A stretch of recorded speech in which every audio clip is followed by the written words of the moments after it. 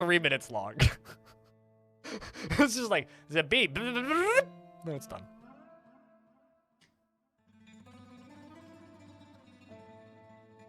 I do not like the B movie, but I really enjoy B movie memes, okay? They are extraordinarily dumb, and I like them.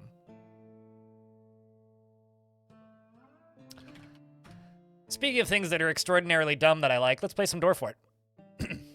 If you guys want to get on TV, say hi mom, or hi YouTube, or hi as a kite. I don't know. Say hello, YouTube.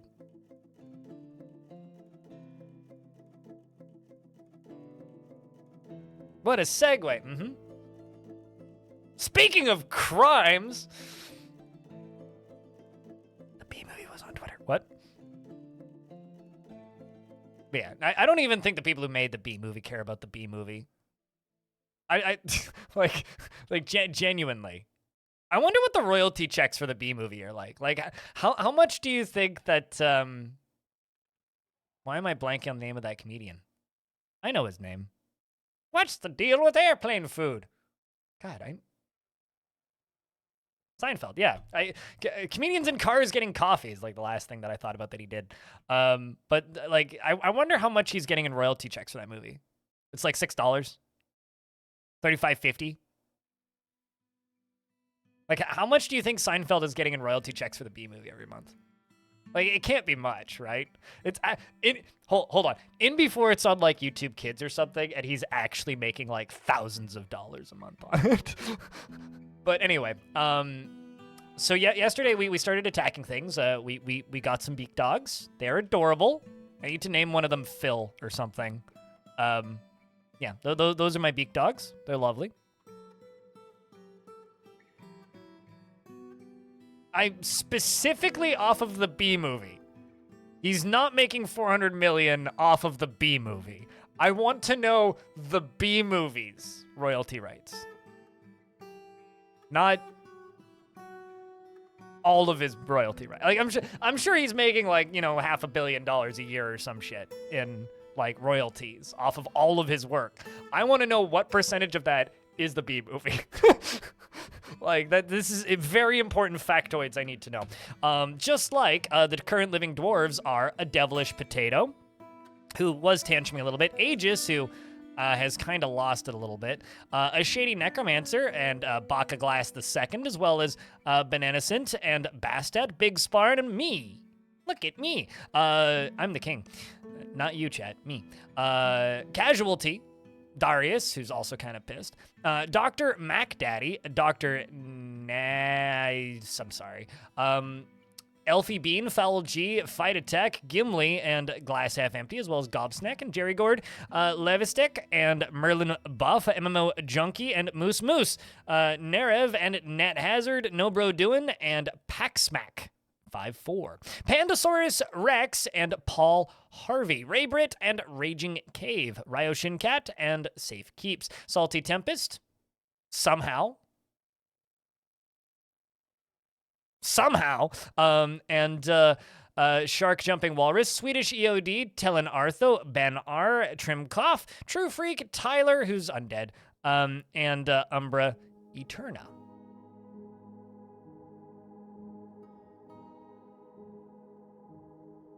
Comes in as a bill. He has to pay. Wait, hold on a second. Are you for real? He has to pay to keep the stuff up. Anyway, Ranger Rick has redeemed a dwarf.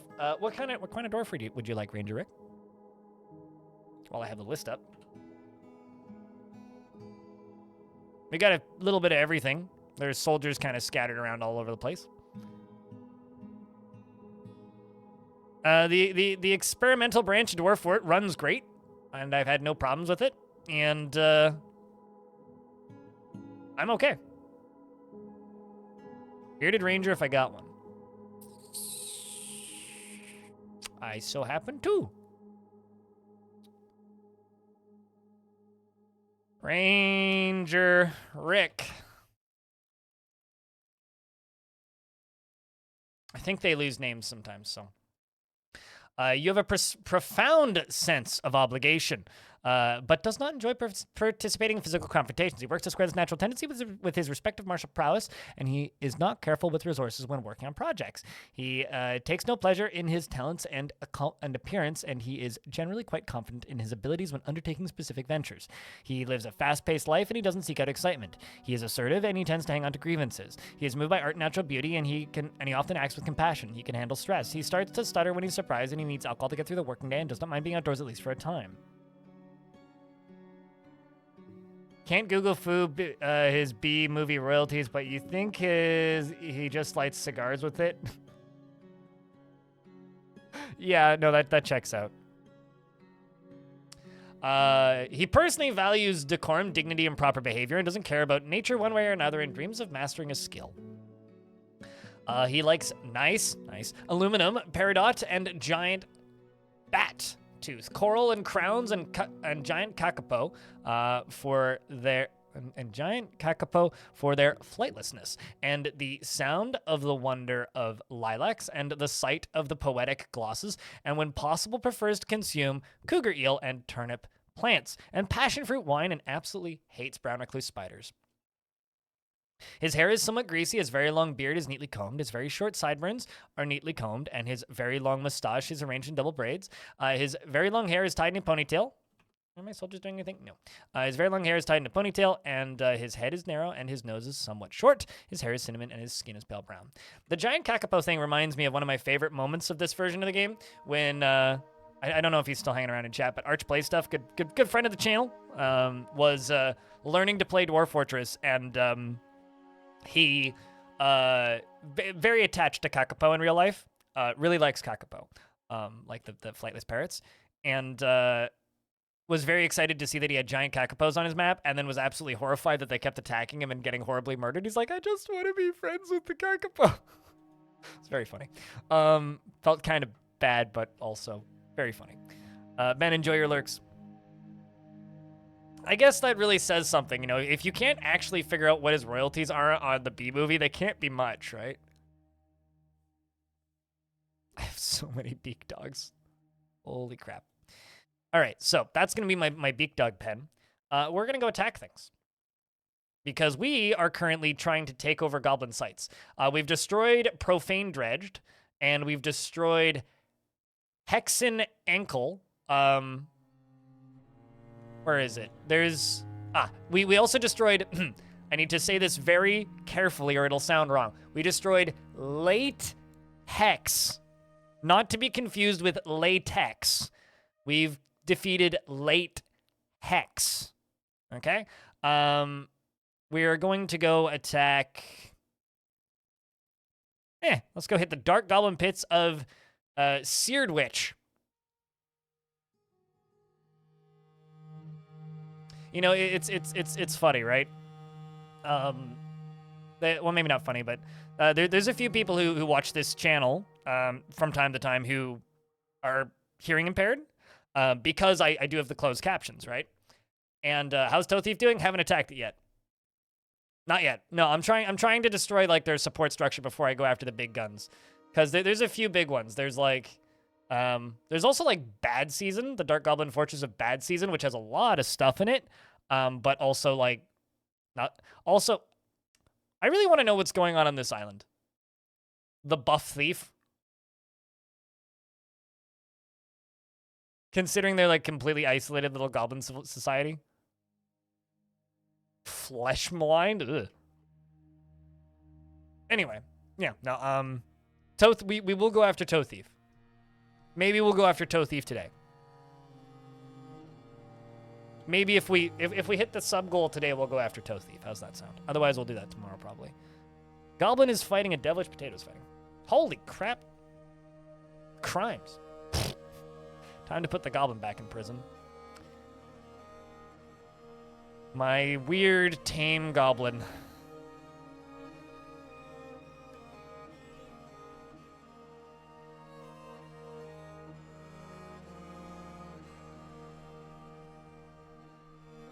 The goblins, that's a different faction, though.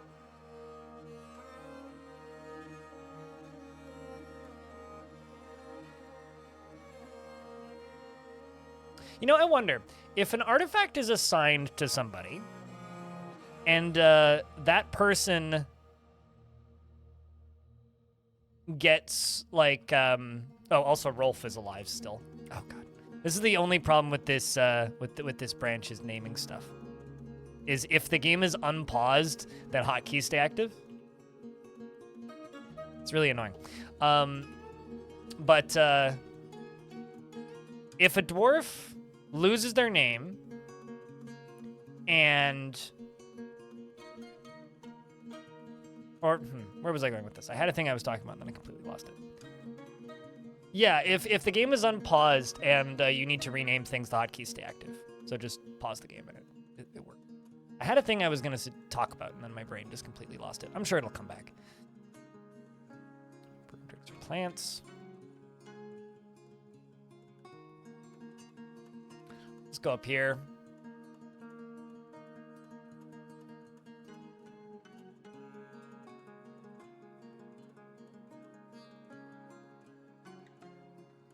Let's just get the actual main breweries up and running. Drink is super low. Not that low. We were down to 6 yesterday. Yeah, there's a cooldown on the redeem because otherwise it gets a little crazy. My weird tame goblin. It's certainly not a romance story. It was a goblin visitor.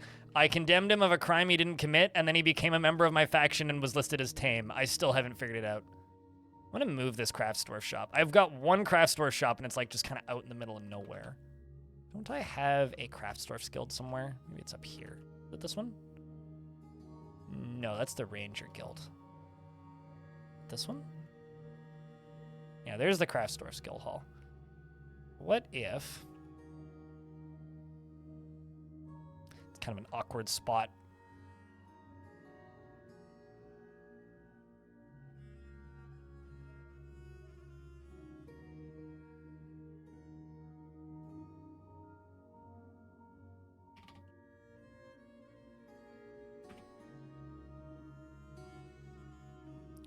Make one in there.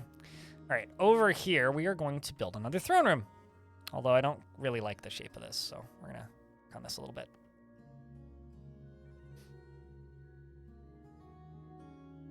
It runs fine. I had a couple crashes on the first day, and Putnam seems to have fixed all of those issues already.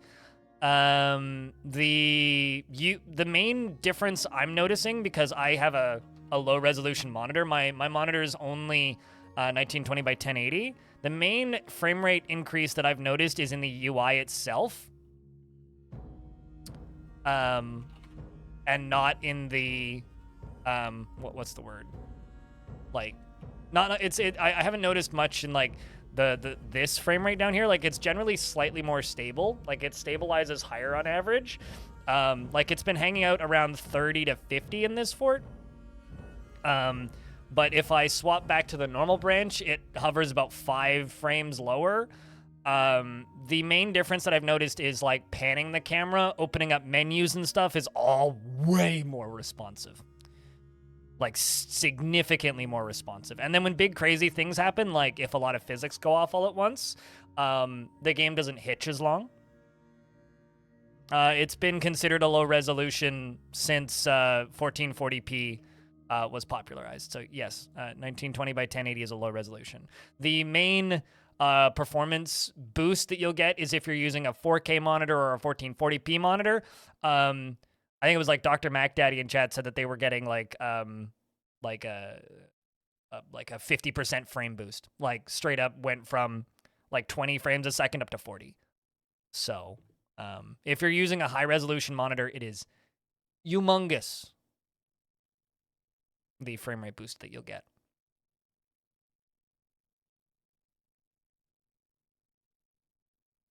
But yeah, chat, correct me if I'm wrong, but 1920 by 1080 is low resolution, right?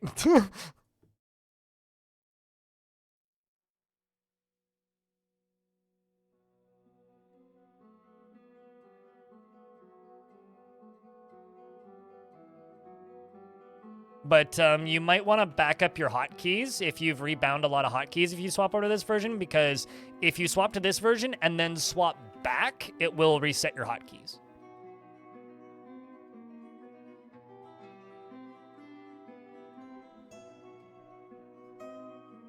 You were one of those people that had, yeah, and also Claiborne in chat also had a doubled in frame rate. But also, I seem to be the only person who's really playing with it, Aaron, so it's fine that you ask. It also is getting patched a lot. Like, this is like the 8th or 9th patch. And also, you can zoom in ASCII now.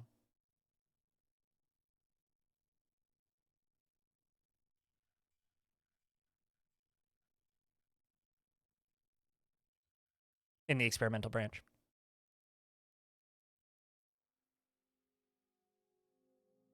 But there's several different scaling options here now, and I think, yeah, I think you have to set it to this one for it to look okay in ASCII. Looks kind of muddy. There's one that looks good, and I can never remember which one it is.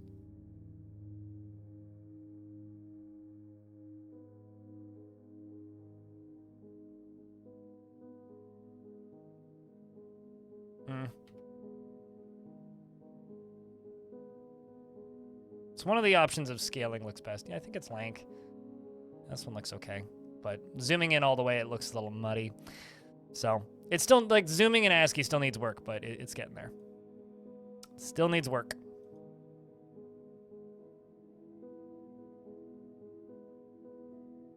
And the experimental multi-threading stuff's cool too.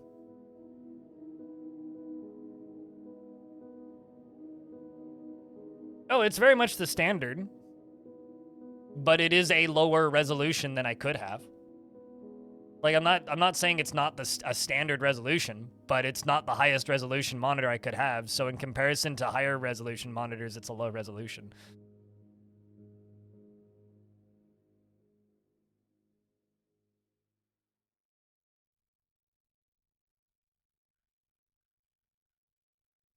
$720p was higher resolution. It's not even like back in your day. I mean, like, I remember being amazed at the resolution of my Game Boy, because my cousin had a Game Boy Color and I got a Game Boy Advance SP, and it looked so good. I was thrilled with that stupid thing. We're making a throne room for the Outpost Liaison right now, what we're currently on. So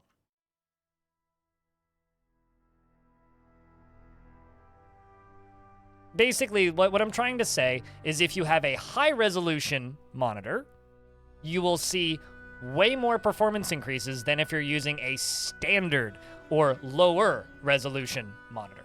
Is that better wording? You happy with me now?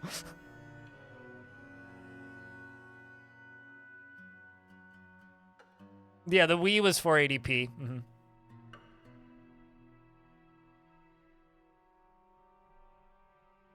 i7 7700K processor.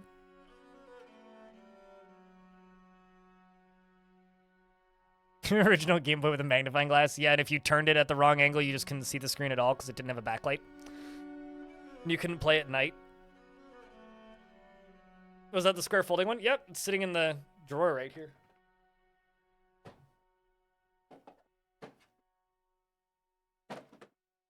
This one.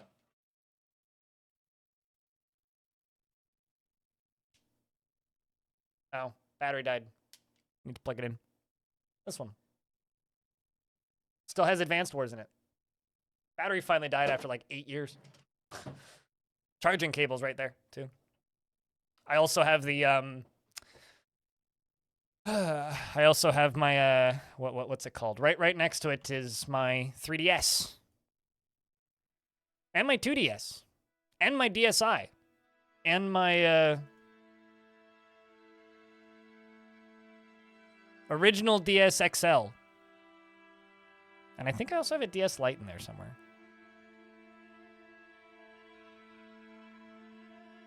You're seriously dating yourself, but you remember when 300 on... My first computer had 156 megabytes of hard drive space. And also, don't worry, I've been dating myself for years. I'm very tempted to just make a, like, my right hand's my best friend joke, but I'm gonna just spare you guys of that. Instead, I will just suggest that I was tempted to make the joke. It's not kinky, it's actually just really sad.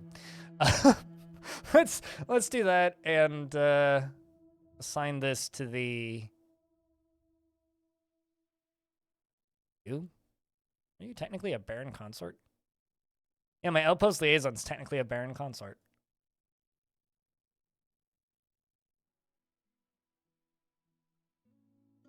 Yeah, it's not my kink, though. You're about to make the same jokes. I'm glad I'm not the only person who thinks about that joke whenever someone says that they're dating themselves.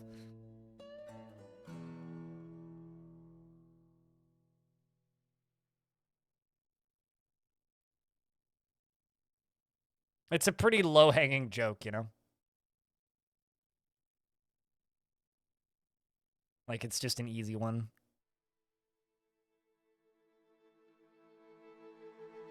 I have plenty of kinks, but being sad is not one of them. It's just sad. I don't want the microcline in there. I want the gold.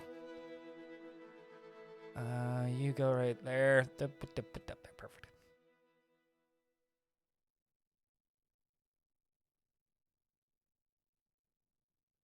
I choose to continue using 1920 by 1080p displays because Windows scaling is terrible, Kirby, and higher resolution displays require me to hurt my eyes with squinting. So I am not a fan of higher resolution displays in the slightest, and really hate how much priority is put behind them. Like, I really hate it. Like, really hate it.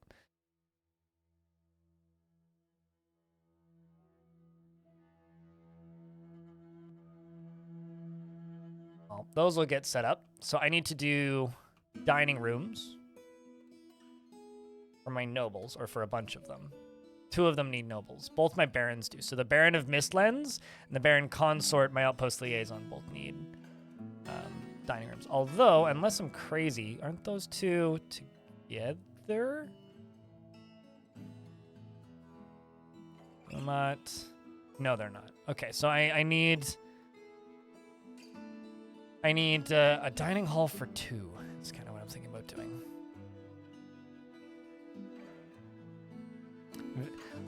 I want to share something very, very personal and sensitive with you. Do you have my permission?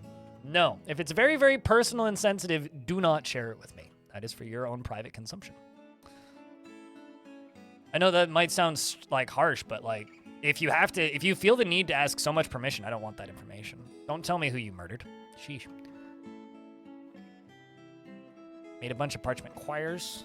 Those need to go into the library, I think. Do I not have a chest in the library? I do not.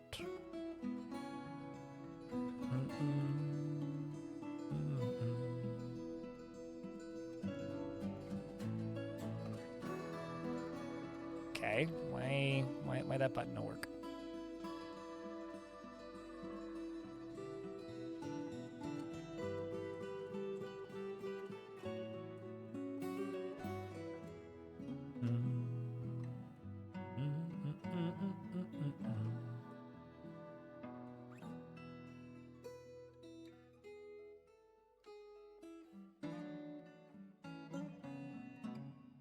No, that's just rude. Now you're just like knocking over my boundaries here, you know? Like, you asked if you could share something like serious and personal, and I'm just like, no. And then you share it anyways. That's just mean, man.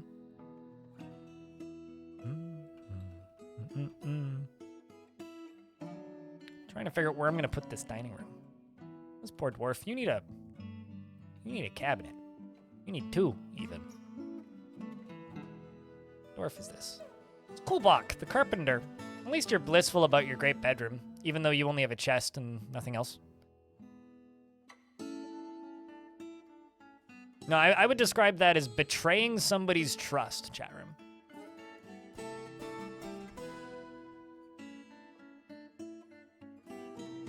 If someone says, I do not want you to share something with me, you should respect their wishes.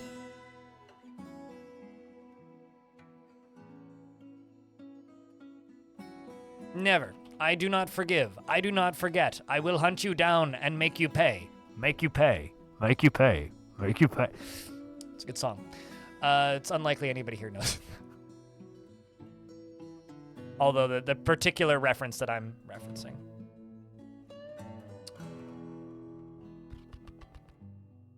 You guys would probably all know it as Anonymous because they also use the same sample.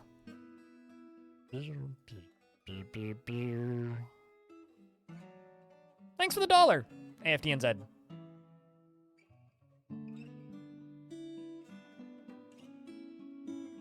You, on the other hand, I will not hunt you down nor make you pay, because you just did. So we're all good. Please, when the people report me to Twitch for being like weird and creepy, I'm being sarcastic. Let's do that.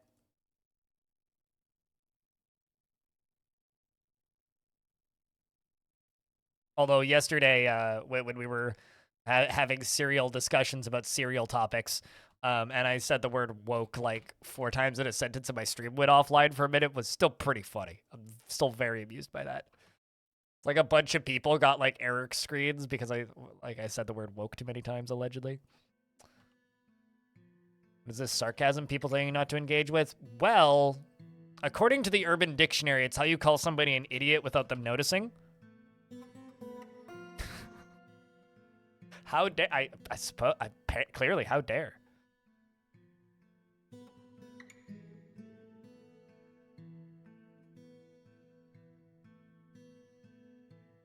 This is all of the dwarves brewing. This is interesting. Undead are not supposed to be able to feel anything. Yet he felt wondering when communing with Vesh.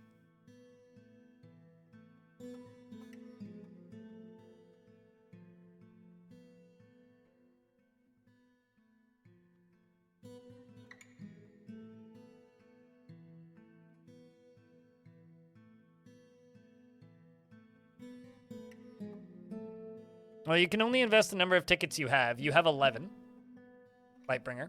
So you can invest 11 if you like. But it's a little gambling mini game where you gamble points that don't matter to gain more points that don't matter.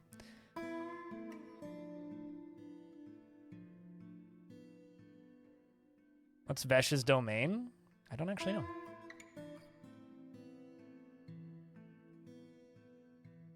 Death. Well, I mean, I guess that checks out.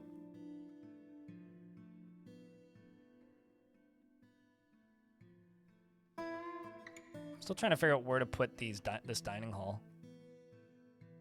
From nobles. The Texas God? What? Texas God or taxes God?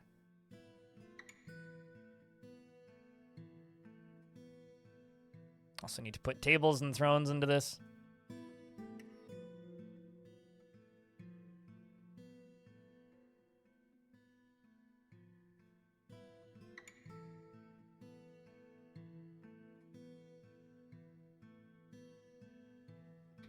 I think I have a bunch of lead.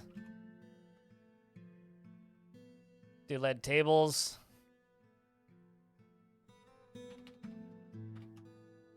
It's good furniture material in Dwarfort.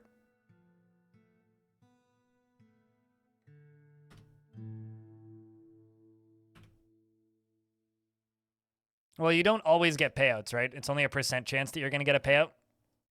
It's gambling for a reason, right?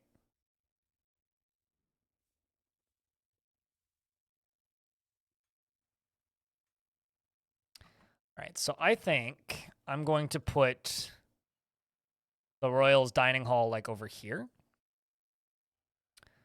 Problem is I'm going to need to fill in this. So what I think I'm going to do is I'm going to fill in this right here.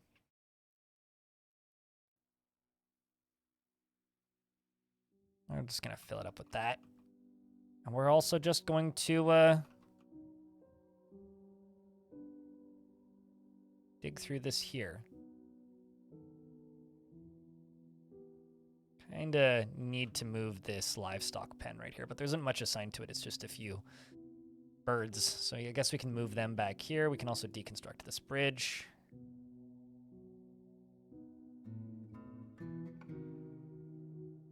deconstruct that lever.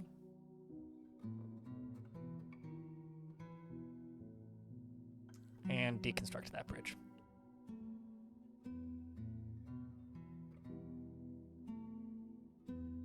Has you tried playing in windowed mode?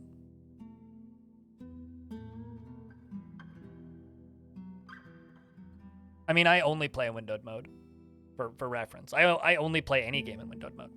There aren't games I play. I don't play games in full screen, if you're asking me. In jail? Are you currently in jail? You were. No, you are not currently in jail, Nerev.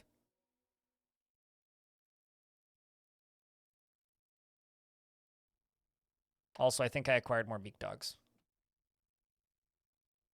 We destroyed latex. All right. The tufted urns slipped into Seared Witch undetected by the curse of ruthlessness of the reclusive ghoul. In the mid-autumn of 294, the armored boots stole treasure and livestock, and we stole water skin, a coffer, a lead cage, an iron ball, a spiked iron ball, a copper low boot, and a pair of copper low boots, and 9 beak dogs. Guess we're going again. We're gonna hit them this time. We're gonna try and destroy them. Let's go for word horror. Going for everything that has under 100. Lustful menace. We're gonna go for these guys, and we're gonna try and destroy. And I don't need your other items. Just take items. We'll just take livestock. Important stuff. Yeah, you are currently not in prison. I'm sure that won't last very long.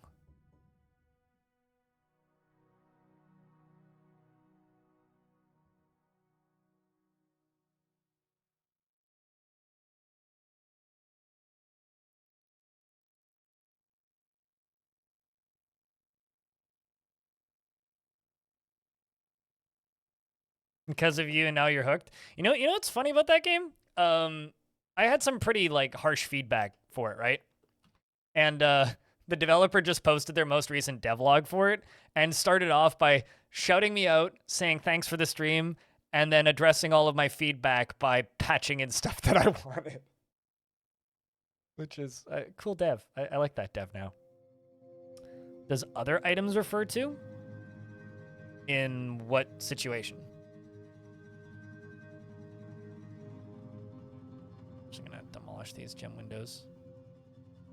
Oh, when attacking stuff, other items is like random pairs of boots and shoes and I don't know, buckets, stuff like that. When you send a squad in a raid, yeah, it's random items. It's whatever is left. Like, you know, I don't know, a bed would be a random item. A sock would be a random item. Wheelbarrow would be a random item. Important treasures is artifacts and named items. So it's basically stuff that isn't an artifact and isn't a named item.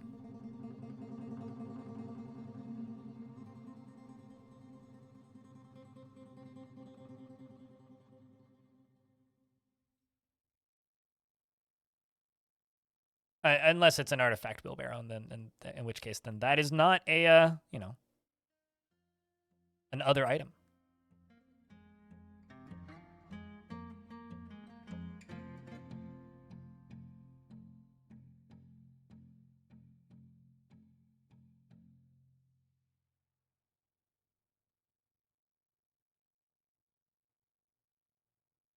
Don't quite have enough mica to do that, so we'll just go this way a little bit.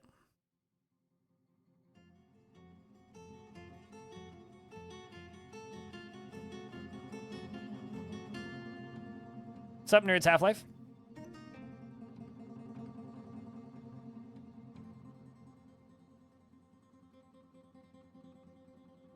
Yeah, no, especially because going to jail makes them feel worse. How would you go about taking it out? Very slowly and very carefully with very high tactics and very high ambush skill.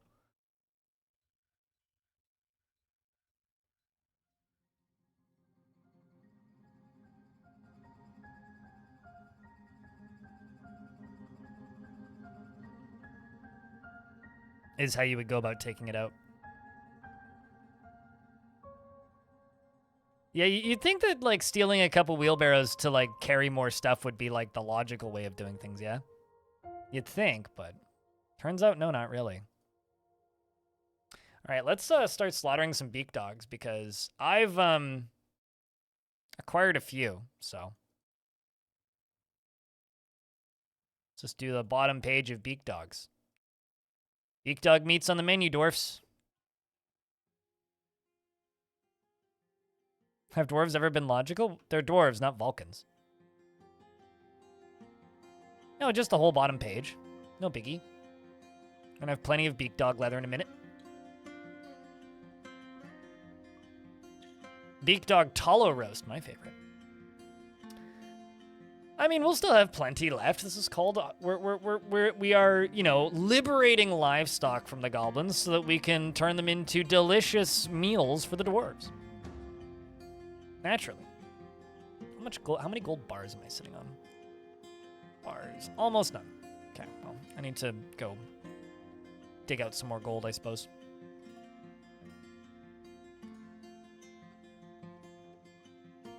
All milk quartz. Smooth milk quartz, that's all mica.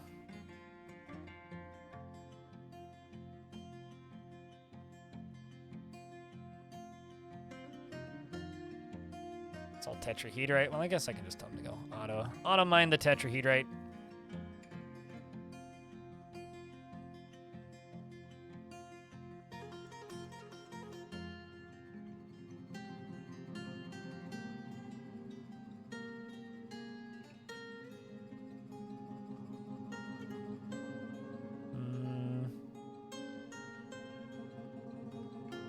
Various gems, looks like.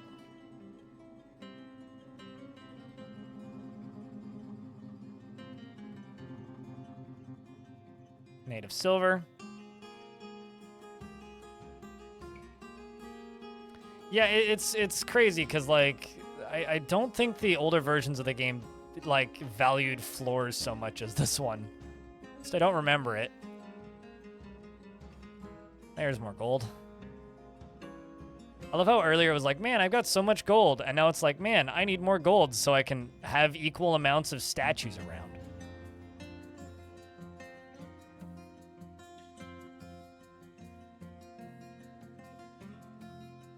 That's all native gold.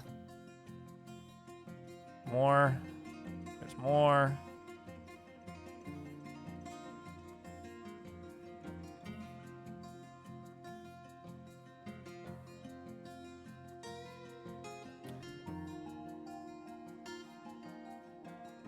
Is engraving better than block form?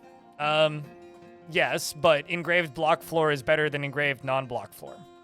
So if you engrave like just plain stone, it's better than a plain block floor. But if you engrave block floor, then it's better than, if that makes any sense.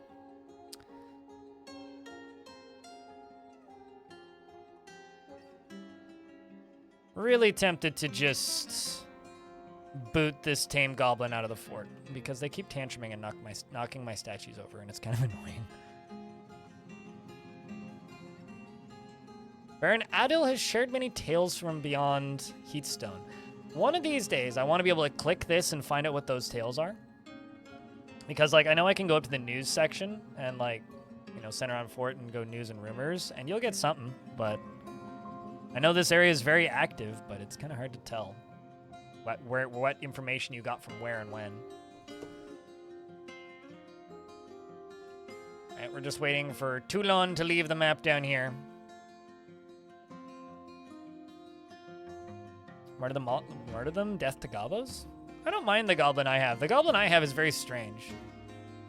The goblin poet walking in. I love it when it's just like, I'm a goblin poet with a shield and a halberd who's the chieftain of an outcast group and the former master of beasts of the Council of Honesty.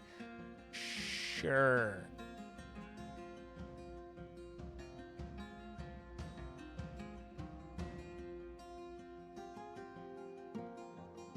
Help in regards to what?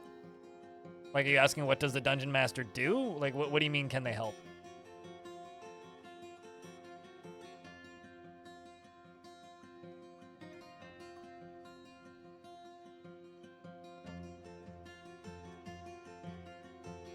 The well-armed poet would make a good, moving these all into my beak dog enclosure, by the way. Because they need eggs, right? I'm pretty sure they do.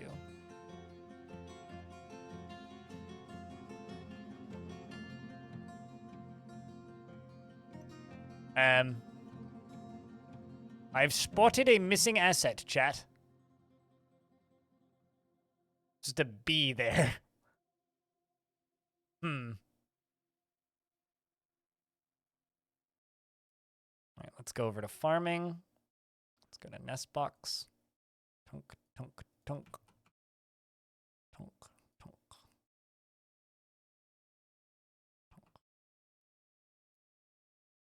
That's all of them.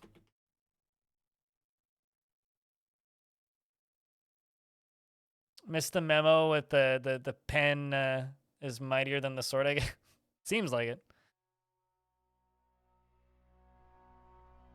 No, a capital B. It was a letter B for box. But it's gone now.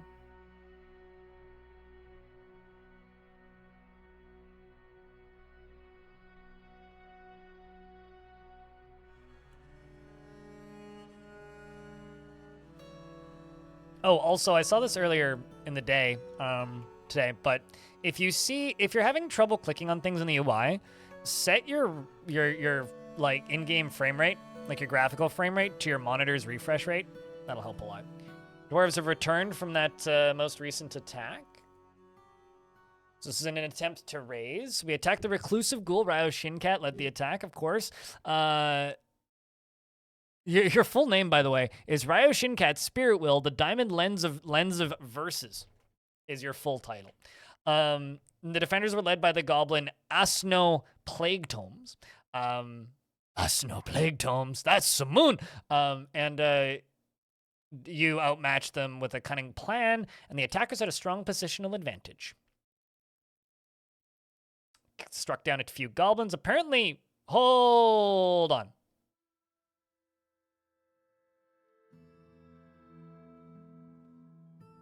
So, this is where that vampire... So, you remember that vampire that we had, chat?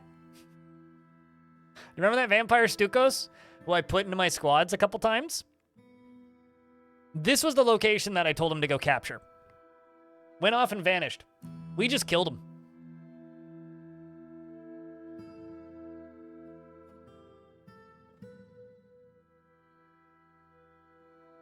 We just killed that vampire as part of attacking this. That's what this purple text is. Traders get to die. He must have gone and joined them. He must have. Remember how I was joking? I'm like, you know, honestly, probably being a vampire in a goblin set, it's probably a better, it's like, oh no! Anyway, being a vampire in Goblin Society is probably better than being a vampire in Dwarven Society because murder is legal. Ghost Bat, hello, it's good to see you. Speaking of legal murder. And Discocito, it's good to see you as well. Hello. And hi, Sanic.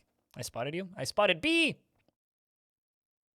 You said B movie too many times in the stream. That's probably part of the problem. It's good to be seen. Yay!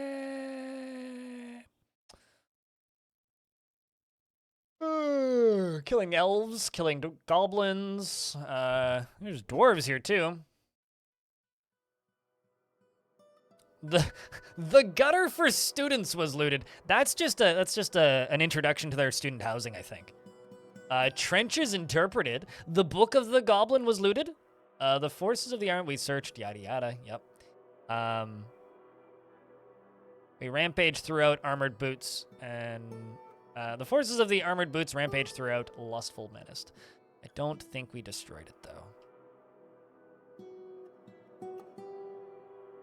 Alright, well, we're going to try and destroy it a second time. I'm only going to send one squad this time.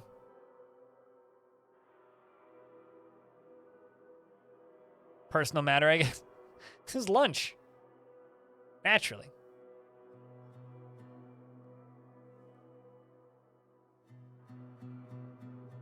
Oh, we've got beak dog eggs.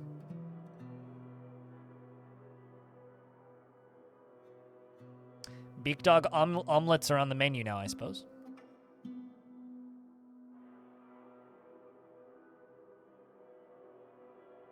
Don't need to dump those. Do, however, need to get those placed over here. And we're gonna start engraving this.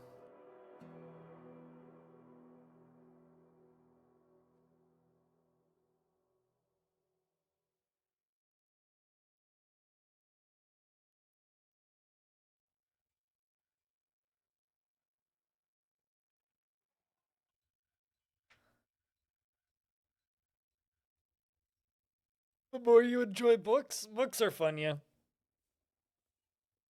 How do you like to beat your dog eggs? I don't know how to answer that question. With a spork? I don't know. See a dwarf vomiting?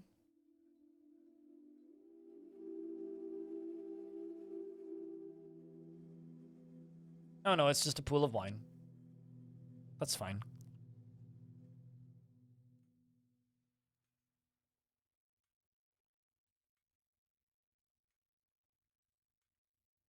Okay, they're heading back in. These dwarves are coming back.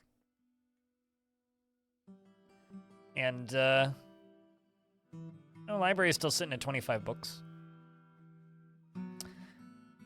But you wanted to throw it out there in case someone does. DF, where each Z-level design is a recreation of a format from Wolfenstein 3D. I don't like Wolfenstein 3D that much. So I don't think I would ever do that. There's a game that I played on stream called Dust 84? Dust 80 something. Or Dusk 80 something. Dusk 82. Obviously, I can't show it to you because for some annoying reason or another, my screen capture doesn't work. But it's this, right? It's literally like, I don't know, like a default Windows like built-in game for like demake of Dusk that he made as a joke, and announced on April 1st and then actually released. And it's a pretty cool little game, and it has a level editor, and I played all of Wolfenstein 3D in that game.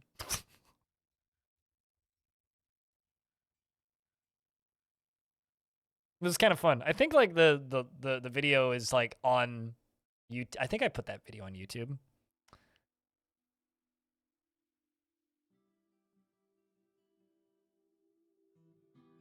But yeah, I like demakes of games. Ghost Bat. What kind of dwarf would you like? I do have a goblin in this fort, but unless you want to be a perma prisoner who's constantly getting beaten, you don't want the goblin. We do, however, have you know, various other things, unless the goblin literally just died. Nope, not literally just died. We have you know, hunters and animal trainers. We got military. We got weaponsmiths. We got woodcrafters. We got fishers. We got herbalists. Can you be a scholar? I'd have to assign one. Okay, so those three are taken. So I could give you like Ral, competent observer, proficient diagnoser. Unless, I mean, you could be the chief medical dwarf, but I kind of want them to be the chief medical dwarf and not a scholar. Who died? Nobody died. What?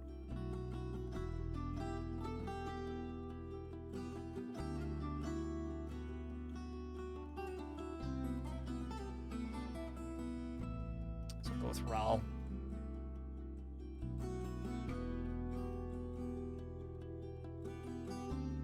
So I have to scroll now until I find him. Actually, I could just go by name.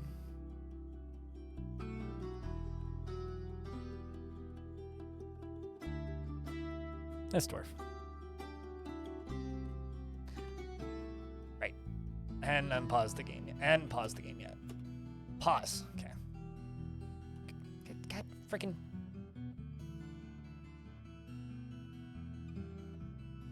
Ghost Bat. Ghost Bat is shameless and utterly unfazed by the thoughts of others and tries to do things correctly each time and is happy and enthusiastic. Rarely happy or enthusiastic. is readily moved to mercy and isn't given to flights of fancy, and she doesn't focus on material goods.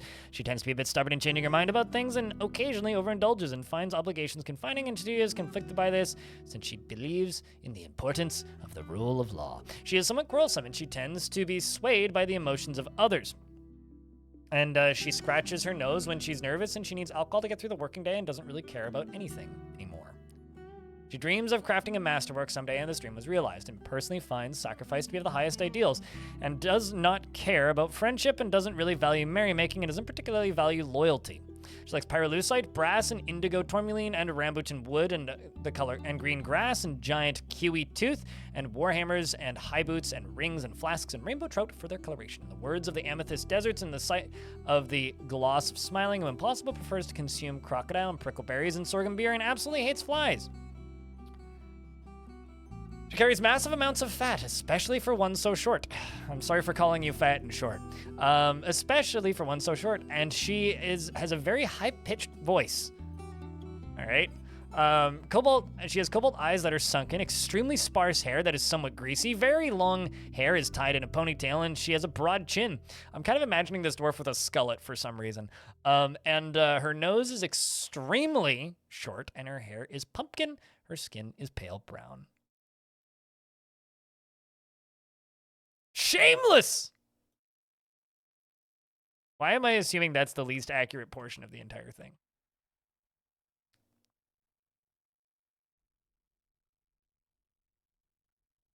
Sent a lone dwarf that looked rough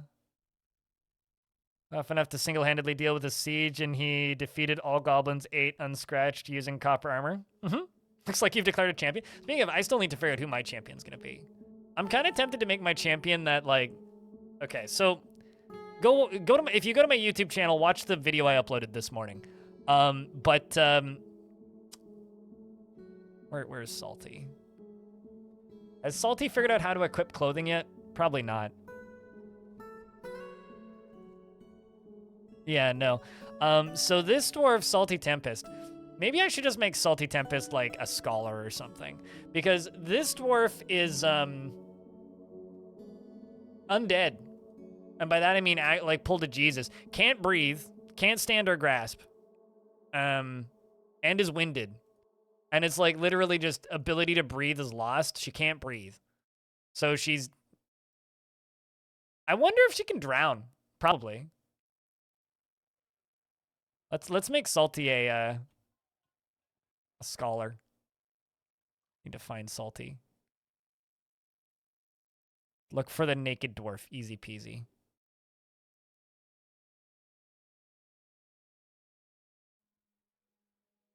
There you are.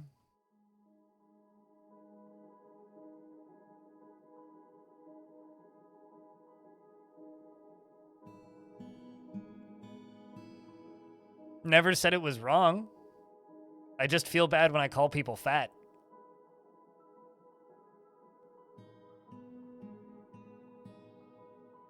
It's basically all there is to it, really.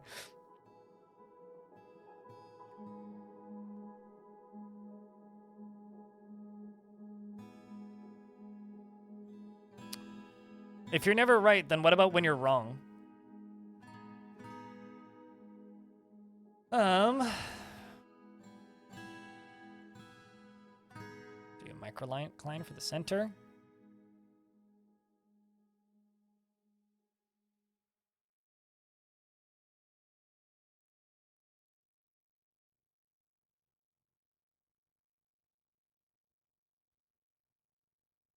Don't have enough warp from it. That sucks. Did you ever go get new pants? Oh yeah, no. You generally when dwarves like randomly abandon their pants, it's because they are going to go get new pants elsewhere later. I'm kind of just like that's just kind of what you went and did, I'm assuming. So the reason you abandoned your pants probably was because you know, there was other pants available.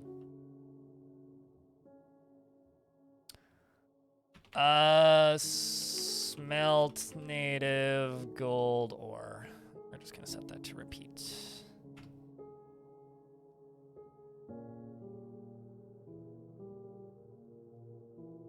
That's a Britishism, isn't it, Baby Blue?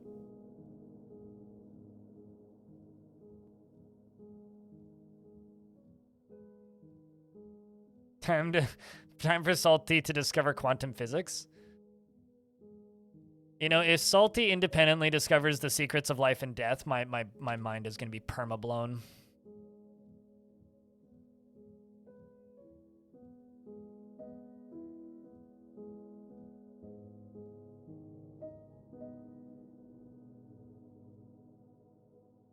I also agree that the use of pants is bad, which is why I'm wearing pajama pants. Definitely don't count as pants.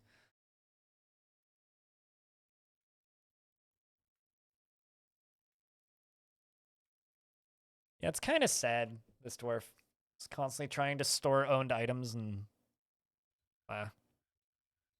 like, there's part of me that just wants to kill Salty because they don't feel happy. Like, they're just wandering around, like, suffocating constantly. Like, I kind of feel horrible. So there's a... Hold on. I'm going to double check. Is this for real?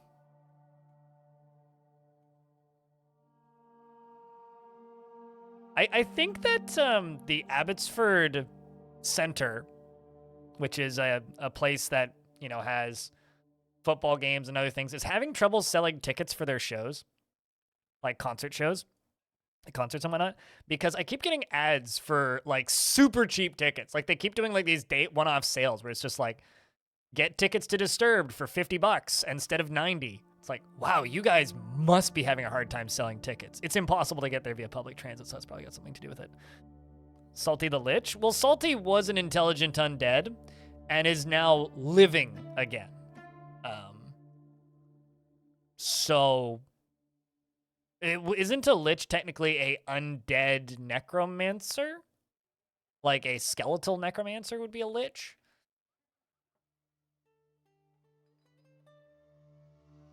Where do shorts fit in the pants considerations? Shorts are not a subcategory.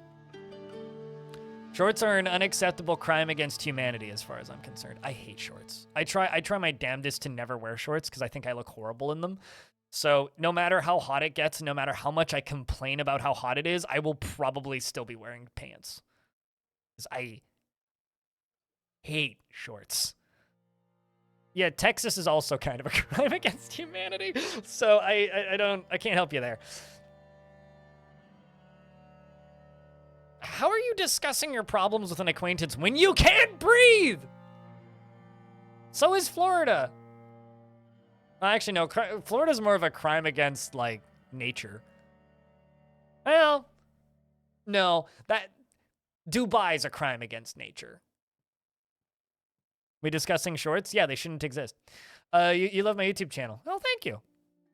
You're just getting into the game. You got about 50 hours now. Are you the person that commented that you've been playing for like a week and you have 50 hours? Or was that somebody else? Because I got a comment last night on, I think, a news post stating that somebody had played for 50 hours in a week. And I was like, whoa! 50 hours in a week? That's like a full-time job. You're in an ad? Okay. Stand. You're technically not supposed to get one when you just tune in, but... Is a crime of nature? Disneyland is or Disney World is a crime against nature. You can't change my mind.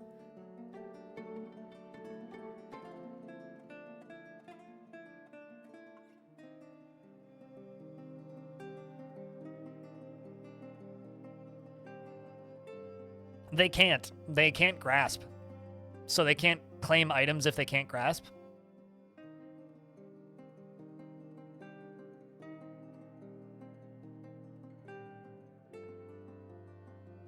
They can't grasp, they can't walk, and they can't breathe. Which is why I'm, like, kind of tempted to roll back from the experimental build to the normal branch, turn on DF hack, and, like, fix them, but eh.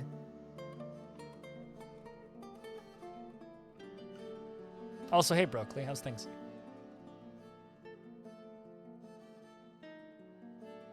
No matter what you do, a big stockpile is full of economic stone boulders. Is there a way to manage this?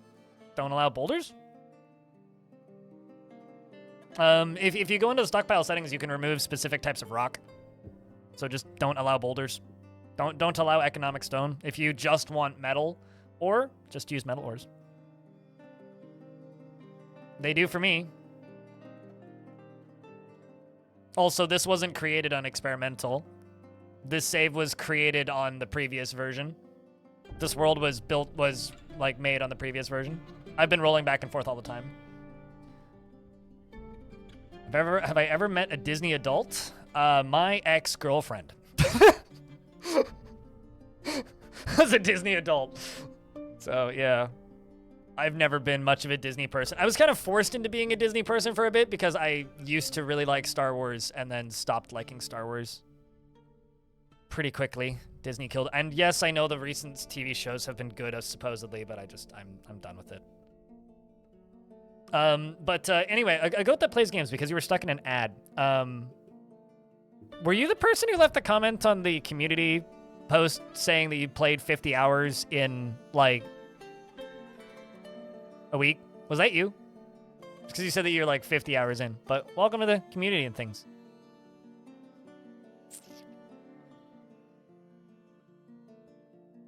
What, for me deciding I hate Disney?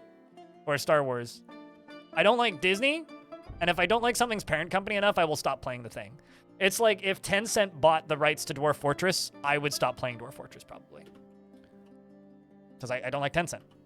Tencent can eat a shoe and choke on it. Man. If I don't like the parent company of a thing, and then they just do nothing but make bad versions of that thing for a while, I will stop acknowledging that thing. Star Wars was something I loved when I was a small child, and as an adult, I really, really, really, really, really hate it now. What if Tarn bought Tencent? I would be impressed. And also kind of surprised that he was able to do the paperwork.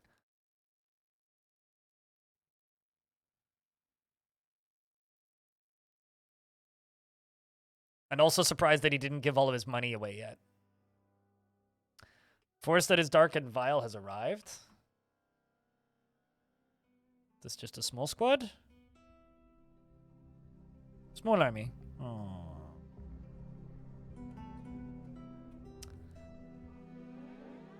Well, I could just go, like, punch him in the face. I think actually... Okay, here's what we're going to do. I'm gonna turn this off.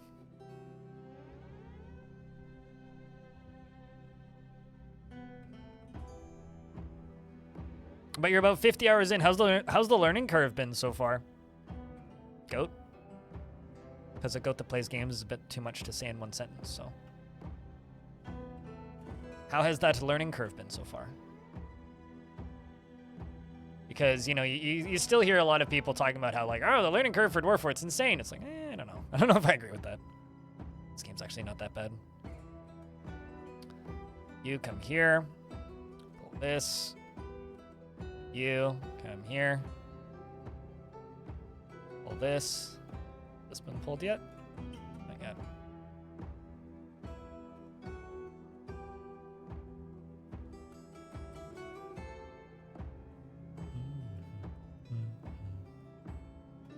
It's easy to get a stable fort going? Yep. That's what I've been saying for years. There was one time I closed a bridge like this and there was a bunch of stealthed elves right there. This was a long time ago. Back in the ASCII version. And then a bunch of E's went flying this way and all skidded along the ground and smeared blood on my concrete. It's kind of funny.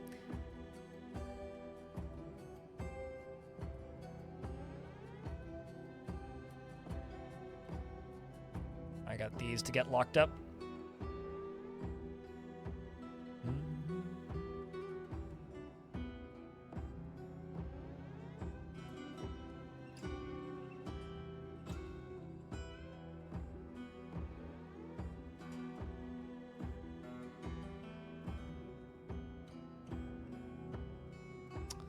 Now we wait for these goblins to get to this gate.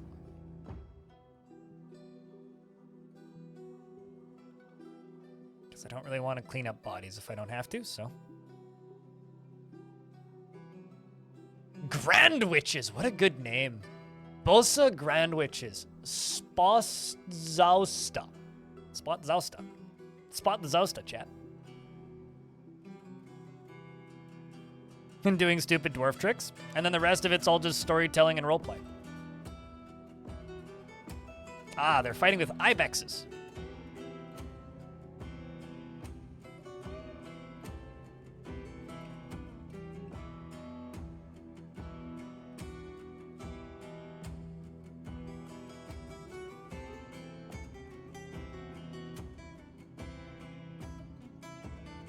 Sounds like me, Broccoli. Yeah, no. I like that statement that you made that it has a UI. That was my argument for ages. It's like you can't say that the old UI for Dwarf Fortress was bad because it didn't have one. The old Dwarf Fortress like layout was just simply lacking a GUI interface. It straight up just didn't have one. It's like you can't call something that doesn't exist bad. Like Dwarf Fortress has bad UI. It's like it doesn't have UI. What are you talking about? Quit being silly. Used to drive people nuts saying that. No, it's not. It just had a list of hotkeys.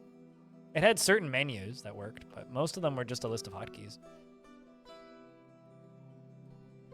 It's not a user interface if there's no user interface.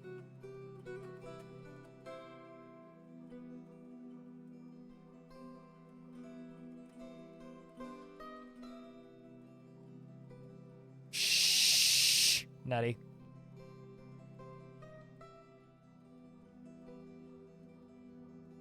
Let me feel right about this one.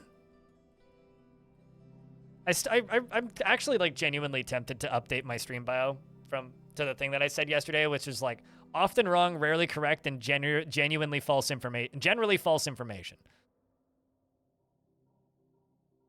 or whatever I said yesterday. Thank you, Barons.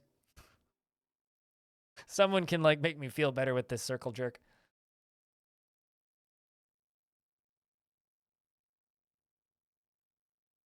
Type commands? What commands? Praline.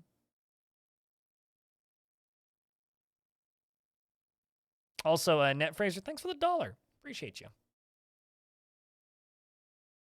Helping a streamer pay bills, $1 at a time. Everyone is entitled to their own wrong opinion. Yeah! It's like ketchup is bad and you shouldn't eat it. And, cats are overrated.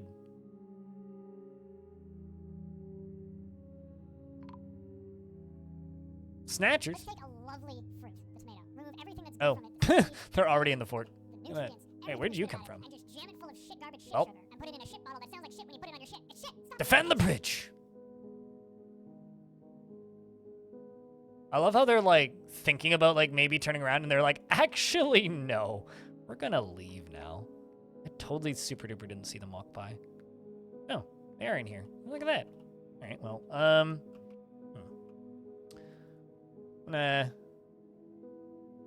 and these guys to go get drinks. Actually, kill this guy. Defend the bridge, dwarves! Well done. And then I'm gonna go up to here and I'm gonna go pull this lever. That and that. They're trying to leave. Let's make sure they don't have any children. And Cog, you might want to... It's about to get hot in here. Yeah, you might want to go the other way. There you go.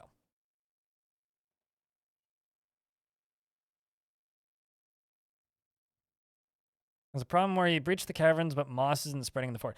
Right, okay. Check if the game registered that he reached the caverns. You know, there's like specifically with mud, because I think Ranger Rick was talking about this yesterday. Specifically with mud, there's some weird situations where the game doesn't register that there's moss that should be growing on the mud. Wow, this Baron just made it out. I've got a bunch of visiting Barons in this fort, so. Like a bunch of visiting Barons. Anyway, whoosh.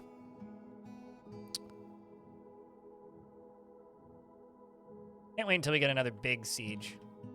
Oh, look at you silly goblins. You silly, silly goblins. Oh yeah, I know you're talking about DF hack commands, but specifically with Moss in version 50, like there's been times where even if it has registered that you've breached the caverns, you still don't get moss growing on mud that you've poured with buckets, specifically.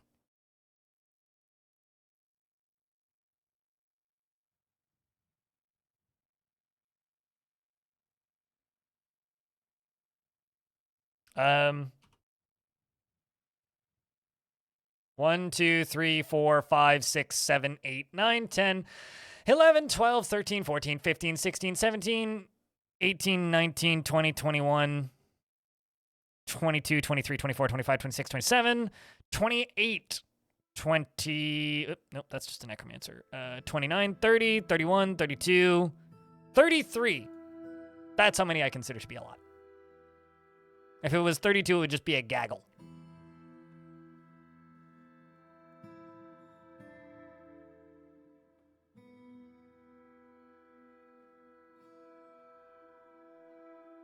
I'm gonna go open the front door.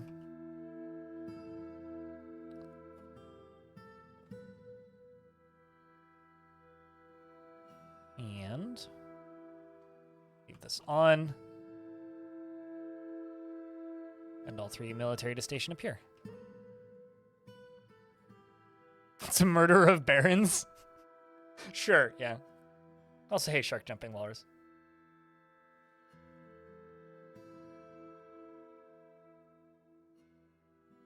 Are you playing in... Okay, I guess you're not playing in the experimental branch for using if heck.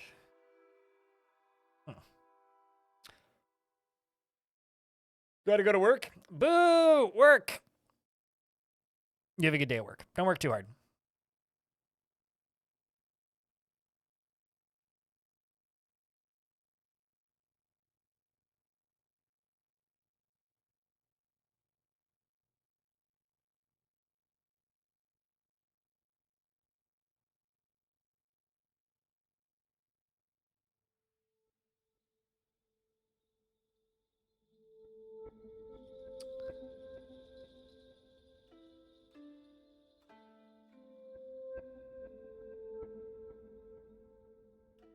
Okay, let's follow the goblins that are left, because there are a few of them left. Oh, hey, it's snowing. Yes. It only snows in this corner. It's funny that it snows on the cactuses, though. Hey, Disco Waffles. Unsolved crimes, a person without prisoners is just... Oh, man. Yeah, I don't do such things, but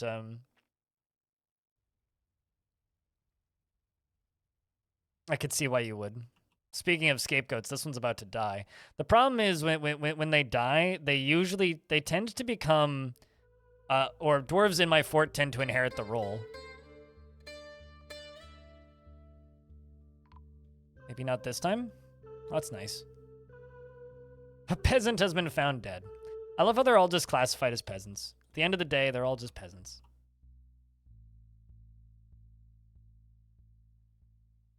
Here come my dwarves.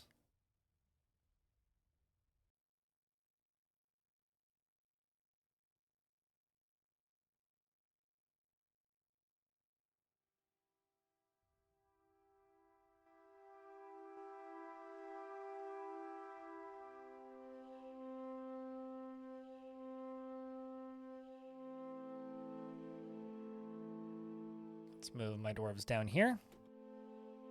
So let's just set them to kill these guys. Should clear up the siege pretty quick. Oh man, they killed 2 of them? God dang it. It's not a very safe place for nobles to live. They do have this annoying habit of like hanging out outside though. We'll follow Cog. But of hanging out outside, and then when we get attacked like this, they just die. I hope this isn't going to cause any political turmoil in my faction, but we have the high ground dwarves. There's even lava down there. It's very fitting.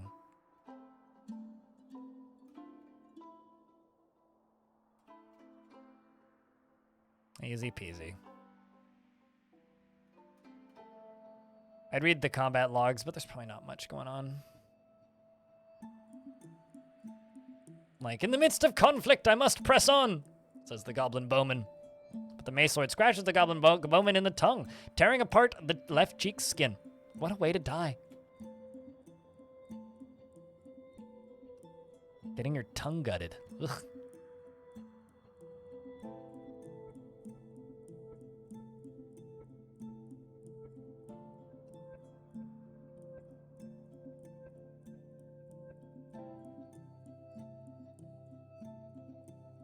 All right, siege is done.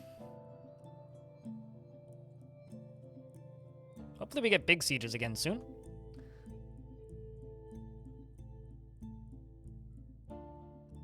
Actually, I'm gonna send 2 of the... Cool. Apparently we destroyed Lustful Menaced. Did we actually? Yep, we did. Lustful Menaced has been destroyed. Onwards. You know, why don't we attack Toe Thief, chat? I'm gonna send 2 squads. We're just going to raid. I'm not gonna loot other items. We're just gonna steal important stuff and captives. So, we're going to go attack Toe Thief, chat. I said I'd do it when I hit my sub count or my sub goal, but I don't think we're gonna hit that today anyway. Also, there's a lot of gold down here I should mine. I just mine all this.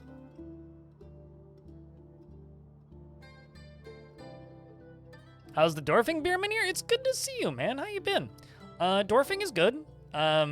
It's very dwarfy. We've been doing our damnedest to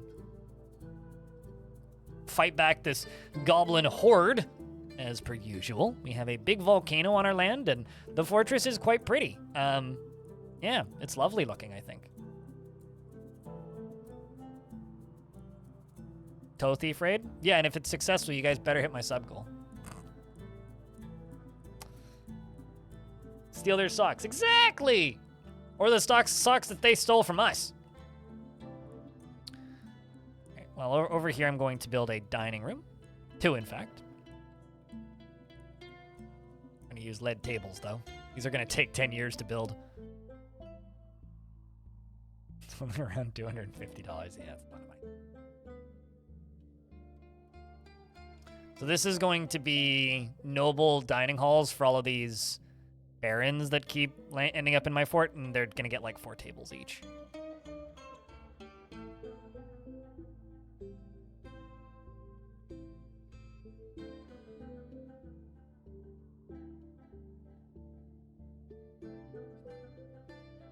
A couple of days. It depends on how far away it is, right? It says how many days travel it is. So if I actually go up here, Toe Thief is more than a day's travel. So like, I don't know, 90 seconds from the point that they all leave the map.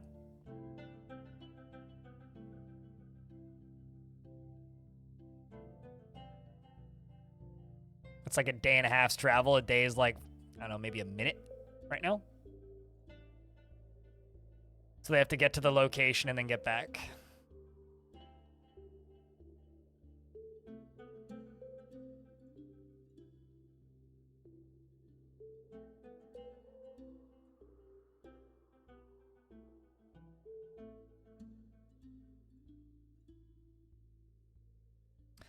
Mostly doing practical exams. Finally found yourself an evening to work on some technical things of your own? Gotcha. It's lovely to see you again. Like, I haven't seen you around in ages. I'm doing okay. You know, ups and downs. Kind of crawling out of a pretty long spat of really bad depression. But things seem to be stabilizing a little bit, which is nice. We'll see how long it lasts. I don't expect it to last very long, but, you know, one thing at a time, right? Okay, so then the other one's going to go to Edom, the outpost liaison.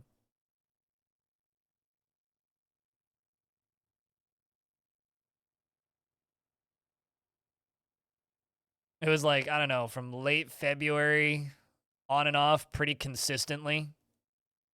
I usually work in like a 3 to 4 week cycle where it's like I'll be okay for a couple of weeks and then it'll be a couple of weeks where I just do nothing but sit around and smoke weed.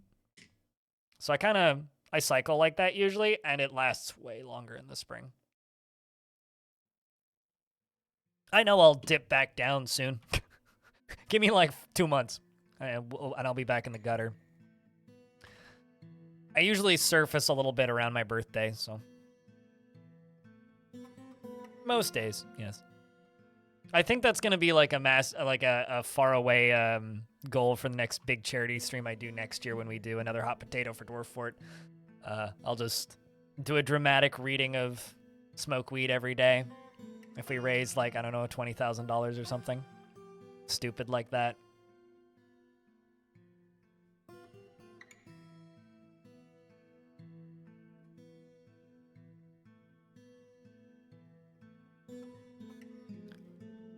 Psychedelic assisted therapy? I mean, if it's an option, try it. All options are good.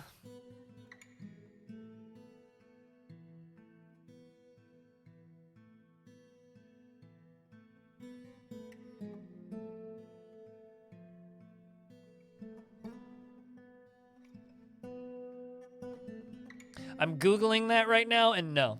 No, I have not. I feel like in order to get that, you'd have to leave the country from here. Ayahuasca. Yeah, no, I have not. I've read studies about it before, though. Generally, when it comes to psychedelics, though, I just stick with mushrooms. Mushrooms are fun, but I'm not a huge fan of the more intense psychedelics.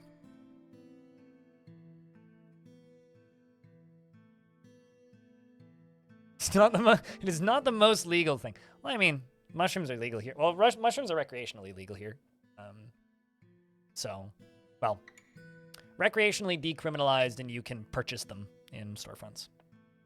It's just illegal to pick them. No, like I would need to go to Mexico to get ayahuasca. Like there's all kinds of like various like regional psychedelics that you just can't get them in Canada. But, you can just walk into the forest here and mushrooms. So, there's that. We just have those growing wild. Cobalt-type pillars along this.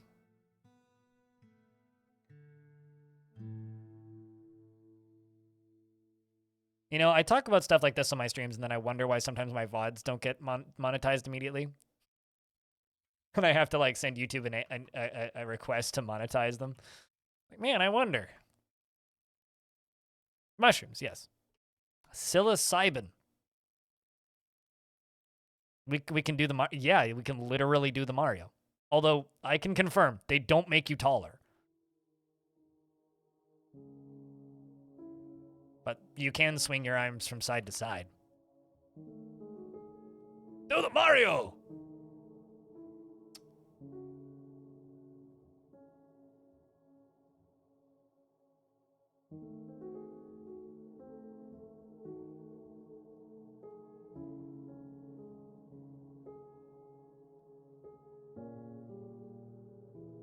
And also when it comes to Mexico, I was in Mexico once for 12 minutes because I was in an airplane that flew across the Mexican border to turn around coming back up from LAX. They had to take a long route. The pilot actually said, "We are now entering Mexico. We are now leaving Mexico." That's the only time I've ever been in Mexico.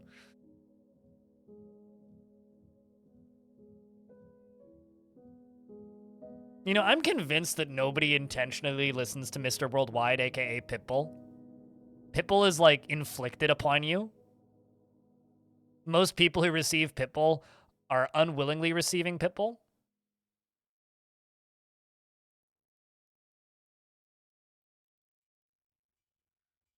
Like, yeah, everybody knows his music, and everybody's heard Pitbull songs, and he does have some bangers, but I'm genuinely convinced that people do not go out of their way to listen to his music. He just collaborates with enough people that it's like kind of impossible to like walk into a public space without hearing a Pitbull song.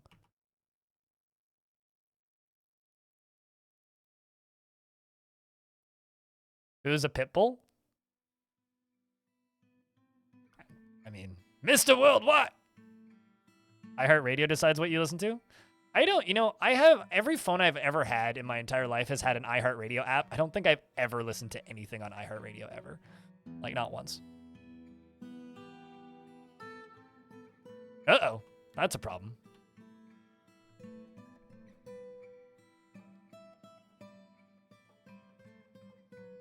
Dug all the way back down and into my fort. I'm gonna have to remove that.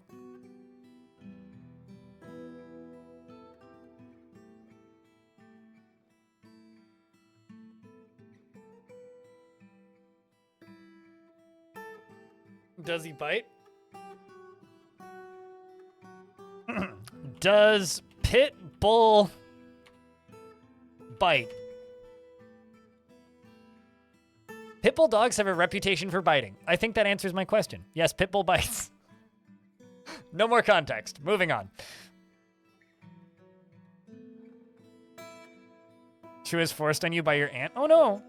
Was she a lovely pit bull? Every pit bull like I've ever met, like as in the dog breed, has been lovely. Like one of my neighbors in this building has a pit bull, and it is the sweetest fucking thing.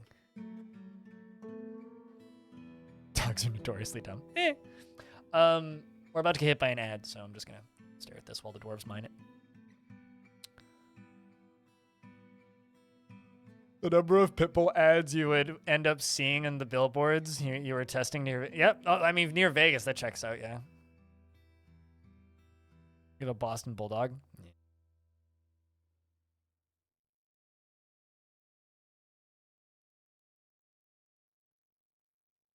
Pit bulls are lovely dogs. They are lovely, lovely, lovely dogs. Okay, so my military has returned from Toe Thief chat. I got even more beak dogs. Leopard bone bracelet. Okay. We've gone to Toe Thief. The tufted urn slipped into Toe Thief undetected by the square ticks of the reclusive ghoul. We searched and stole stuff, I assume. Secret goblin. Oh no, we were spotted by the goblin Damasto, matched ticks, the labyrinthine admiration of the square ticks. Spotted us. Slipping out. We've been seen. All right, I guess we'll go attack them this time. We're gonna openly attack. We're gonna pillage. Wish my poor dwarves luck, chat.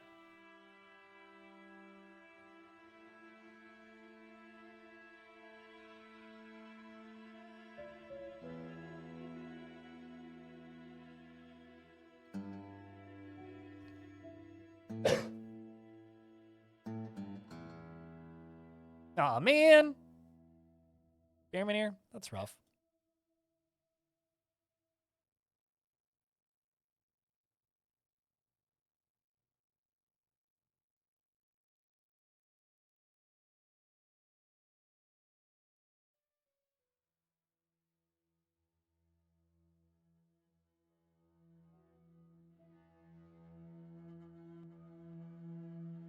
In regards to running out of a bottle of regional liquor. Whenever I go down into the States now, I always try and get me a... There's a couple craft breweries just across the border that are like impossible to find up here that I always try and get myself a bottle from. A bottle or two.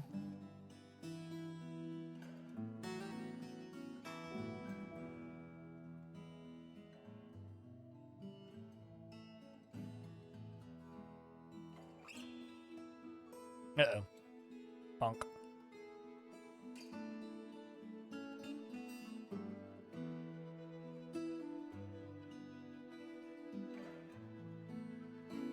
$50-odd applications in, you've gotten one call back for an initial HR call for a new job.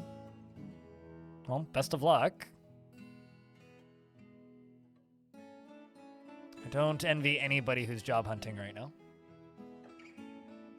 All these dwarves are upset that I blocked their shortcut. They're like, we made a shortcut.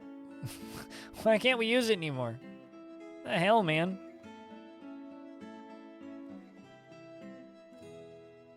Pew, pew, pew, pew.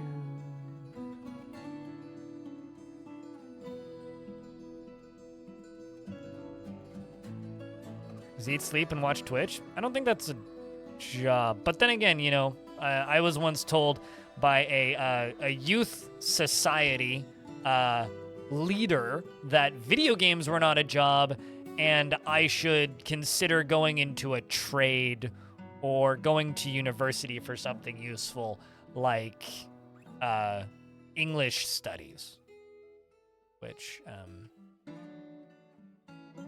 I didn't, so. Speaking of imagining dwarves, I wonder if your sad, naked dwarf ended up studying anything ever, speaking of studies.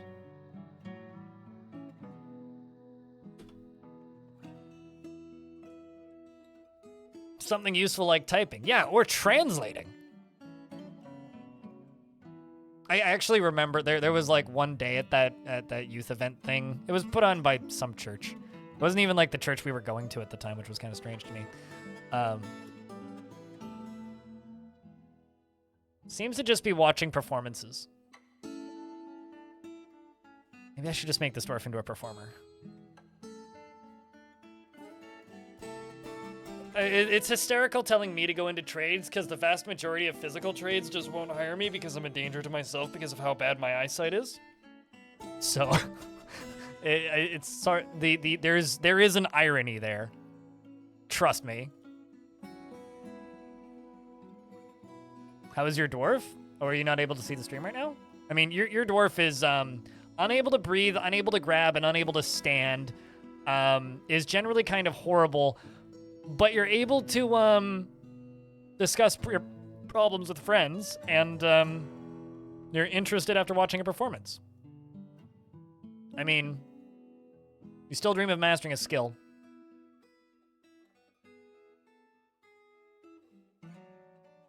He's now your nephew was told the same thing, that video games is not a real job. He's now the director of a large video game company that earns 10 times more than I do. Can I ask what company?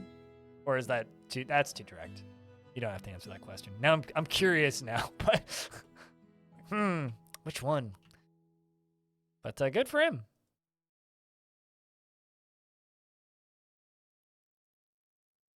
His nephew is Bobby Kotick. God damn.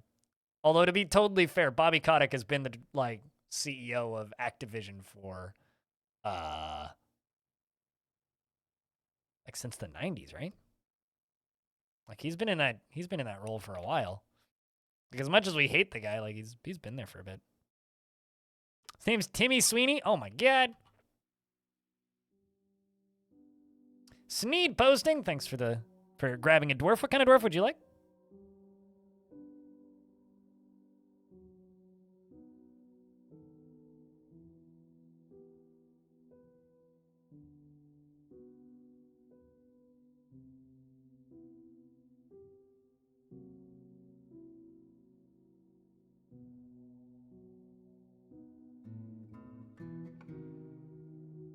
Yeah, no, it makes sense.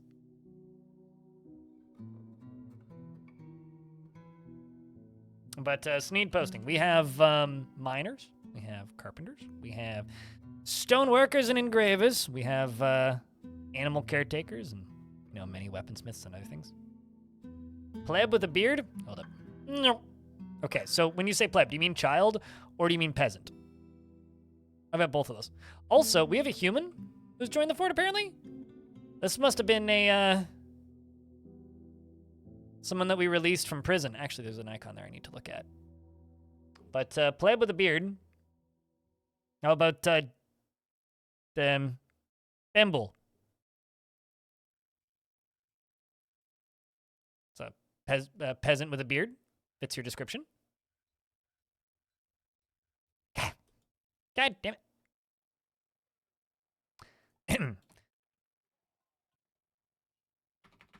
Need posting. You would like to be a miner? Dunk. Oh no! My artifacts were seen being stolen. Hold up. Glass half empty? How do's you? Why would you do this? Anyway, always acts with mercy and compassion at the forefront of his considerations. He is very slow to anger. He is trusting and he isn't particularly ambitious and he has a greedy streak and he tends to consider what others think of him. He occasionally overindulges and he has a calm demeanor and he enjoys the company of others and he rarely feels discouraged. He's a friendly individual and he finds obligations confining, though he is conflicted by this for more than one reason. He needs alcohol to get through the working day and doesn't really care about anything anymore. He dreams of crafting masterwork someday, and now he thinks that the entire concept of sacrifice for others is truly disgusting, and he sees those that attempt to maintain dignified and proper behavior as vain and offensive. And he respects perseverance and values tranquility and a peaceful day, and he has a negative view of those who exercise power over others. He likes mica, gold, and red beryl. Well, we have both of mica and gold in massive quantities in this fort, so he must be happy. Donkey parchment and maces and leather, and cats for their aloofness, and lungfish for their gulping. And the sound of the meandering mother, and when possible, prefers to consume persimmon wine. I love persimmons. Persimmons are so good. Giant two-humped camel's milk and rock nuts. And you hate large roaches. Word. His medium-length beard is arranged in double braids. His very long sideburns are neatly combed. His very long mustache is arranged in double braids, and his hair is clean-shaven. And his nose is extremely short. His hair is dark. His hair is clean-shaven, and his nose is extremely short. His dark tan skin is wrinkled. His hair is auburn with flecks of gray, and his eyes are bronze. Persimmons are wonderful. I feel like persimmons are a very underrated fruit. All right. Oh, would you look at that? The chief medical dwarf, Kilob, and the doctor, Dr. MacDaddy, have been married. Congratulations. All right, so we're off to pillage Toe Thief right now.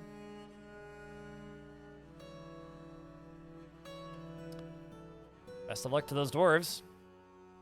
I appear to have acquired even more beak dogs. Must have gotten more beak dogs from Toe Thief. So many beakies. Not current AI for sure. Nutty. People who think that current AI is going to make programming jobs obsolete don't know how to program. It is kind of my experience with that.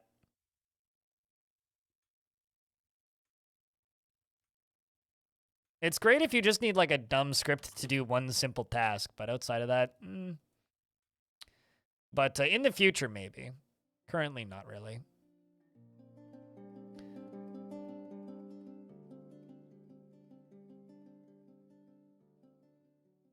Although it is, however, making it easier for crappy, low-effort blogs that make top 10 lists able to pay their writers even less. So, you know, that's pretty great. I'm not worried about programming jobs right now. Programmers are fine currently. There's lots of jobs programming those AI, like, systems or predictive chat text systems or whatever. Those chat bots.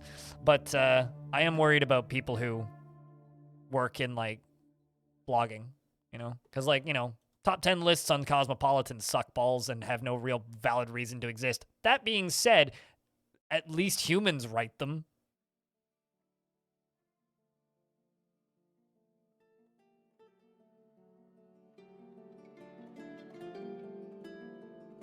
Well, I mean, I have firsthand experience of robots replacing fast food workers. Self-checkouts at McDonald's, people used to always talk about how great they were, and still do. But, like, in my time working there, when I worked there, because I worked there over 8 years, right? When I got hired, the first location I worked at had 160 employees. By the time I quit, they had 70 because they had literally just, like, attritioned their front of house staff down into nothing. These beak dogs are hurting my frames.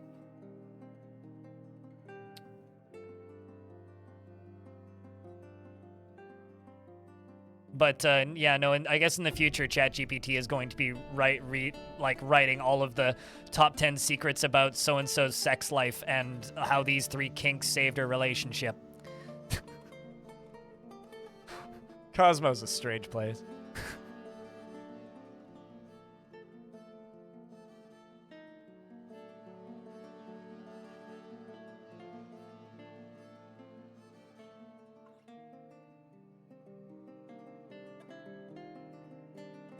Until everybody just simply buys those robot dogs from Boston Dynamics.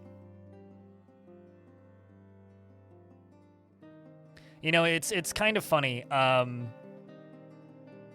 remember somebody saying to me once, it's like, go into entertainment because people will always need to be entertained. And that's genuinely how I feel about it. People always need to be entertained. I have a dwarf that's stuck somewhere.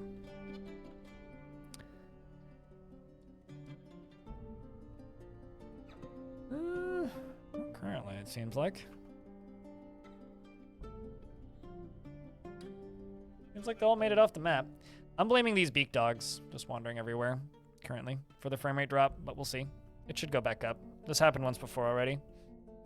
That or just the amount of blocks that I'm doing right now.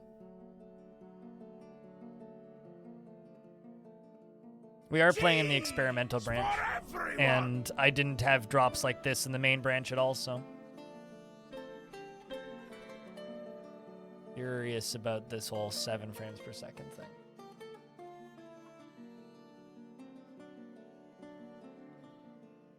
I've never been to a Steak and Shake. I've seen the name of it written in chats and referenced on the internet, but never been to one. Don't even know what it is.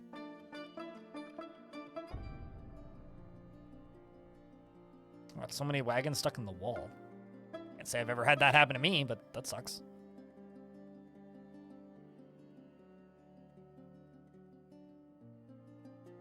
I don't know. That's a good question. Like, they've kind of said nothing about Baby Dwarf sprites. I know about as much as you guys do when it comes to Baby Dwarf sprites. By that, I mean nothing.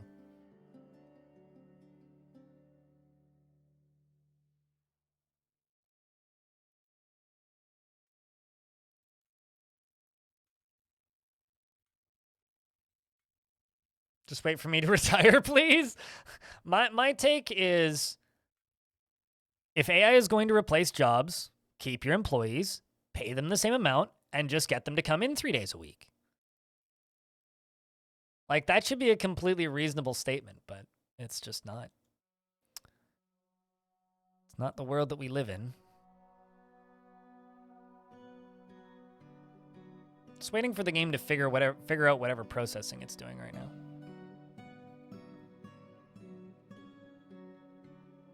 Yeah, there's already a mod for it. Yeah, I'm not sure why we don't have baby sprites in the game yet. They kind of just haven't said anything about it. People keep asking me, like, show me baby sprites. I'm like, they're not in the game yet. How can I show them?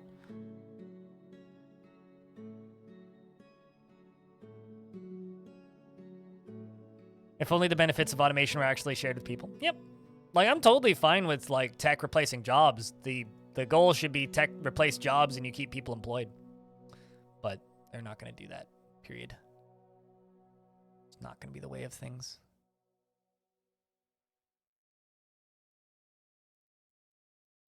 Well, frame rate's doubled. We went from 6 to 12. Although, like, the UI still feels like pretty good to move around.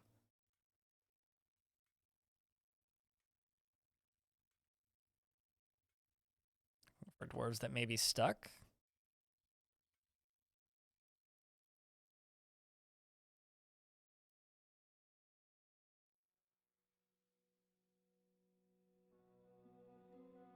You're stumbling obliviously.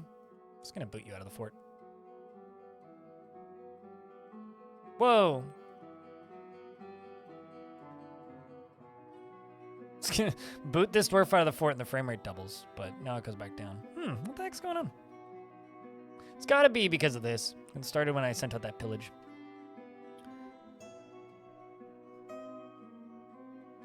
Automation is the corporate world's response to unions. You're not wrong.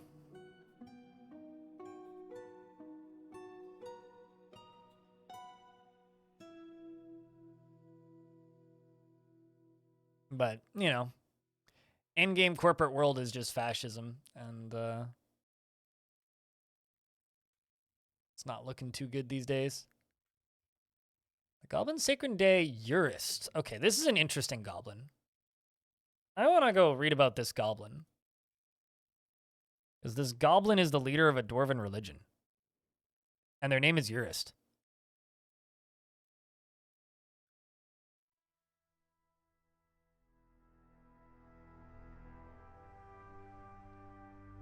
more.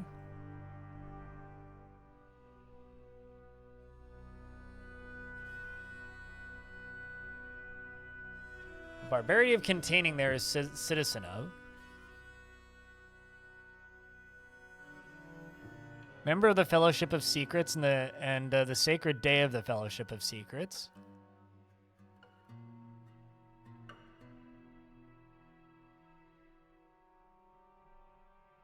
Dreams of ruling the world. Well, that checks out. Personally sees cooperation is very important.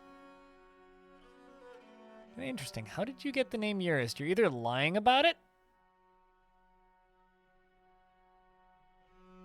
or you were raised by dwarves. You're 200 years old, so you're younger than the world.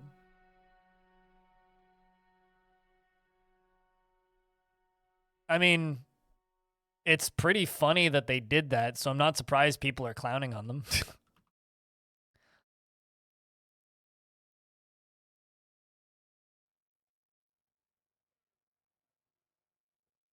It's pretty goddamn funny.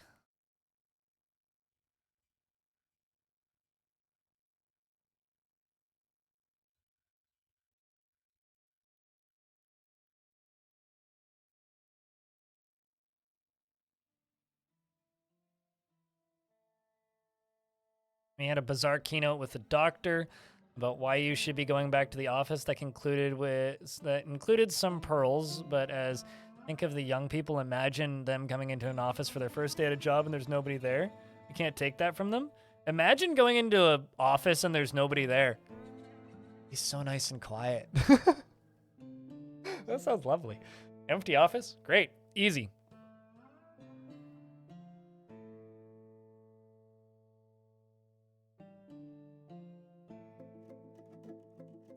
Can I have the lights off too? Yeah, right? Come on. Yeah, oh, hey. My squad returned. Frame rate came back. So attacking Toe Thief made me go from an average of like 30 to 40 frames down to 7. The fudge is going on over at Toe Thief? Okay, so we pillaged Toe Thief. The Tufted Urns attacked the Square Ticks of the Reclusive Ghoul at Toe Thief. Ryo Shinkat, the Diamond Lens of Verses, led the attack, and the defenders were led by the Goblin Damasto Matched Ticks, the Labyrinthine Admiration. We outmatched them, and the attackers had a strong positional advantage in Toe Thief. Think of the children!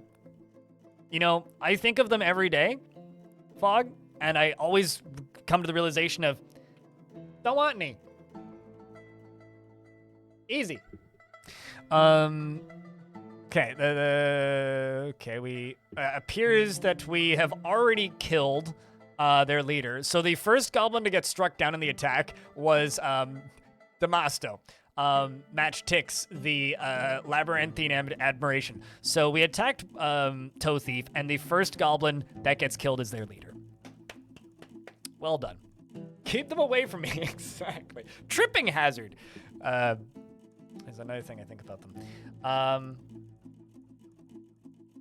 Moose Moose struck down a goblin as well. Good for you, Moose Moose.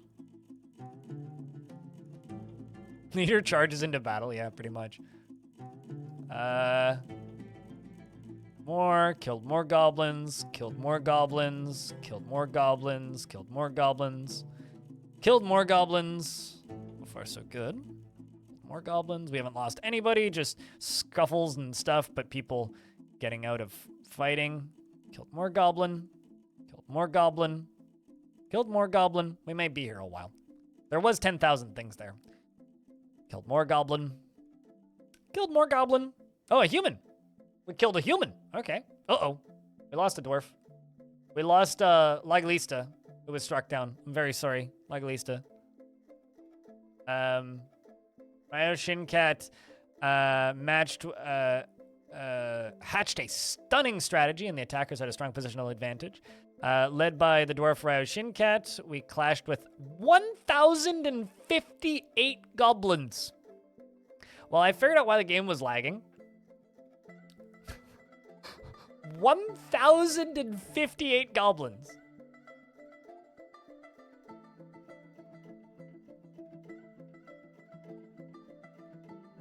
Slaying 7. I'm just gonna screenshot this and put this on the Discord.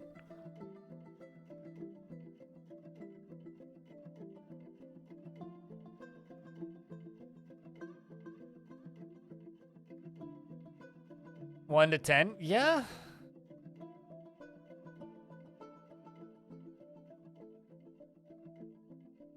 Jeez, man.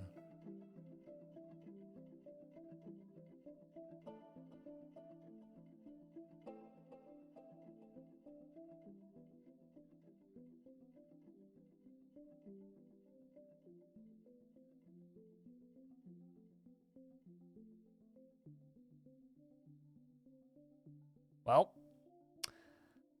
what did we get from spoils reports? Oh, no spoils. Okay. Yeah, we lost 1 dwarf.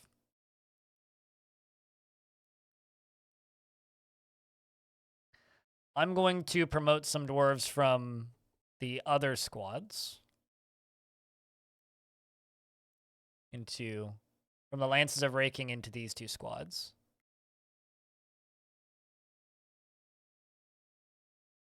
And then send them back out.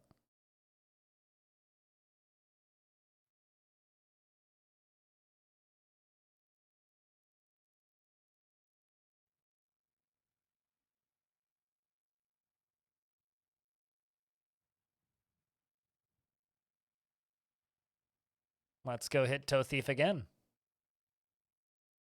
Question is, will we get the same kind of lag?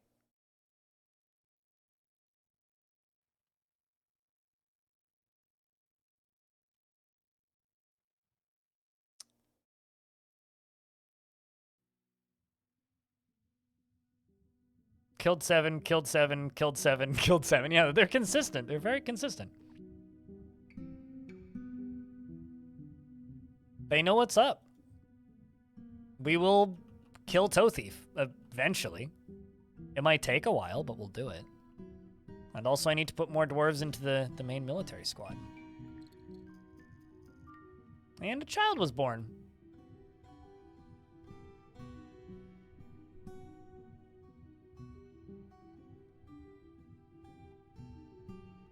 You dream of ruling the world, Cake Roast, eh?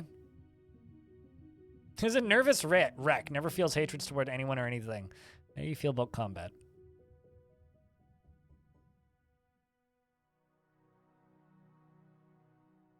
You don't often get dwarves who dream of ruling the world.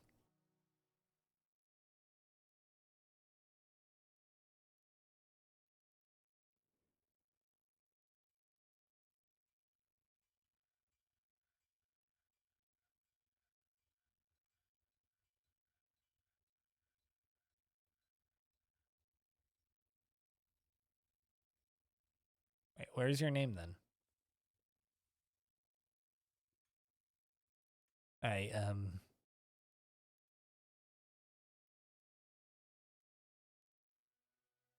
I need to confirm it?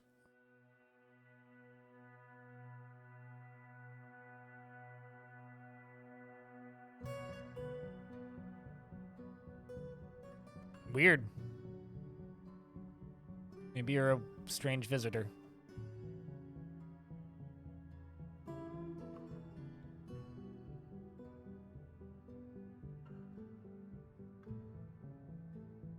You had a 1-year-old make a cat bone bin once? It would be worse if it was their pet cat, but for some reason I'm not expecting it to be.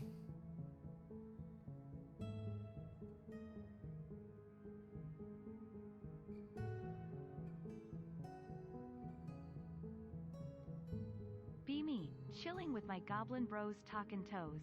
Suddenly some dwarfs show up. Nah fam, leader rushes them and gets killed. What.jpg? Epic fight happens where we kill one of them. That scared them off. Bet they won't come back for years. Yeah, no, we're already on our way back. Also, thank you very much, Fog, for keeping that sub alive for a 67 months! You know, I remember back when I was playing Planet Coaster, a video game, and you first subscribed with Prime, and You were like my 50th or something sub. I had like 50 subs back then. Like, man, thank you so much, Vog. And you're like, yeah, it's probably a one-off. Anyway, 67 months later. Still going strong. Also, for those of you who don't know, Fog made the lovely animations for the charity incentives. If anybody here watched the charity stream that we did here. 67 months is at least 1 minute, yes. That is a fact. I can confirm this. So if you like those, give Fog a thank you because he did a great job. Did a very good job. That show wouldn't have been anywhere near as much fun without those.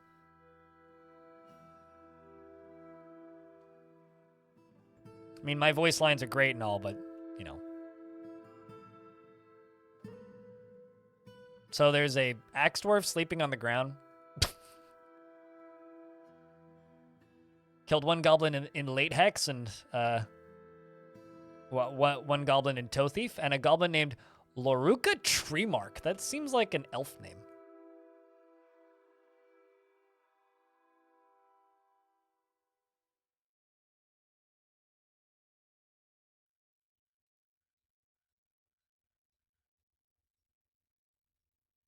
The whole VOD's on YouTube while it's on, as well as the animations separately. Chica voice acting. Voice acting is such a hard thing to get gigs in. I know so many streamers that would like give their like kneecaps to be able to get voice acting gigs, but not easy to get gigs doing that. You basically have to pursue it like a full-time career.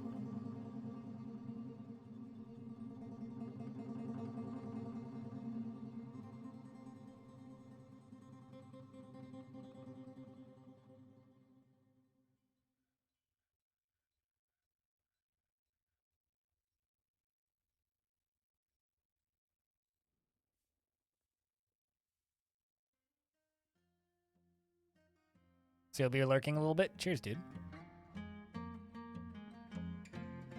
Related stuff out? As in the thing that we talked about?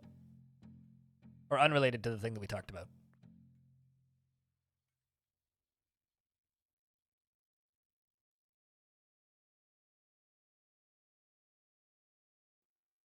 10,000, not 1,000. 10,000 goblins. At Toe Thief. And the first time I attacked Toe Thief, my frame rate went from normal to nope. How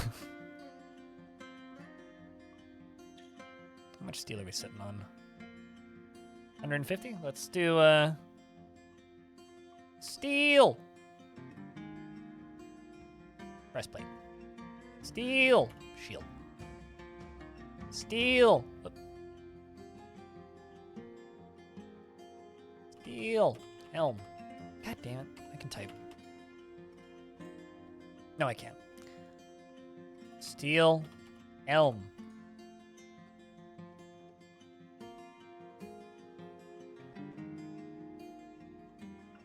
Greaves.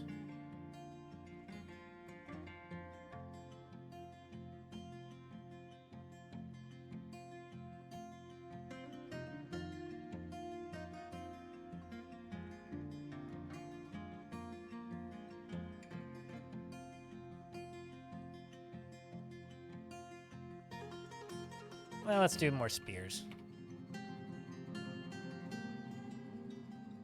And let's just do 20 of each. Hold up, gotta calculate all this, boss. Give me a sec. I mean, the dwarves were clashing with 1,000 something units at a time. The total population of that location is 10,000 though.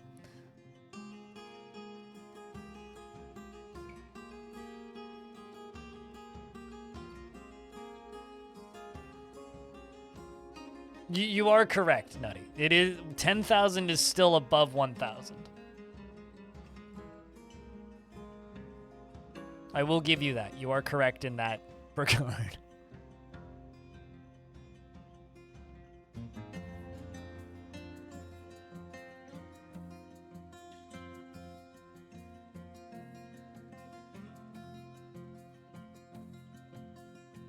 Gee, that cool.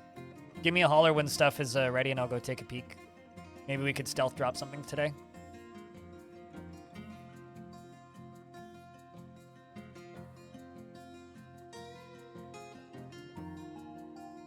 Bum, bum, bum, bum.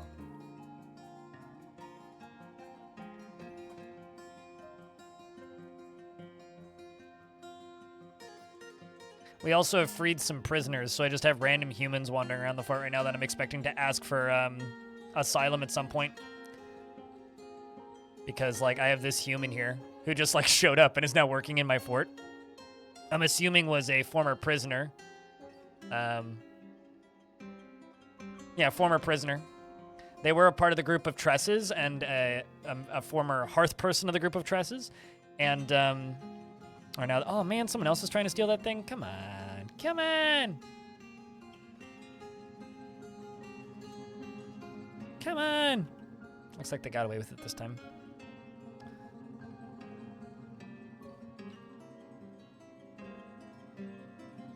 Unsolved. Just convict the goblin.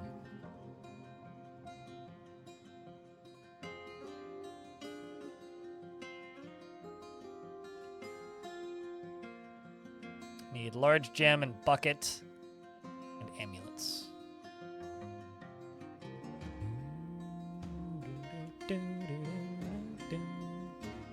Make large gem. Rock gem.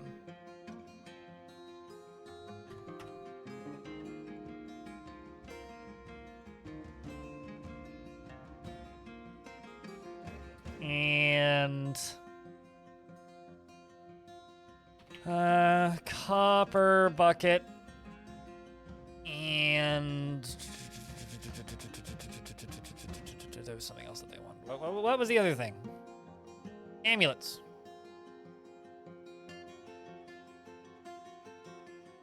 Well, let's make silver amulets.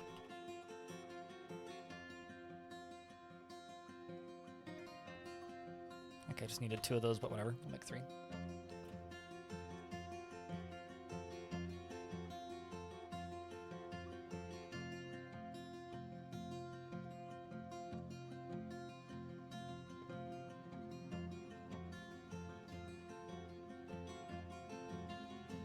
They all seem to work out. The only complaint was that we needed more of them. So I guess I'll just need to order like twice as many next year.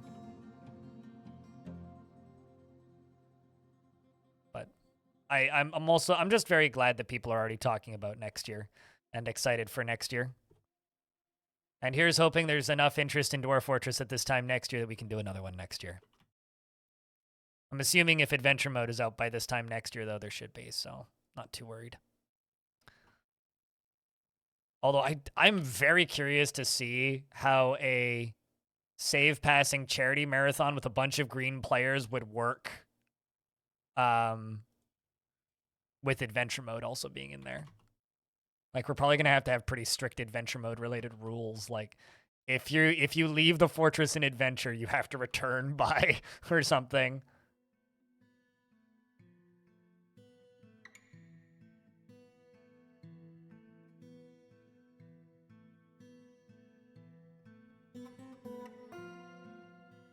So the dwarves haven't all left. We're just waiting for Toulon.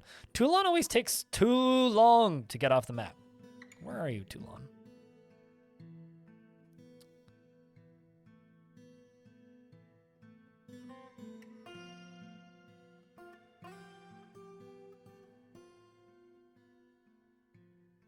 Is Toulon hurt? No.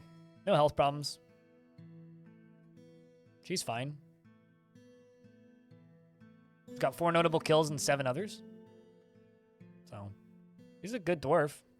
It's just twice now that it's taken her forever to get off the map. Now, is the frame rate going to tank down to nothing again? Yeah, it kind of seems like it was just the first time that we attacked him that the frame rate went down to nothing. Well, it seems to be back now.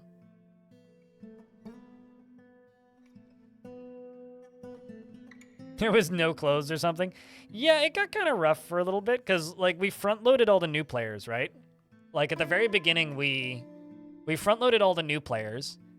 And, so we, like, FG started, and she has, like, 150 hours in Dwarf Fort, but so not that much time. And then, like, By the end of the first day, and then we had a couple experienced players overnight. And then the second day was also a bunch of newer players. And then we had some very experienced people on the final hours. Ooh. Forgotten Beast Aru Uluboru has come, a towering three-eyed toad. It has large mandibles, and it squirms and fidgets. Its copper skin is wrinkled. Beware its deadly blood. It's probably somewhere where I can't get to it. I think both my camera layers are sealed off. Yeah, it's sealed off. It can't get to us. And it's also not in a layer where it's going to run into that steel one. So we're worrying about the surface. I think Toulon just doesn't want to fight, so Toulon is just using tactical delay mechanisms to not go to war. Which, you know, I would respect. Uh-oh. Uh-oh. This squad was full.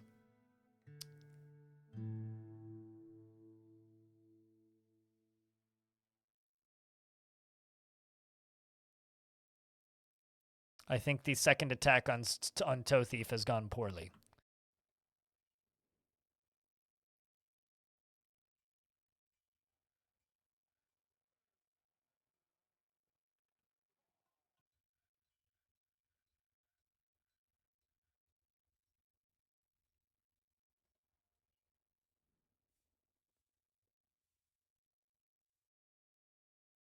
Hmm.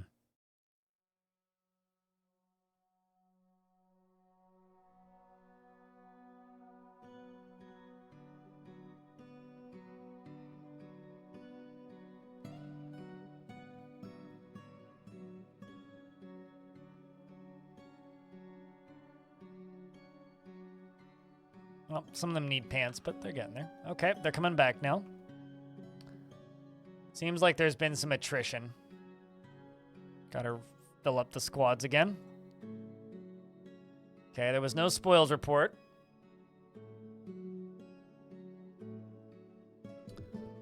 We attacked Toe Thief. Shinkat led the attack, and the defenders were led by a goblin.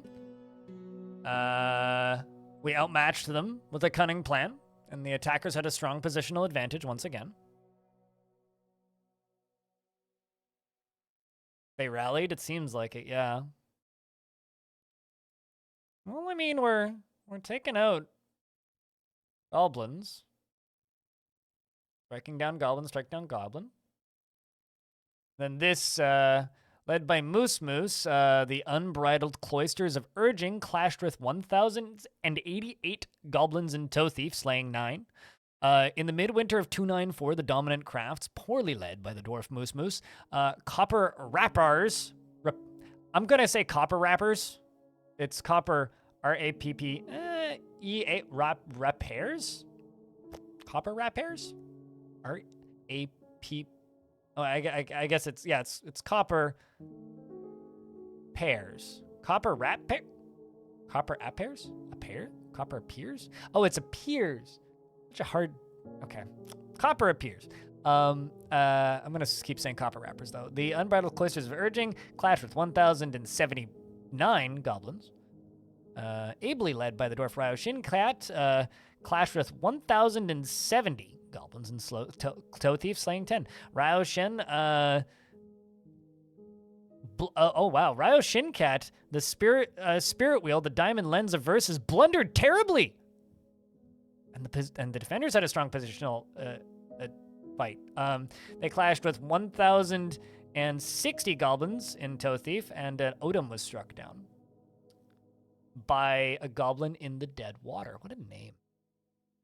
We lost Kogun, we lost Urvad, and we lost Ubal. So it was Ryo Shinkat's fuck up that lost us the fight. I think the dwarves need to train a little bit before we go back out. Do better, dwarves. No more screw-ups.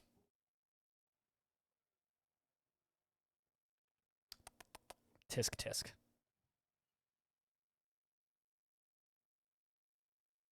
You did so well all the other times. I mean, admittedly, you were fighting thousands of dudes. Literally thousands. So I'm not going to totally hate you for that, but you could have done better. Are backpacks still bugged? They're not bugged. They've never been bugged. They just don't mechanically work properly with other things. Backpacks work exactly as intended. They put food in them, and then they take them to the places where they fight and gives them a buff if they leave the map with them. But if you bring them back and you take off their uniform, they will just go store their own food in their bedrooms. And it's not a bug. It's just a weird behavior that needs to be tweaked.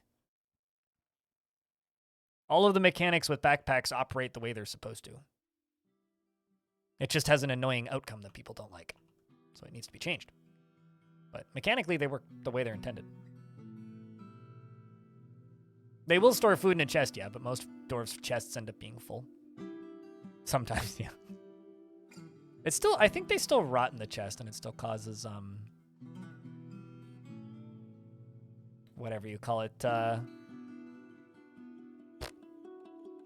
it still causes issues. They don't rot in the chests? I thought they still rotted in the chests. Oh, maybe I'm wrong.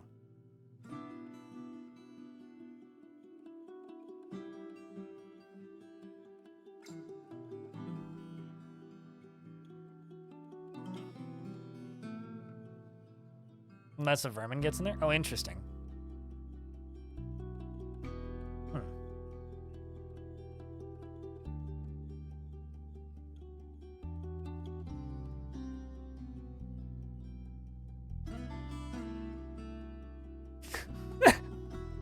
Sorry, I like this comment. Somebody commented on my... Because I put up a short this morning showing the zooming in and out in ASCII in the experimental branch.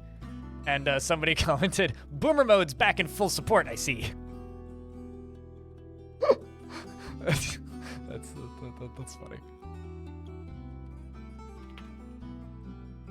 Shoutouts to Boomer mode in video games. More video games need Boomer mode.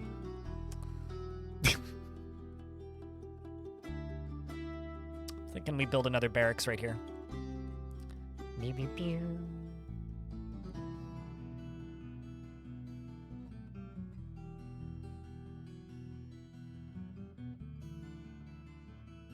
The cursor is so small. If that makes you a boomer, so be it. I mean, here's the thing, right? Look, just check out this. Voomp. Like, ASCII's playable again. Like, I can actually... I wish I could zoom in a little bit more, but it does work. I think most of the menus should fit. Some of them might not. Like, it would be this one. Yeah, this one doesn't. So this one you need to zoom out to grab zones, but... Like, if I want to, you know, make a meeting area, I can actually do that. Mining is possible. We just need the old hotkeys back, or hotkeyable menus in some form, and we'll be back to our former glory.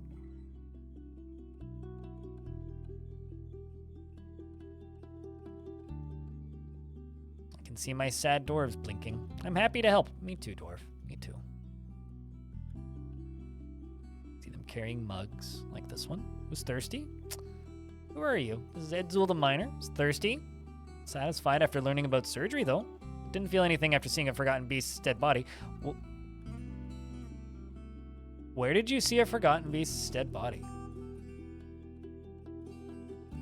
I beg your fucking pardon? I mean... Huh.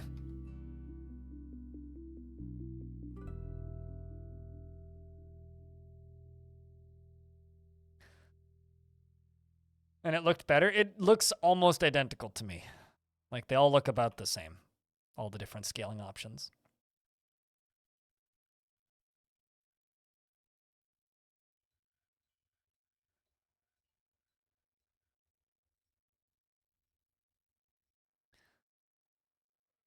To update you about her fortress? Well, that's good. One of us. One of us. One of us.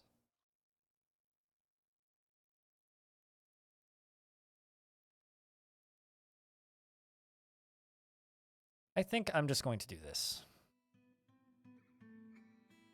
Okay, so Urvad the Hammerlord. You get removed from this squad.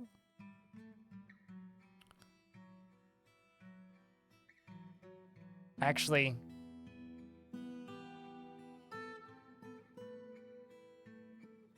go grab Irvad the Hammerlord. I'll try something dumb.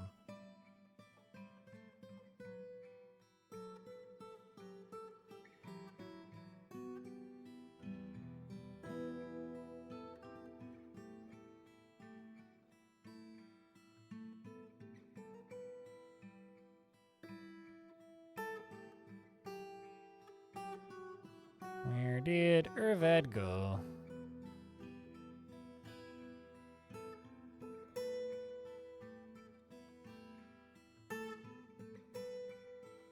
Irvad should be a Hammer Lord.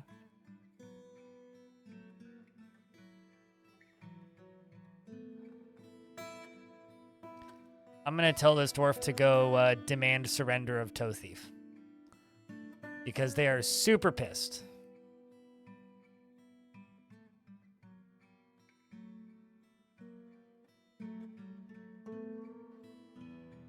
Kind of a Hail Mary, but also not really.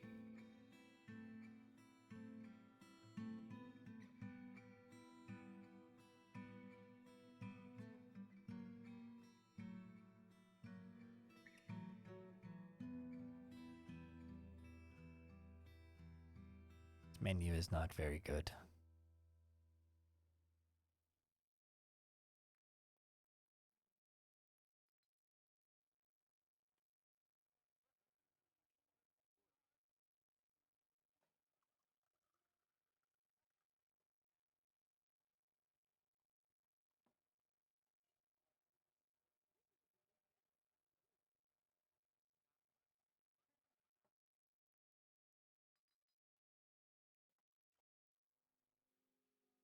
Seriously, where is Irvad? I know I just booted you out of the squad, but like...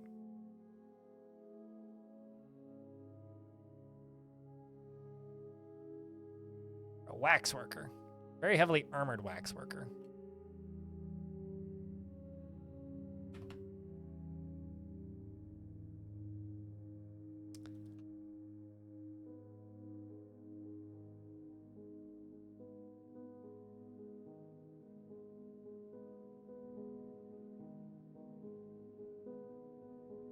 There you are.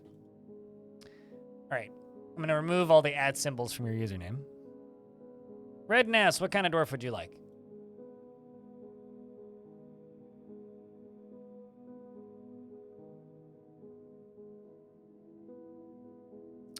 Toe Thief. Demand surrender and occupy. Good luck. Can you be the goblin? Or do you want to be permanent? I mean, actually, no, you can't because you didn't get the redemption, so you can't be the goblin. Red Nass, do I have a brewer available?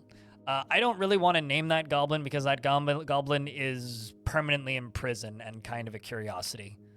And I kind of want to just leave it as this weird curiosity.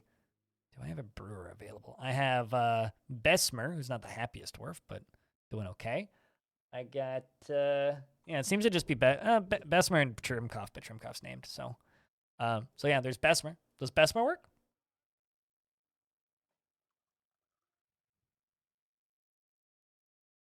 Currently drinking, too.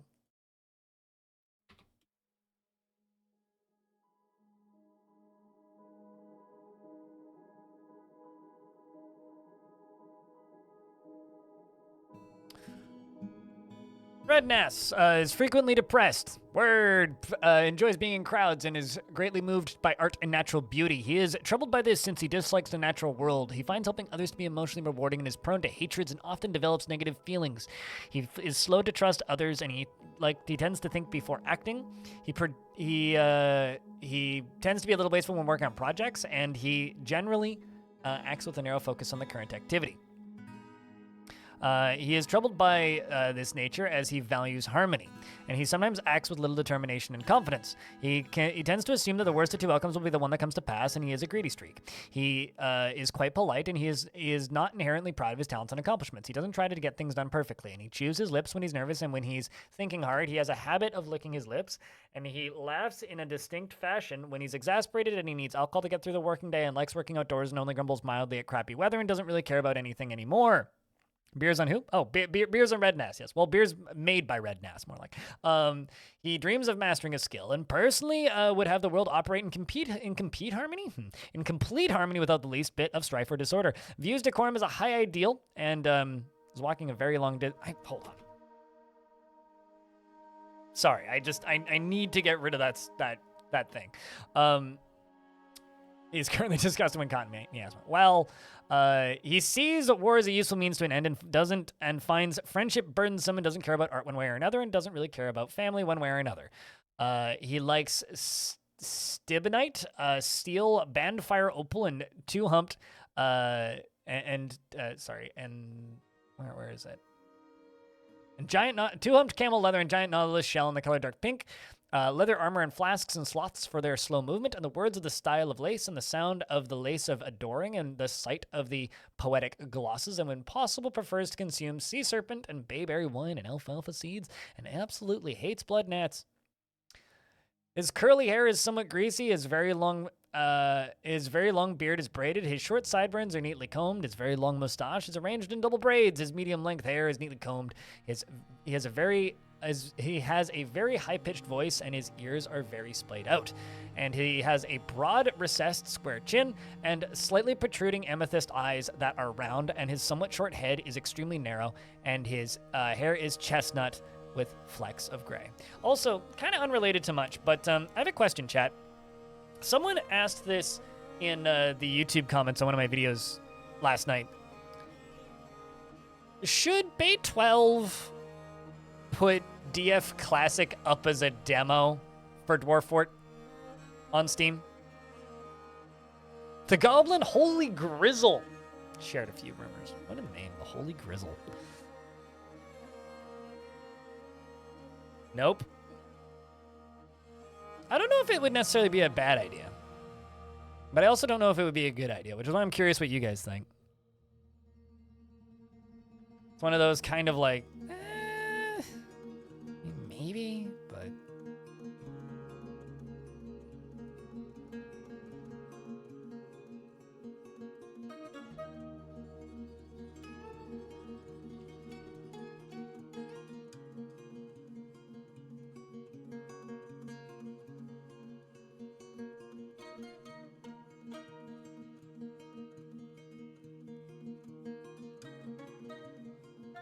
You don't know how they are different currently?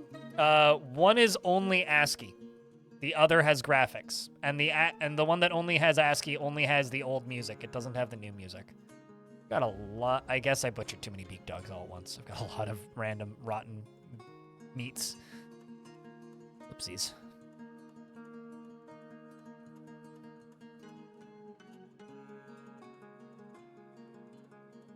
But it's not a demo? Yeah, but like Path of Akra's demo is the full game. It's just an older version. Same with Songs of Six. There's plenty of games that do that.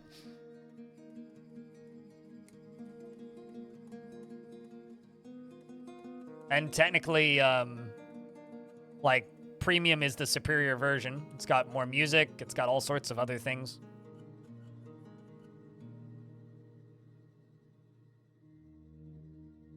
What's up, Chop? How's things? No, that was just an interesting question, and I was curious as to what you guys thought. But yeah, you're probably right. Isn't technically a demo? Yeah, no music and no graphics.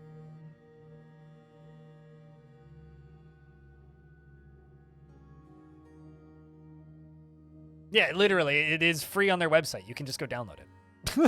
Like, you can just go to bay12games.com/dwarves right now and download the free version of Dwarf Fort.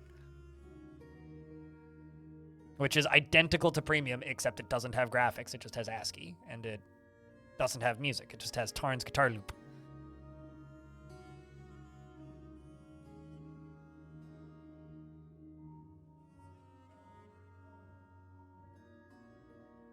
Where PS2 demos were the full game for one map or 10 minutes, but it shows all the features. Yeah, I had a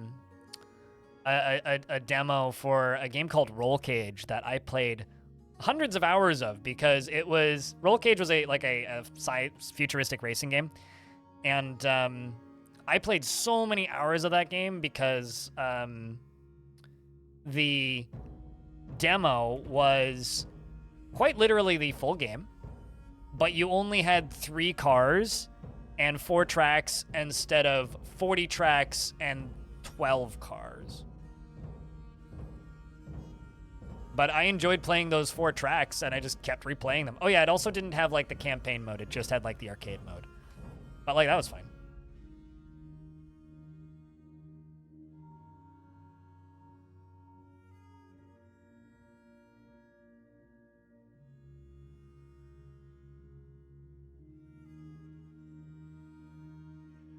You know, we don't get demo discs. Like, demo discs aren't a thing anymore. But I will say, I think at this point, the Steam Next Fests have kind of, like, replaced that. I don't know how many of you guys take part in the Steam Next Fests, but the number of demos on Steam now is actually kind of insane. You could probably just have a Steam account and play nothing but demos and have something new to play every day. Like, it's kind of crazy how many demos are on Steam now.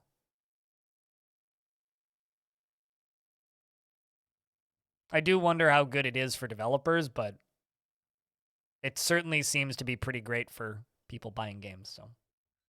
And just free games. Oh yeah, absolutely. There's so many great free games on Steam.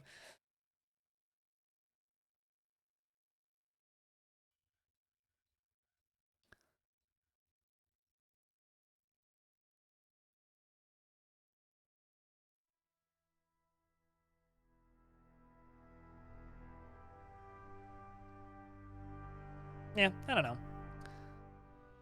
Oh shit, I've got a artifact happening. Child. Did not hear that sound effect. Must have rock, tanned hides. Bones. Rock blocks. Tanned hides. Rock blocks. Okay, well, bones, I think. Well, I guess I will slaughter another beak dog.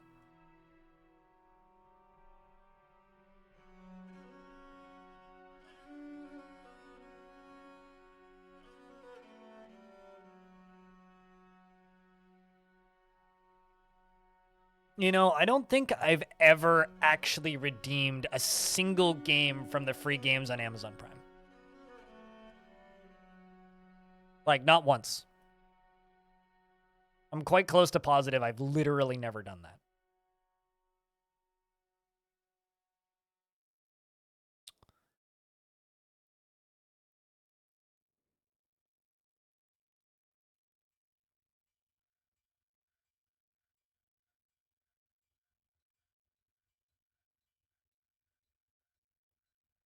There we go. Literally everybody getting new gear.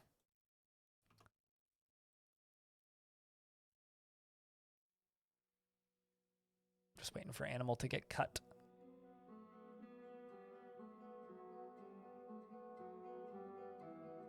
Nebula.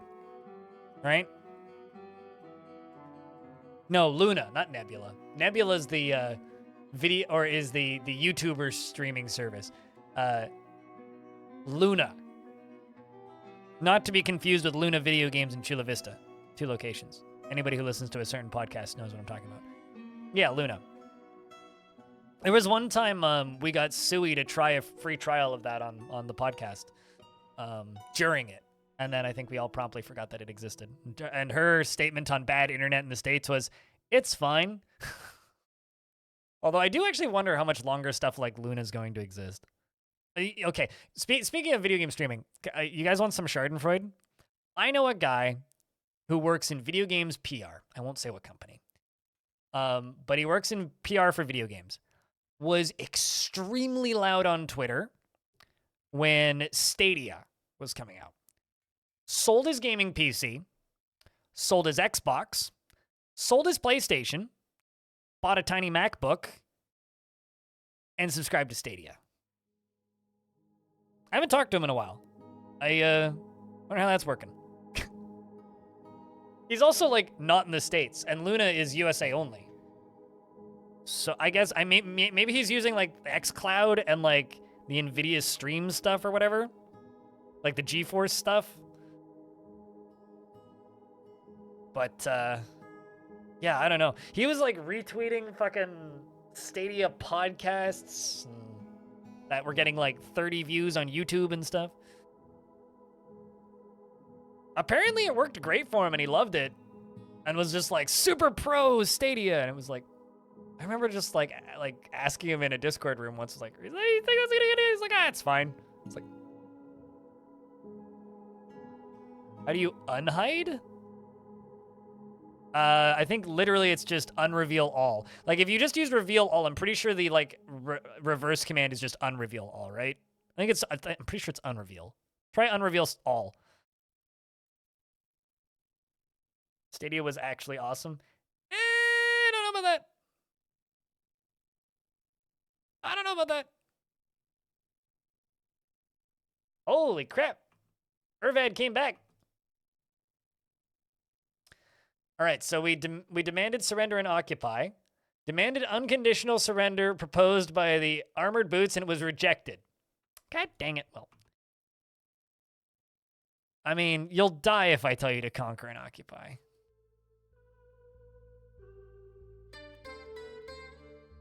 Let's demand surrender and occupy a second time.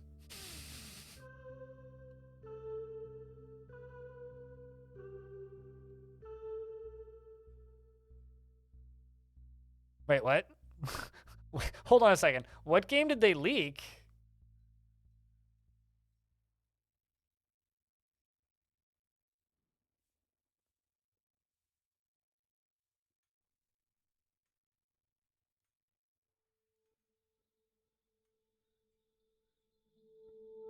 Can you DM it to me? Because I'm just super curious now. I've run into a bunch. Oh, hold on, I'm just gonna see if I can Google foo this. Stadia leaks game launch. Apparently, it happened multiple times. Okay, fair enough. Apparently, like I'm seeing at least one. Okay, there's 1, 2, 3, 4 games that I'm counting here in this one article I'm looking at on The Verge.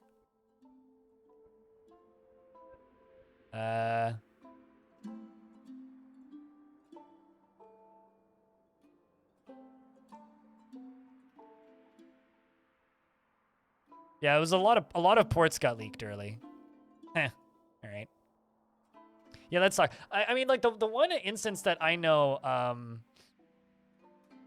the one secret instance that I know about of, or not secret, but one instance that I know of, somebody's game getting leaked early was an indie game that was like previously announced to be coming to other platforms that they leaked, but that was a Kickstarter project that I know for a fact you didn't work on because it was a solo developer, and I don't think you're that solo developer, so. Which later released on other things. It was Gunsport. Or Super Gunsport? I think they it's out on Steam, I think. Now. Super Gunsport. Gunsport? Maybe not. Oh no, Hyper Gunsport. Yeah, okay, that's the name of it. Yeah, this thing. This thing was leaked early. I know that. But also, man, this game got like completely ignored. Wow.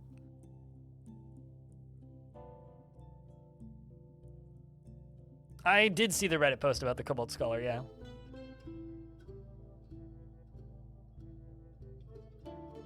Oh, right. I keep forgetting. So, I do this on habit, right? And this is currently just showing my web browser, which I should turn off. But I keep on doing that out of habit. My desktop capture isn't working right now. So I can't actually show the right screen. And for some reason, OBS doesn't want to capture Steam either, so. I updated OBS this morning and it broke my desktop capture. I'm assuming I just need to like restart my computer or something, but I didn't. Don't update OBS right before you stream. Turns out.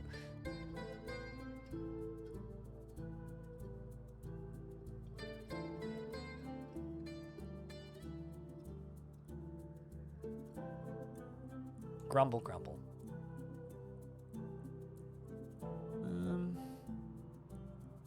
I want to get these ducks up here somewhere. Let's put the ducks over here.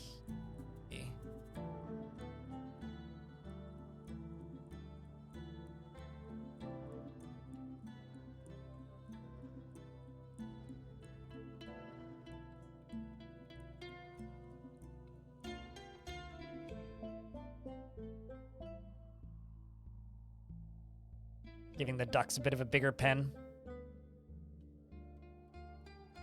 You have cave moss finally? Did it finally grow, or did you manage to fiddle it into working?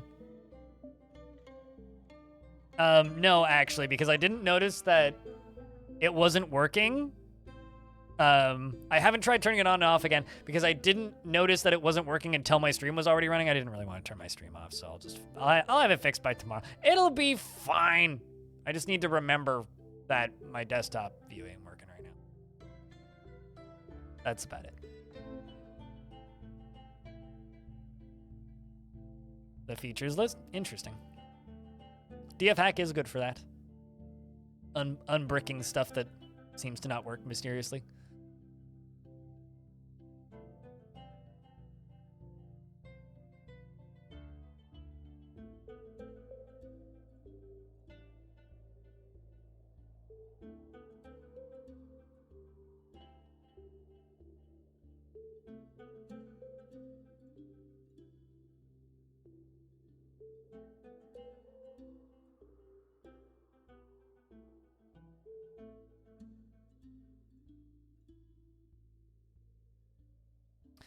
Sombre, good afternoon. Hello. It's actually afternoon here, too. Normally, I feel like when people say good time zone, it's always like something that it's not where I currently am. But no, it's actually afternoon right now. Well, hello. I'm making a bigger duck pen. I might even give them a puddle. I haven't decided yet.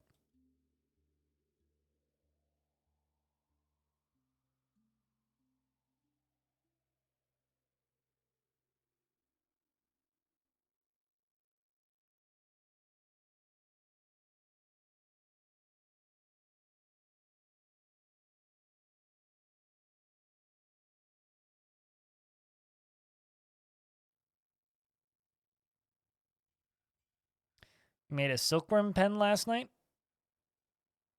Is that a mod? I had an issue where I had like a cascade of dying turkeys in the last time I was in a resurrecting biome. And it was a mess, shall we say? Will they actually use a puddle? No, it would just be for aesthetics.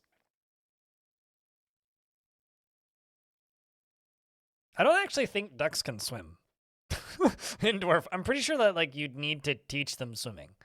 By that I mean like waterboard them the same way you waterboard dwarves.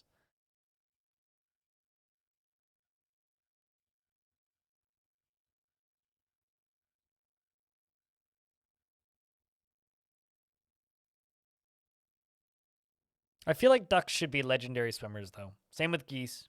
They should be like cats where they're all legendary climbers except they're all legendary swimmers. Because I'm pretty sure ducks just float. Yeah.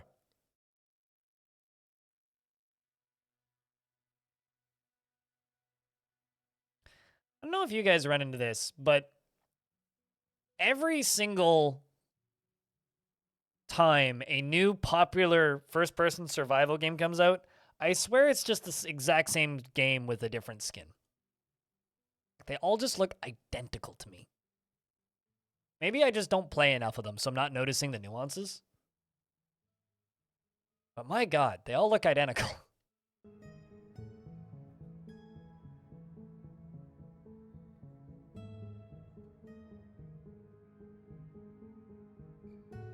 And the reason I'm commenting on this is because Occupy Mars, the game, just came out, and it's got mostly negative reviews, so.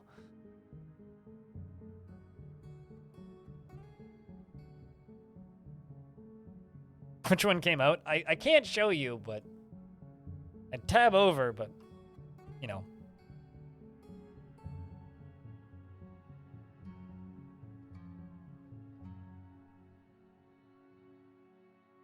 Well, I mean, the number of times I've seen that one jump animation where they hold their hands up and do like a wee and fall down slowly is like off the charts.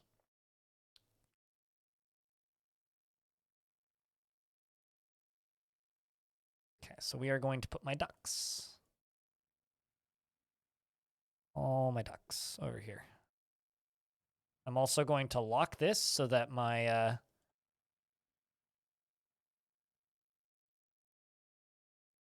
creepy little cutie pies down here can make babies. It's not quite a T-pose jump. I guess it's kind of a T-pose jump, but it's not an asset flip. An asset flip is when you buy an asset pack and a pre-designed game and you sell it as is without making any modifications. Most of those games have had plenty of modifications made.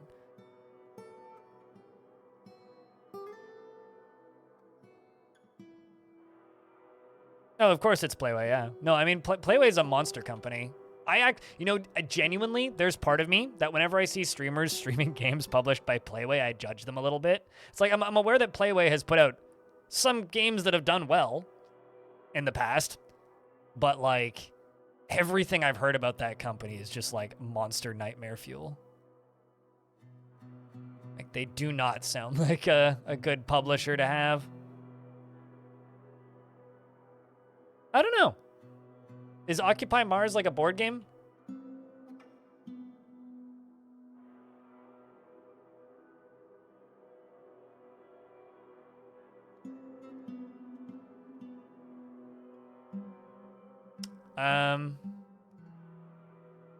No, it doesn't look like it. It's a...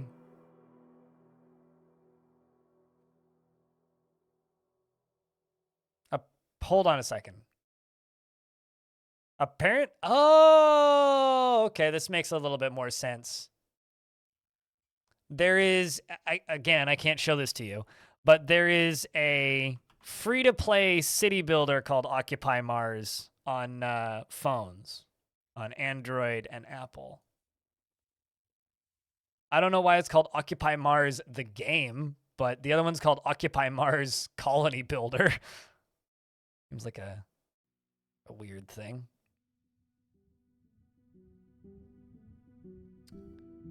Kiddo's still going for items. Has grabbed two mica bars, beak dog leather, and beak dog bone. Kiddo's taking a while to make that artifact, but...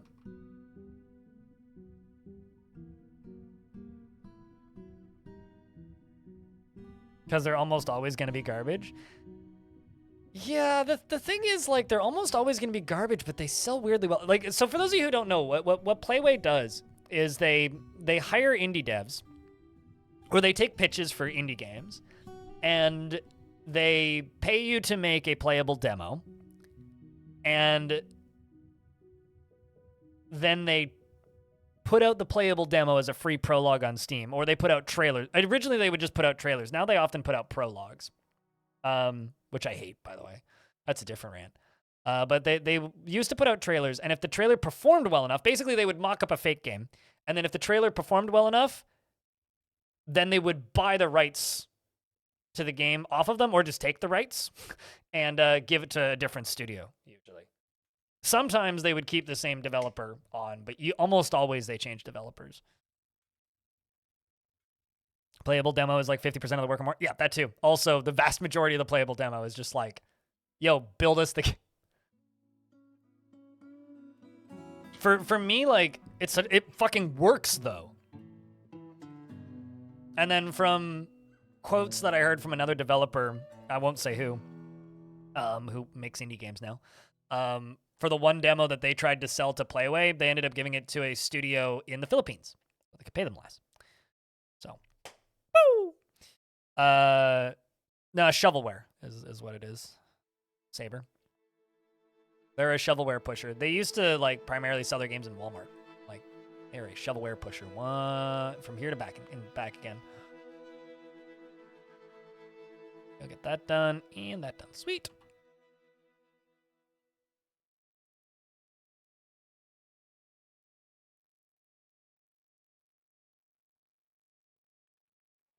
It's ruthless towards devs? Oh, absolutely. I know. Like we were talking about earlier today, it's the reason so many developers end up going to like or trying to go indie or working for smaller studios. Because job security is horrendous and turnover is worse. And also why whenever people ask me like, Greg, do you want to like make games? Absolutely not.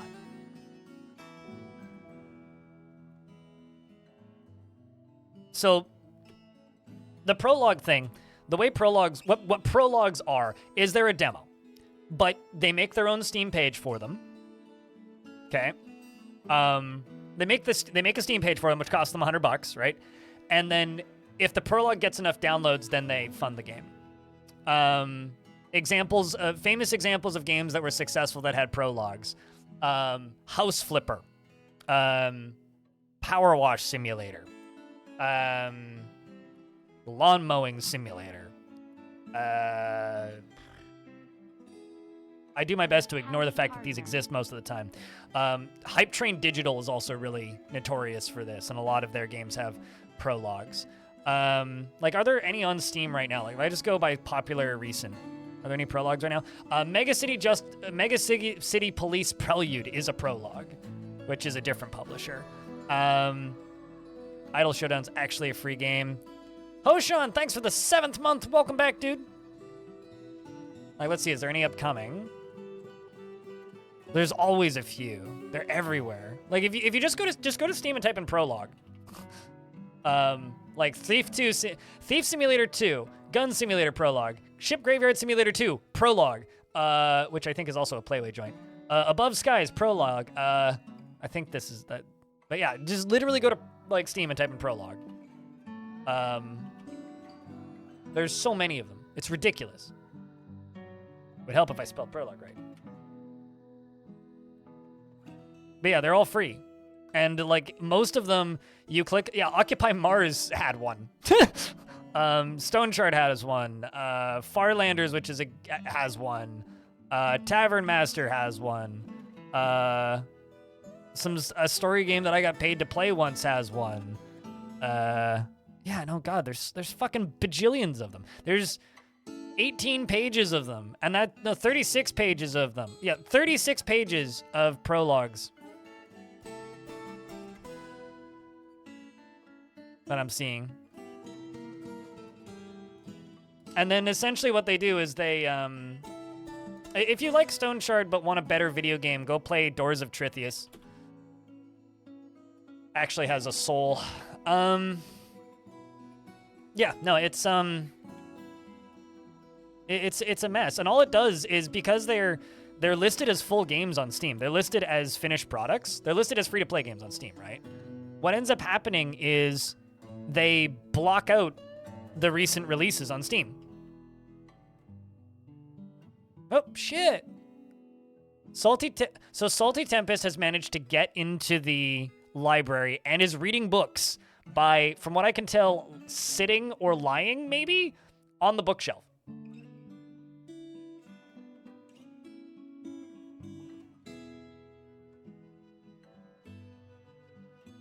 I like, at the very least, they're bringing her food. And she's satisfied remembering receiving water. I'm just rambling. Like, the thing is, the majority of the people in the chat, Flekior, I think is how you say your name, most of the people who watch this stream have been playing the game for a bit or know what they're doing to a degree, so I don't focus directly on game-related topics, but yeah, go nuts. I can pivot, that's fine. Has anything horrible befallen you, Levistek? Not currently. No, you're dwarfing around. You're just a weaponsmith. You're quite happy, actually. You have 4 lovers. I think that actually means that you've had 4 lovers. You have a lot of family in the fort. You are related to some like people in royalty positions. You have some friends. 2 of your lovers aren't in the fort, and I guess the other 2 must be dead.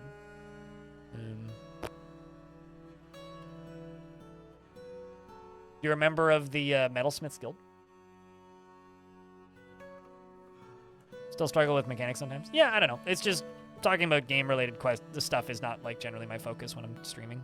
Much to several people on the YouTube account's dismay, but I I talk about whatever I'm thinking about and whatever chat's talking about. So, but yeah, feel free to ask questions. It's all good. Although it might result in me just linking one of my tutorials or chat linking one of my tutorials for that matter.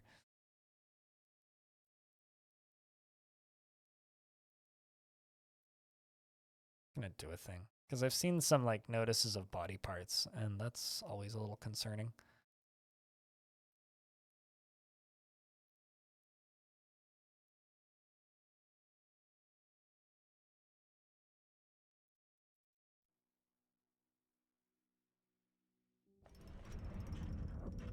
If you can write music with it, it is. Baby Blueford. Asked, the dwarving child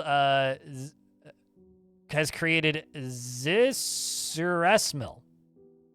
a beak dog bone pick. Claims it is a personal treasure.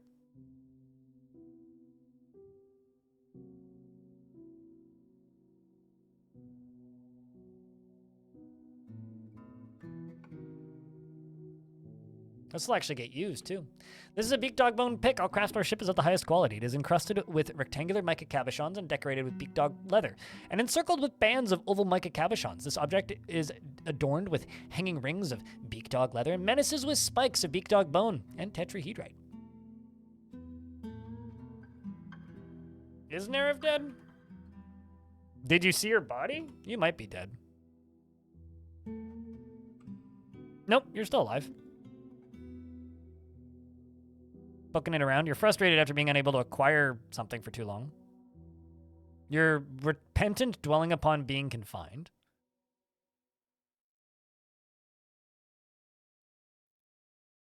You are in a constant state of internal rage and often sad and dejected, though. Yeah, I'm pretty sure. You had a second dwarf previously. And I remember because like that dwarf died, and I was like, "Yay! One of the Nerevs died." Now it's just the second Nerev.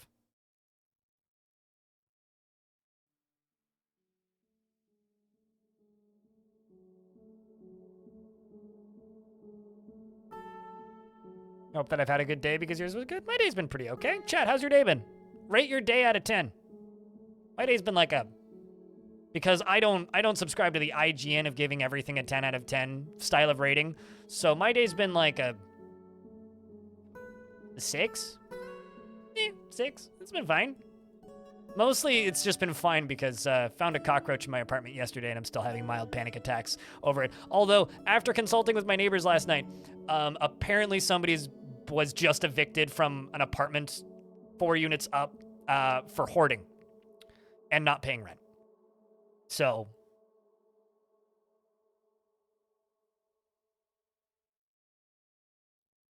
means it wasn't my fault. I am like a clean freak who has panic attacks over like the concept of bugs living in my apartment. Aside from mosquitoes, I do like mosquitoes.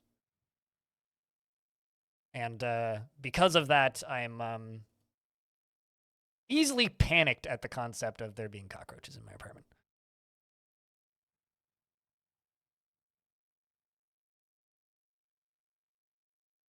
You have this dwarf that worships many gods, but despite him having all of his needed temples, he doesn't fill all of his prayer needs. He does no job either. Dwarves will do that. Yeah, they dwarves have a bit of ADHD when it comes to worshiping gods, and if you make individual temples for every single god, they'll either A, pray all of the time, or B, be eternally sad. Some dwarves are just kind of broken, and you like are not capable of actually fixing all of their needs at the point in time. And temples are one of those things where it's like it is almost impossible to actually satisfy every single need that the dwarves can possibly have.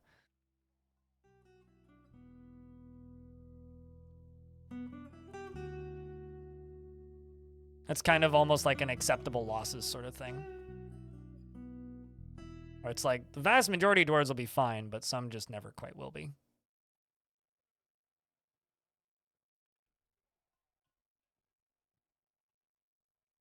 Mosquitoes love you? See, I'm fine with mosquitoes. When I say bugs, I mean like bed bugs, cockroaches, silverfish, that kind of thing.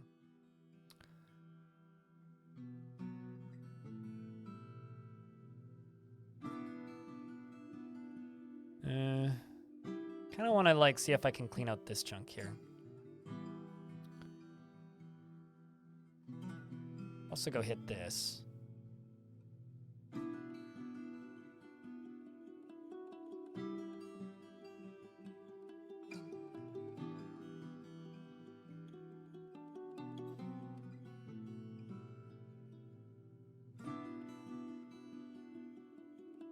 We're gonna go hit Cell Hex.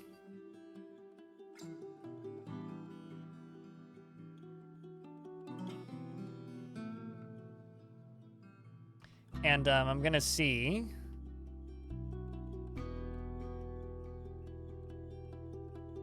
I'm going to tell this solo dwarf to go demand, surrender, and occupy of this location that has 60 goblins in it. Have you ever seen a hippo's skull? Hippo's skulls are almost as terrifying as cat skulls. Hippo skulls are scary as hell looking.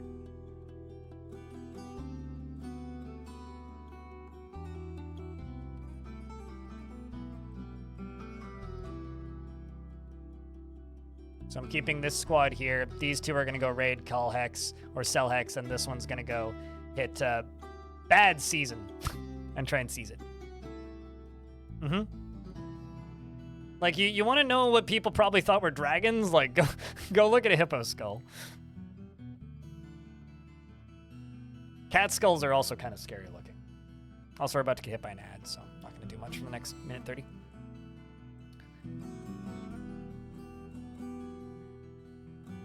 There goes your sleep for the night. What, the hippo skull? I'm sorry. It wasn't the discussion about spiders that we had earlier that ruined your sleep for the night?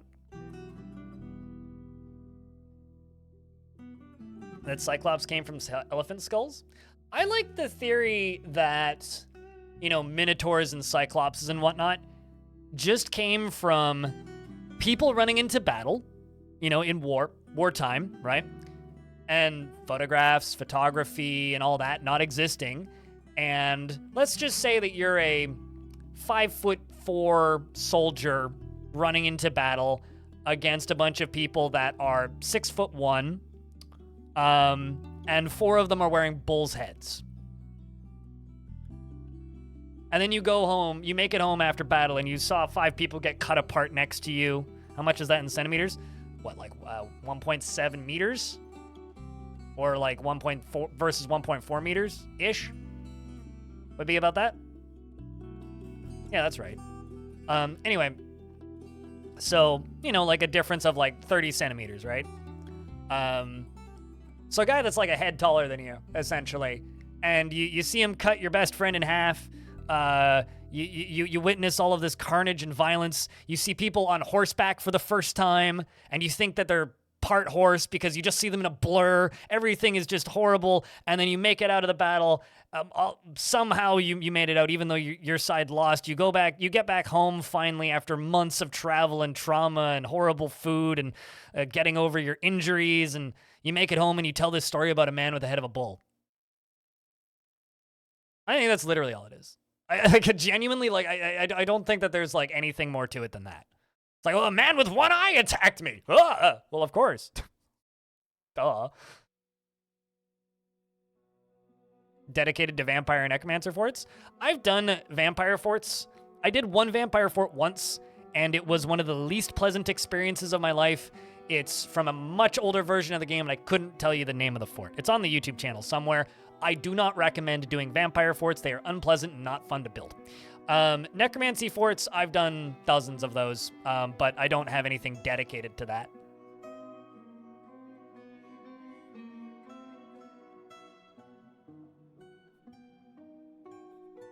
Oh, no, totally. Like, that's like getting attacked by a demon from another universe, Brookley. Yeah, I hate vampire forts and will never do them. Fuck vampire forts forever. But I've done plenty of necromancer forts. Necromancer forts are easy. What was I doing? Diorite. Some of those armies had thousands of elephants. Yeah, no, totally. Like, the Carthaginians were crazy back in the day.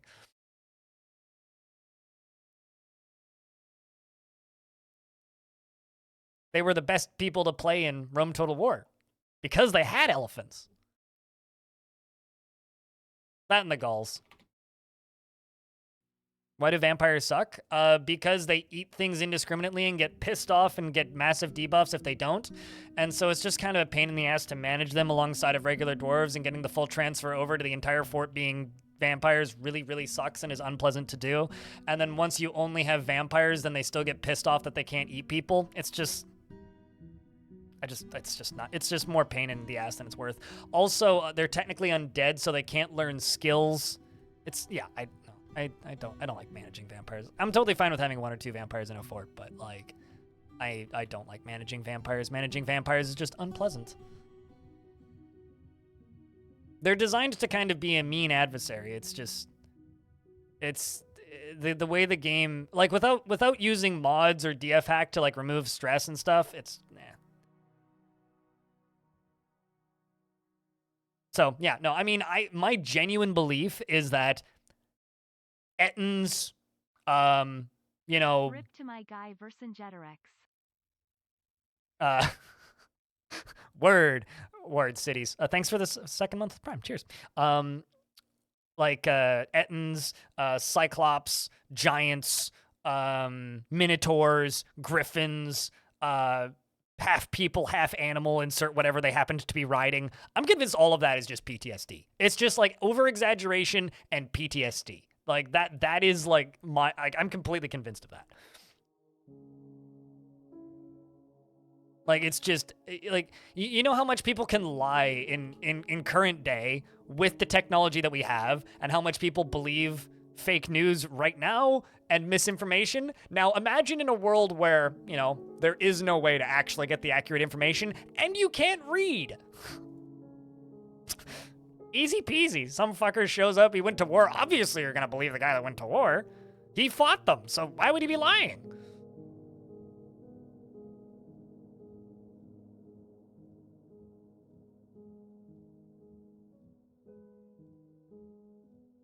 Well, no, I mean, you'd probably get, like, cut to pieces by some priest if you touched a book.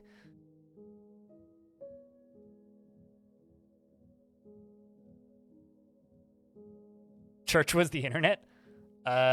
Church was the internet, your therapy, your, I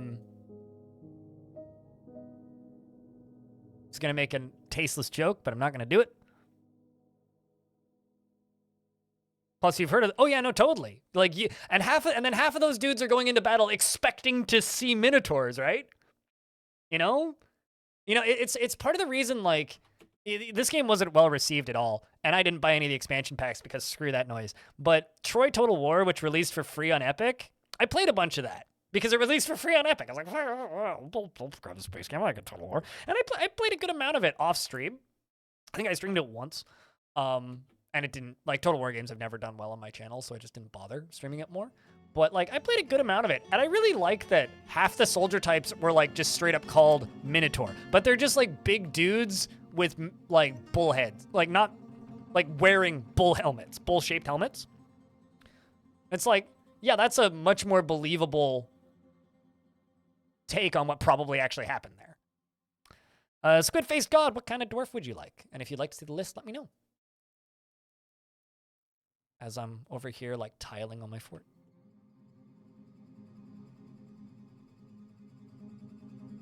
Who had them described and it's hilarious? Yeah, I know what you're talking about. Yeah. Do we have an undead dwarf? I do, but he's named, so I can't give you the undead dwarf because it's already named. We do have one zombie in the fort, and the one zombie is Tyler. Yeah, this dwarf. Tyler, the voice silvers. The confident tangle of fingers. Bearded or military? All right. I got plenty of military. Just keep in mind, we are besieging a rather scary crew. Here, I'll give you this one. You just picked up a brand new spear, but you're a... You are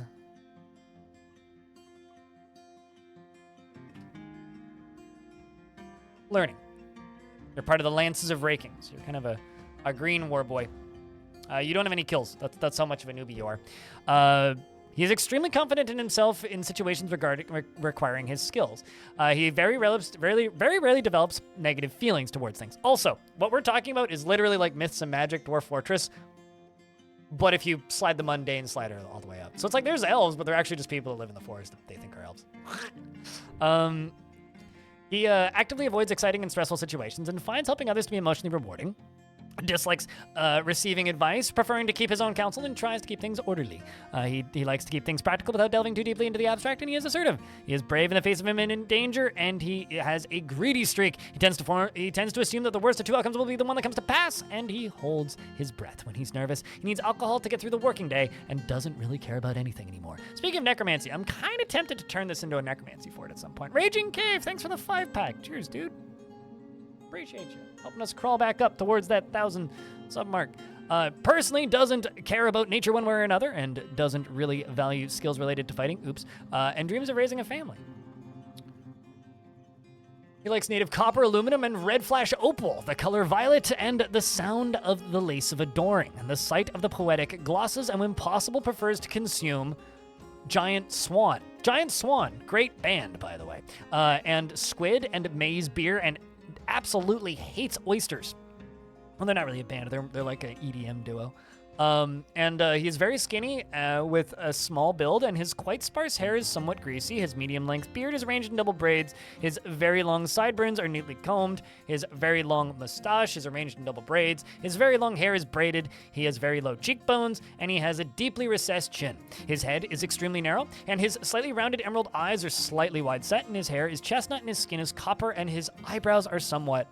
Well, thank you for the 5-pack. Here's Tim.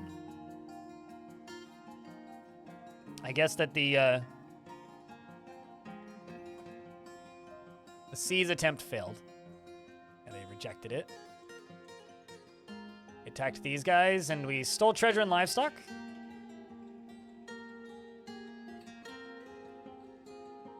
And it was rejected. Well, okay. Well, here's what we're gonna go do. Bad season.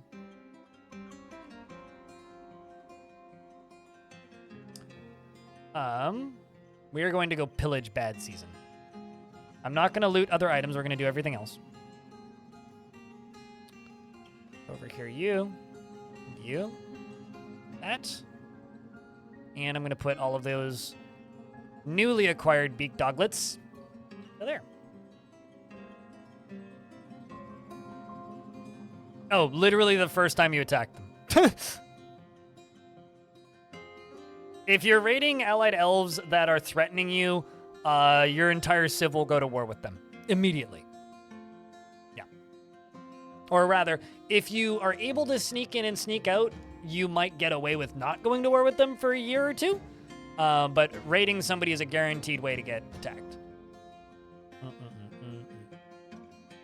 You're like instantly starting a war. And also, clearly, they're threatening you because you are damaging their friends, being the trees. Maybe try chopping down less trees. It's only a threat if you treat it as a threat.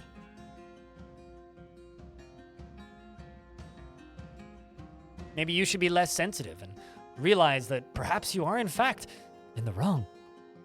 By the way, I'm going to turn this into a bigger tavern. This is one tavern, and I'm going to make this into another one. It's just tree trunks. And build underground like a good dwarf. Nah, I'm just giving you shit. But no, if you attack them, that's just gonna start a war.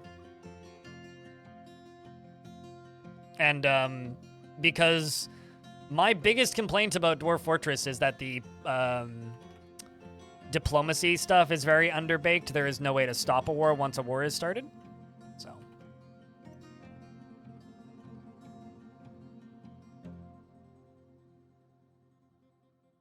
I mean, you kind of can.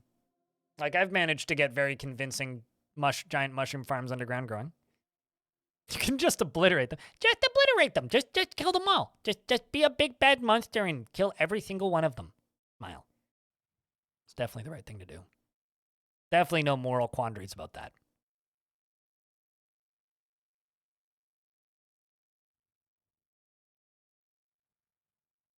To quote one of my favorite songs that I heard last year for the first time, and if I stay alive today, I'll kill them all and scream, "We are alive."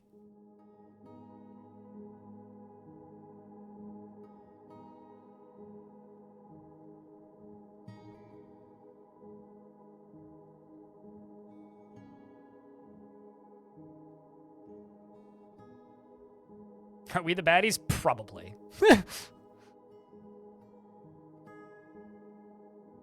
Also, for reference, everybody goes on about how Windrose is a very dwarfy band. I would like to pose the notion that Windrose sucks. And Gnome is more dwarfy than Windrose.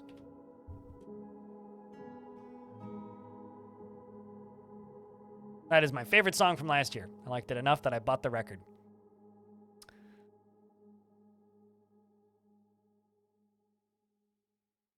And hello, Rolf. Your dwarf is still alive, by the way. You're in the military, doing military things. Oh, wow. We're lagging again. Attacking big sites, apparently, is not good for the frame rate. How strong are they?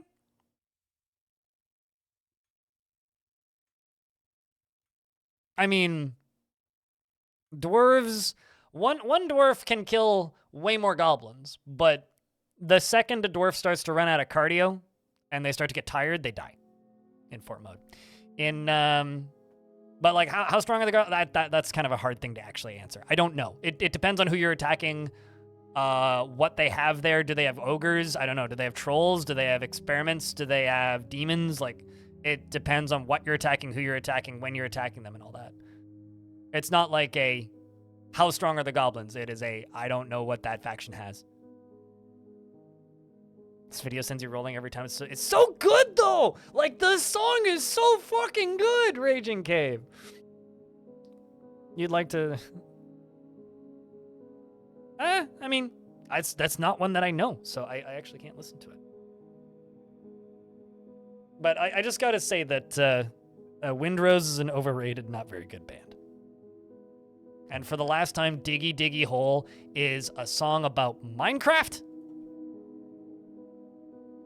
A bunch of British dudes goofing off while playing Minecraft? Not Dwarf Fort? Saying. Wrong game.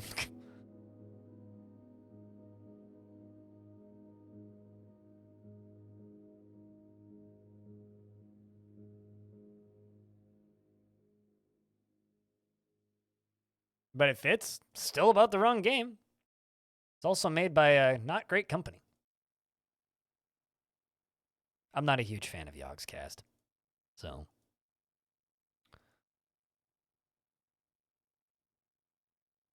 They were the kings of not disclosing sponsorships back in the day.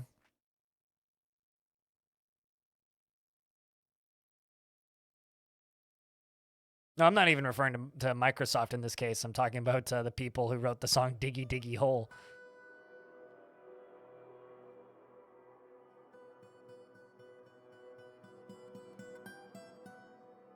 You thought they were talking about Dwarf Fortress? I mean, it is heavily inspired by Dwarf Fortress.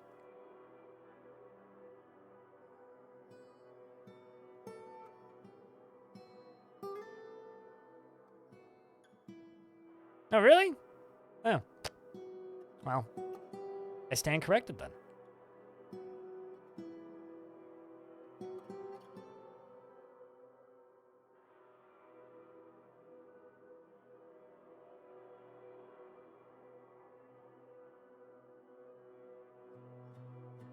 Don't know if I should leave this as a tavern or not. I wonder how many goblets I have in the fort. 195, yeah, that's fine.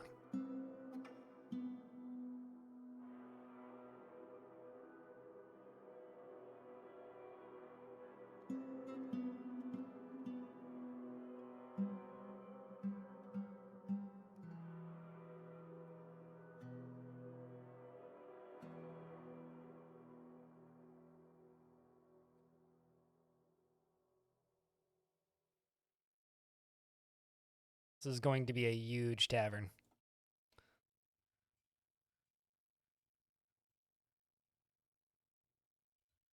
The gloved syrups. I think we can do better naming than that. Heavy of chewing. Dining hall.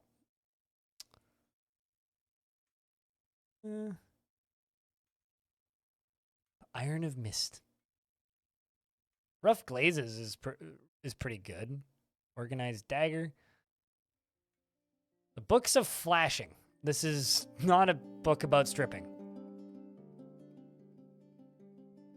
A natural hall. I like that one.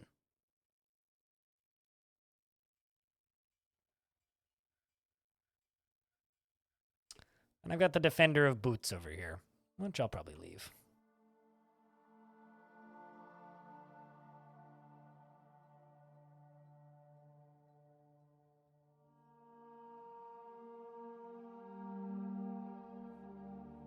Yeah, there was one day last year where me and a friend went out on a hike. And while we were walking, on the way back, my friend hurt his knee. He, like, twisted it. And we needed some inspiration to walk, and it was getting dark, and there was nobody left on the trails. And this is a trail that's really busy during the day usually, and then kind of dead at night generally. And it's very much like a, yo, there's, like, bears everywhere kind of area. And so we just kind of agreed that we were going to be the assholes on the trail, and we put on some music. We didn't see another hiker the entire time on the way home, so didn't even feel bad about it. But we put on some music, right? And we put on Gnome. And so I just associate that song with, like, Lence's class, the Gnome song, with hiking in the forest kind of too late in the day. Good memories. One day.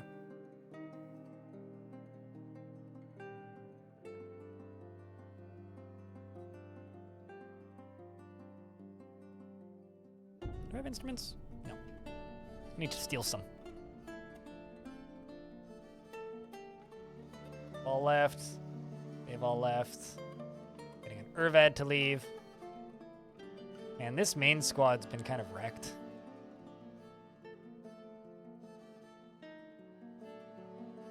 It's like walking through your memories. Yeah. No, I entirely associate that song now with just hiking. Through a bear-infested wilderness. I'm singing and we'll kill them all and scream, "We are alive."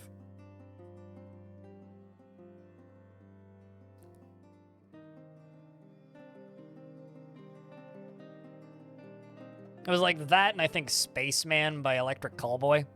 Also a very good music video. Because he's got a rocket on his back. I think is the lyric. It's one of those songs where, like, I've never actually looked up the lyrics for it. And, like, they're a very German band, and they've got really thick accents. And sometimes I can't quite tell what he's trying to say. It's like, is he saying he has a rocket on his back or a rocket on his bag? Not totally sure. But, you know, it's fine. Let's finish this entryway. This is diorite. It feels like I'm not being particularly productive, but we're just kind of at war, so... It's kind of building stuff, and, like, trying to... not die, basically.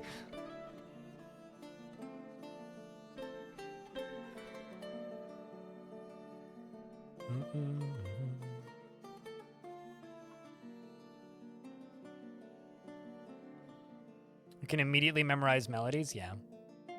I'm one of those crazy people who's listened to so much metal and death metal in my life that I can generally understand black metal lyrics the first time I hear them. It's when somebody is, like, perfectly normal sounding and easy to understand, but, like, slightly mispronounces one word that I have no idea what they're saying. It's like, that's what screws me up. Black metal is lyrics? Oh yeah. Beautiful lyrics a lot of the time. Like, I can understand I can understand Corpse Grinder and his lyrics. That's one of my, like, favorite humble brags. It's like, I can understand Corpse Grinder.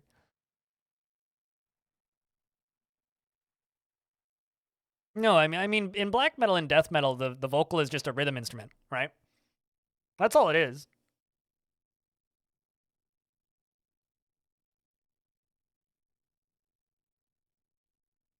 Instead of like using the voice as like part of a melody, they're using it as like an extra drum track.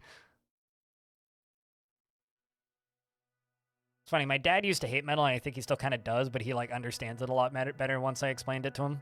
That it's like, oh no, well they're using the voices as like as a drum track.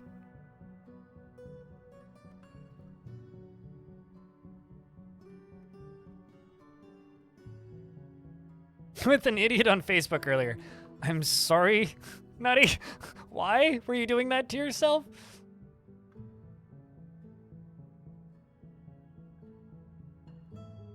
For not bothering to intonate your instruments because the meatheads that listen to metal won't know the difference. Hold on a second. Are we talking about like in metal?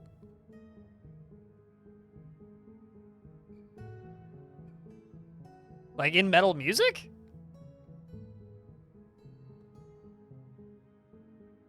No, not really. Corpse Grinder is like kind of the peak of what I can understand. And it's also just because I've listened to a lot of Cannibal Corpse.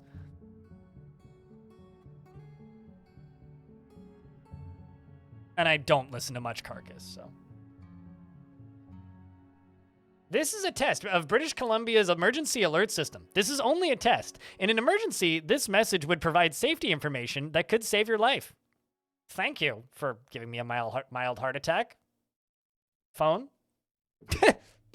Anybody else just get that? Got that about an hour ago? Okay. I mean, I guess it's happening at like 2 p.m. or whatever.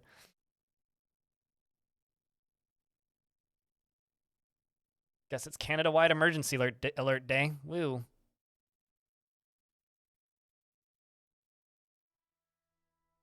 Yep, that's all. I guess there's not a lot of people in BC right now. Hi from Vancouver.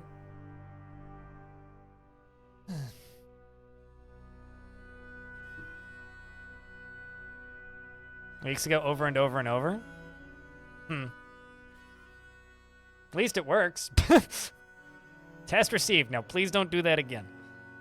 Is usually how I feel about these.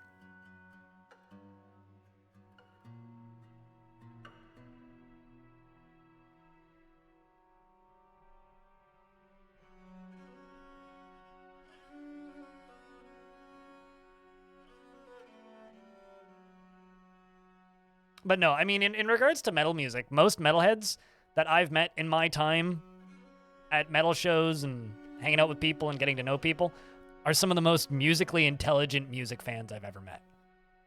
Like, often, like, it's real funny, like, if you listen to a lot of metal and, like, you know your local metal community, and let's just say you go to other types of music shows and you see the same metalheads at other music shows. It's like if I went to a like this funk jazz show once that was happening locally, and half of the crowd was like the regulars I see at thrash shows. Like, it was just the same exact people. It's like, huh, okay. All right, let's see how that, we just went and attacked, I think it was this spot, right? No, those are the dark pits. This one, the Fortress of Bad Season. We raided the Fortress of Bad Season, this location. Well, we appear to have acquired more loot, so it went well.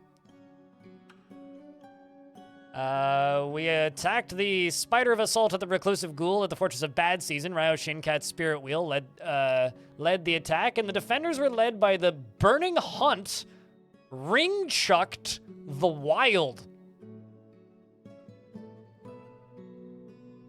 Okay. The Burning Hunt, Wing Chucked the Wild outmatched the Dwarf Ryo Shinkat, the Diamond Lens of Versus with a cunning plan, and the defenders had a strong positional advantage.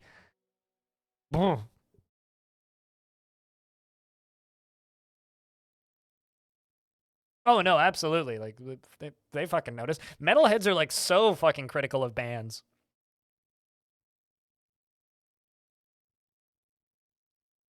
All right, so far not going great. You're being set up? I don't think you're being set up. No, I mean, okay, so yellow isn't bad. This just means that we're breaking out even. It's usually just like ladder escaped unscathed kind of thing. Nobody's dead yet. I mean, it must have gone well because we did get loot from it, right? Yeah, no, so you weren't being set up, you were being challenged, my friend. Okay, well, okay, so this bad season is bad season. Maybe we don't go to bad season. Hate basin. God, I too hate basins. Okay, let's go attempt to raise this site right here. We're gonna send all 3 squads. This site is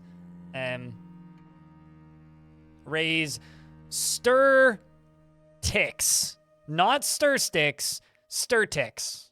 We're gonna try and raise stir ticks. So my soldiers are gonna immediately leave again. Some of them are gonna go back in and get drinks, but most of them are just gonna immediately leave again.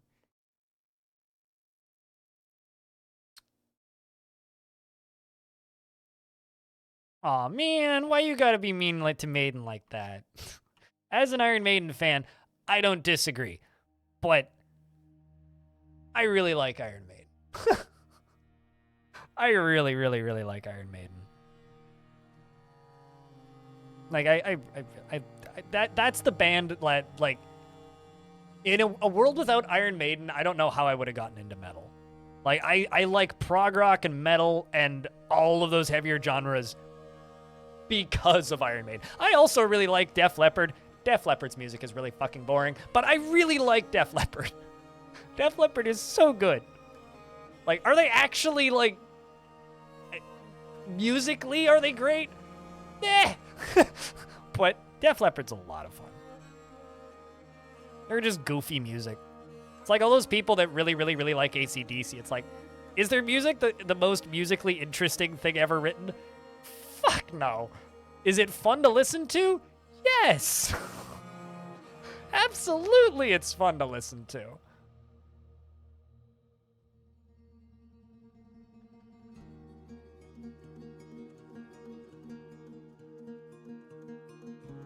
But no, I will go spend $150 to go see Iron Maiden every single time they show up here until I die. Or until they die, which will probably happen first, frankly. In fact, right now I'm like kind of debating on just dropping $150 and going to go see Disturbed on Friday. But also no, I'm not going to do it. How about Nickelback? Fun fact, I've seen Nickelback twice. I haven't paid for either of the shows. That's just what living in Vancouver does to you. If you're born and raised here, you will end up having Nickelback inflicted on you. You like Atreyu? I've seen Atreyu. They're not good, but I've seen Atreyu. I saw Atreyu, and Atreyu was one of the first shows I ever went to. It was 2007 or 8, maybe 9. I don't know. It was one of those years. I was young, and wasn't legal drinking age. We sat in the stands, and it was Bless the Fall, Atreyu, and Avenged Sevenfold was the set.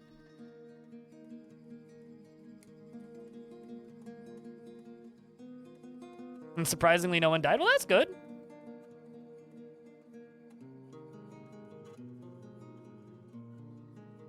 The first hardcore or like death metal or like heavy band I listened to was Under Oath.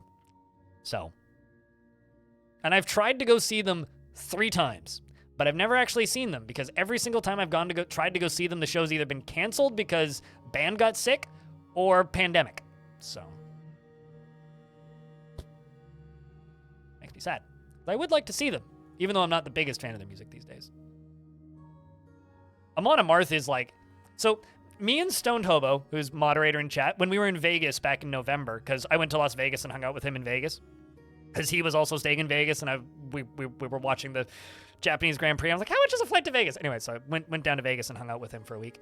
And we saw Amon Amarth when we were down there. And neither of us really listened to Amon Amarth.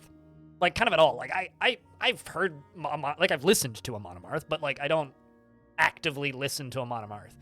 Like, I'm not the biggest fan of their music just listening to it, but watching them live is an absolute fucking masterclass in how to perfectly perform metal live. Fucking incredible show. Like, absolutely incredible. Like, those, man, such a well-rehearsed band. Like, wonderful. I wish I had earplugs. Forgot earplugs, but wonderful show.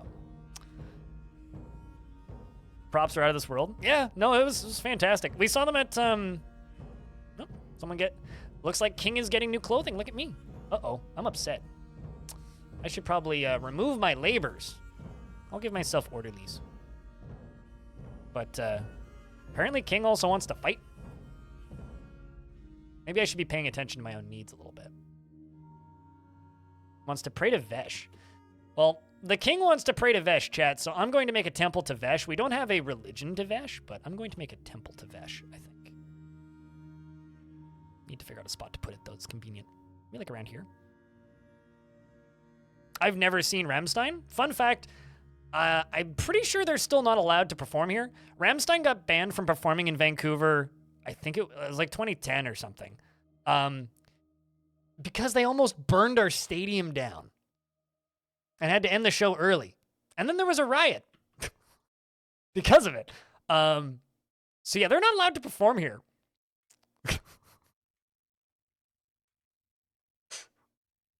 That's a pretty Rammstein thing to do.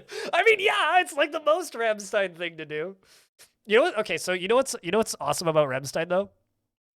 My Oma, my German grandmother, very elderly, kind of losing it a little bit, very adorable, lovely old lady.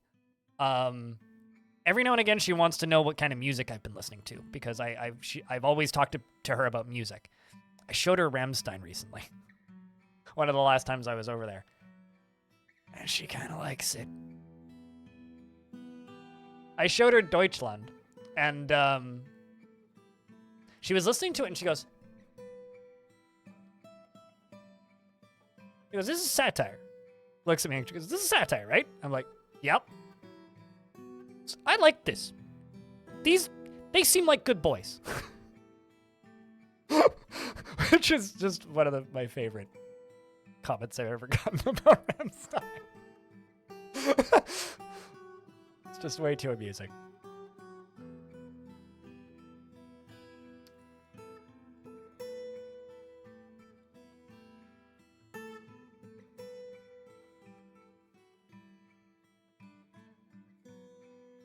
Wasn't that the stadium that required a pyrotech who wouldn't listen to Lars? I have no idea. New Baby Metal? I wish I liked Baby Metal more. Oh, wait, hold on a second. I'm not gonna open that link up, but it's on Made Me Smile, so it must be good.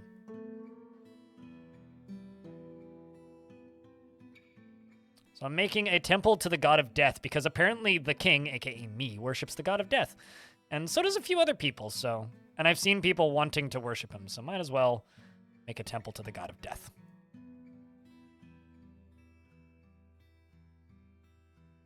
Because we are still at war, running out and raiding stuff constantly, so...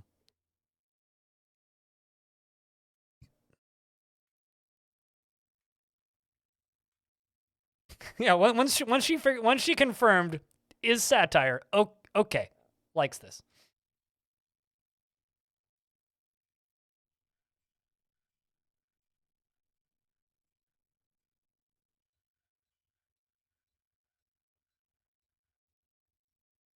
But yeah, no, Rammstein is on my bucket list. Rammstein's actually a band that I've considered flying to Montreal to go see a handful of times, but you know, I'm a idiot who plays video games on the internet, and for years played video games on the internet to a very small audience, which means that on an average month for me, I would have, like, after rent and everything's been paid and after I've put money aside for taxes at the end of the year, an average month for me was usually like I would have like $150 maybe for fun money, if that. Like, and that was on a good month. So usually it was like money was always very tight for a very, very, very long time for me. So I'm not used to being able to spend money on doing things, really. I just kind of expect that I'm never going to have any funds for anything. So every single time they've been in Montreal, I just haven't had the money to go do it. But, you know, maybe I'm getting close to that now. I still ain't rich, but going okay now.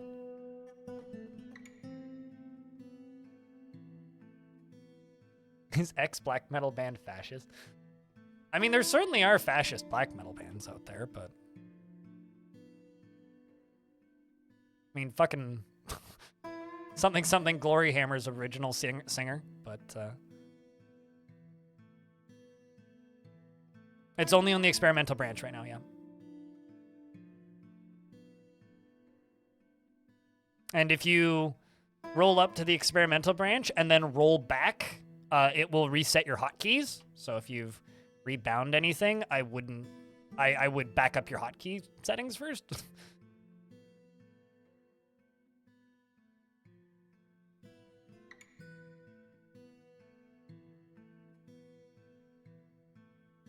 Not current Glory Hammer singer. It was the singer they booted out of Glory Hammer. Current Glory Hammer singer is fine, but it was not Angus that was the asshole. Then why did he get booted out of the band? Everything that I read was that Angus was the asshole.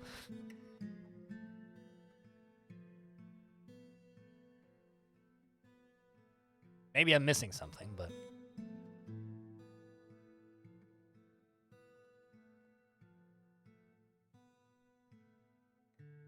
that's the consensus.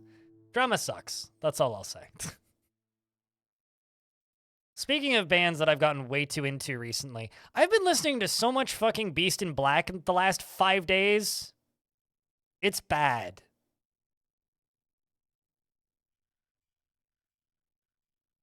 It's actually kind of bad.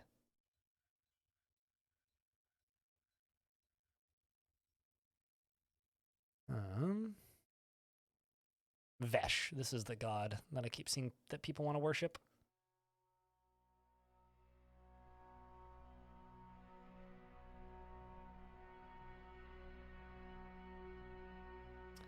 Although, shoutouts to this dwarf, Salty Tempest. Can't walk, can't use arms, needs to be fed and watered, still wants to fight. You poor dwarf.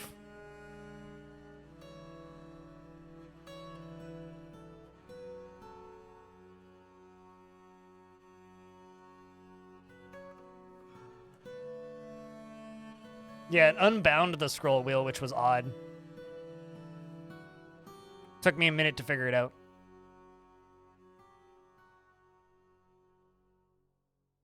We'll see you later, Nutty Wombat. Random bucket with liquid in it. Yep, got water in it. It's fine. Standard dwarf fort. I mean, obviously, you got to make sure your random liquid is cool. Obviously. Currently, it's just a shrine, but at least they can go worship there. Well, if I put more statues in here, we could probably get it up to higher value. And then someone's going to tantrum and punch the statue, and then we're going to get a were creature. It'll be great.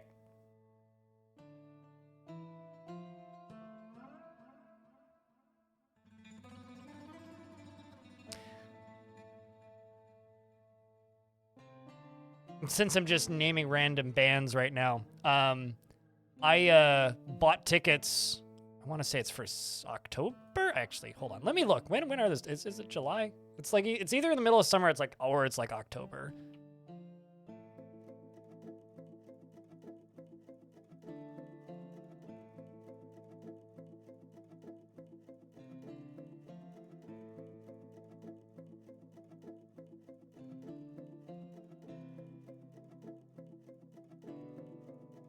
Yeah, I'm gonna go see, in July, I'm gonna go see Dream Theater, Devin Townsend and Animals as Leaders. Which, oh boy, I can't wait.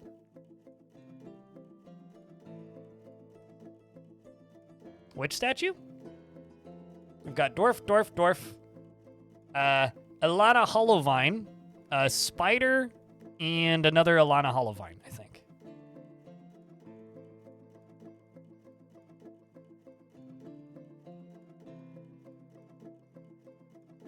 Alana Hollowvine is a legendary dingo that did nothing of value. And then this one, I'm not sure. We'll see. Looks like a... something. Strange. Yeah, I don't know what that one is. Huh. Trash Mac, thanks for the raid. How was your stream? How's things? If you guys want to see some more Dwarfy content, go follow Trash Mac. I don't know if I have any mods here. Do I? I think Stone might be here. If I have a mod, could I get a shout out for Trash Mac? Otherwise, I'll do it myself. Making a temple to the god of death, just the usual stuff. Chat, can I get a couple beers for the Raiders? But yeah, no, that's something, that's one that I'm super excited for because it's, I've seen Devi before and I've seen animals as leaders before. But fucking Dream Theater's been on my to-do list for forever. Oops.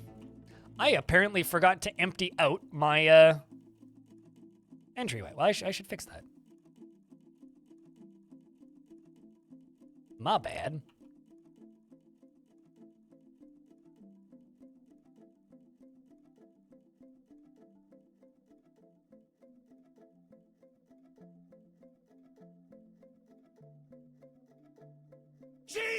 We're also building on a volcano fort. This is my defensive hallway.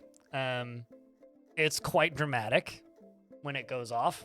It's got obsidian floors, but we're about to drain it, so apparently I forgot to drain it. But we got some weird anomalies in this fort, but we've been playing entirely on the experimental branch, and the multi-threading stuff is awesome. Clogged toilet? Kinda. No, not a clogged. Unflushed toilet. Which might be worse than a clogged toilet. In some ways. You ended up with egg yolk kind of all over your trade depot. It shows up as tradable item too. You're unsure how to remove it. Perhaps destroy and rebuild the depot. I can tell you exactly how that happens. Elves that live in good biomes, for some reason, show up covered in egg yolk from feather trees.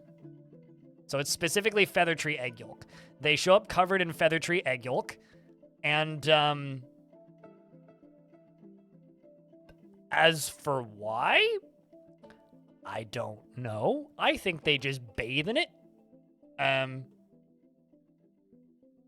But yeah, they show up covered in feather tree egg yolk for some reason. And we're just waiting for Olan to leave the map. You've left the map. You've all left the map. I think they just they use it like soap or something maybe. I don't know. Like Ramstein then. You know, elves just got a lot cooler. Hello, Paxmac. If you didn't have a dramatic entryway to the volcano fort, well, that's the back door. This is the actual front door. So the front door goes up this way. They go up and over this walkway, okay? Then they go down into here. They follow this up to here, and then it goes up to here to the guest tavern, a nice little guest tavern. And then they walk down around here, past 2 barrackses and the captain of the guard's office, and then down the ramp and up and around, and then into the actual fort. The Road? DF Mega Project? Nope. I've seen the movie The Road, and I don't remember thinking it was particularly good. But I don't think these two things are related for some reason. You know, actually, I think this might be nicer if we just knock out this wall. Because this is a library, and this is the tavern. Might as well just knock down this wall.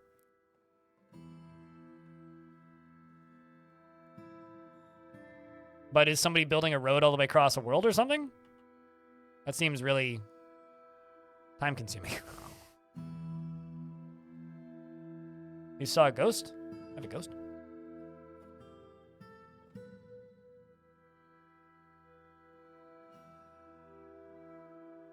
Nope, just zombies. No ghosts.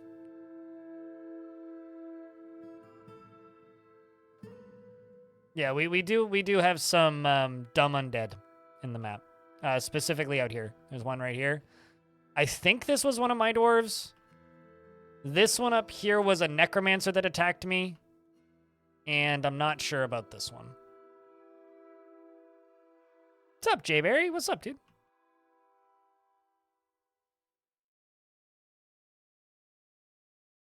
Yeah, it's based on a book that apparently also isn't very good. That sold real well? Yeah, I don't know. I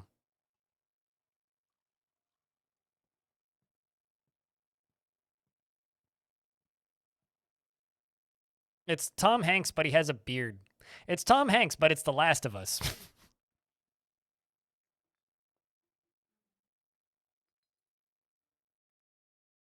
Huh. Well, sounds time-consuming and slow, but that's most Dwarven mega projects.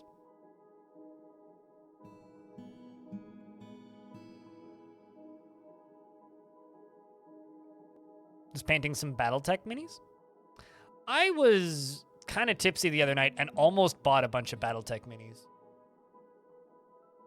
Speaking of minis, I mentioned this a couple times, and I just wanted to let you guys know that I did say no, but I got an email from a PR rep recently who was promoting a Warhammer game, and they wanted to send me a bunch of 40k minis and a starter paint set, and I was like, I screenshotted the email and shared it on my team's Discord, and I was like, guys, they're trying to send me drugs. So I followed my gut, and I just said no, chat. I said no to the plastic crack. It's not that great. It's not that it is a bad book, it's just a really depressing one. I mean, fair. First hit is free. Most drugs I've done, the first hit is certainly not free, so. Actually, I think the first time I did mushrooms, somebody just gave them to me.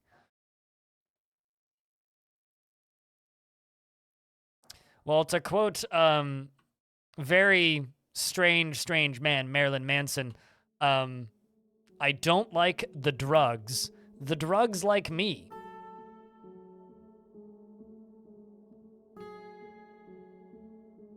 Okay, well, we returned from attacking another location. So this was us attempting to raise Sturtix.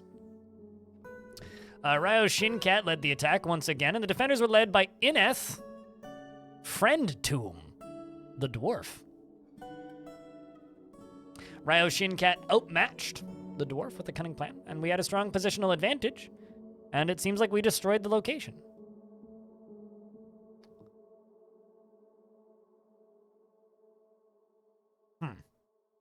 Well, that's good. On to the next one. Let's go for Sinful Bloat. We're going to attempt to raise it. Send 3 squads. Good luck, dwarves. Speaking of shows I'm glad I saw once, I saw Marilyn Manson once. I don't ever need to see Marilyn Manson again. Because I think I lucked out in that I saw him on, well, number one, that it was at a festival. He was the final act of the festival.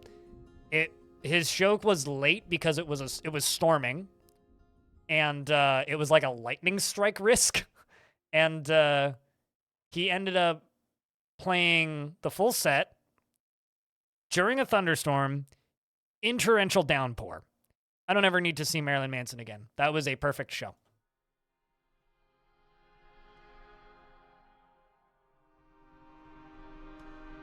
CGL? Oh, the perpetually broke, always on Kickstarter people who make the BattleTech minis? I really like BattleTech aesthetic, but I don't think I could ever get into mini paintings. Catalyst Game Labs, yeah, that's it. Raging Cave, what kind of dwarf would you like? I don't think you have a dwarf currently. I think you had one, but I think they died. Probably Peak Manson? Yeah. No, I saw him in 2019. It's definitely not Peak Manson, but...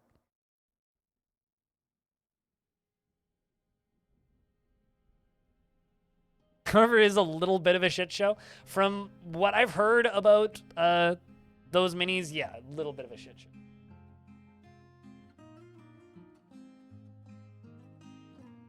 Also, I cannot express enough how sad I am that the good fine folks over at Hairbrained Schemes are not making another BattleTech game.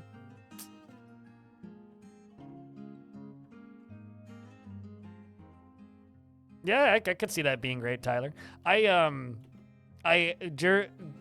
During peak concert for me, which was pre-pandemic, I was going to This is your favorite song in the OST? I was going to about 3 to 5 shows a month. Sometimes more. But most of the shows I was going to were like $15 tops indie metal shows.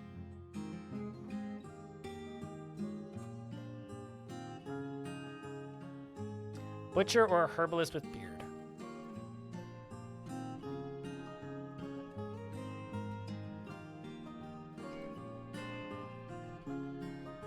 I have a thresher. It's pretty close.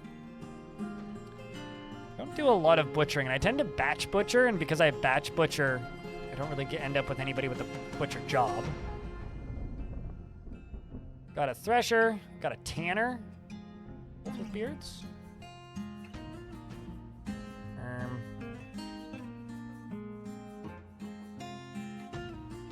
Yeah, I think those would probably be your closest to that. It's one of Vile Force of Darkness.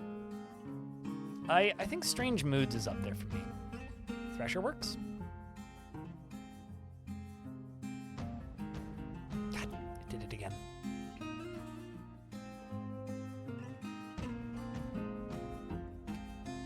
Raging Cave is not currently raging, but he does have a great affinity for language and a great intuition. He is impervious to the effects of stress and gripped by crippling shyness. He is very impolite and inconsiderate of property, and he finds helping others to be very emotionally rewarding. He takes no pleasure in his talents and appearance, and he often feels lustful. He tends to be a little tight with resources when working on projects, and he is quite ambitious. He tries to keep things orderly, and he is very humble. He lives a fast-paced life, and he generally likes a little excitement now and again. Tends to assume that the worst of two outcomes will naturally be the one that comes to pass, and doesn't mind wearing something special now and again, and is passive in discussions. He starts to drone when he's exasperated and laughs in a unique way when he's nervous. He personally believes the idea of war is utterly repellent, and would have peace at all costs, finds sacrifice to be one of the highest ideals, and finds maintaining decorum a silly and fumbling waste of time. And he doesn't particularly respect commerce, and he dreams of crafting a great work of art. He likes horn silver, copper, and tourmaline, red tourmaline, and walnut wood, and clear glass, wolverine bone, giant pond turtle shell, and the sound of the wonder of lilacs, and possible prefers to consume coyote, kangaroo cheese, and mango, and absolutely hates snails. His very long beard is braided, his sideburns are clean shaven, his very long mustache is arranged in double braids, his very long hair is tied in a ponytail. His bronze eyes are round, and he has a deeply recessed chin, and his hair is golden yellow, and his skin is dark brown. Chat, you guys have a party. I will be right back. I'm gonna go grab a sandwich.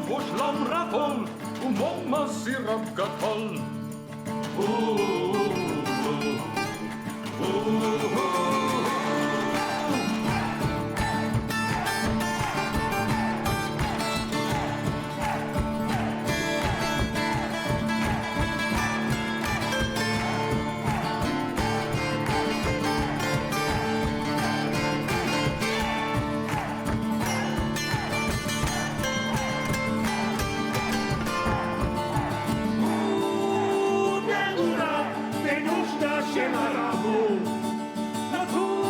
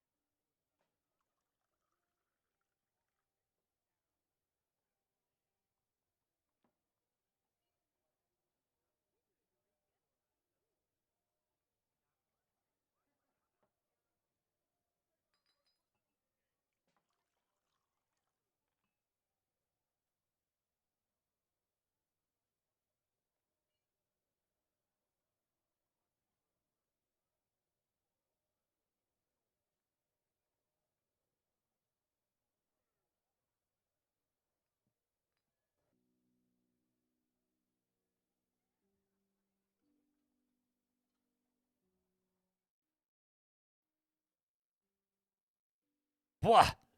Hi, return.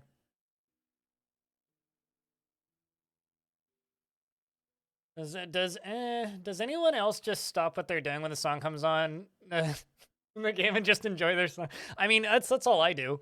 I mean, although I use it as an excuse to grab my lunch half the time. It's usually my lunch break. I was kind of waiting for something like that to happen.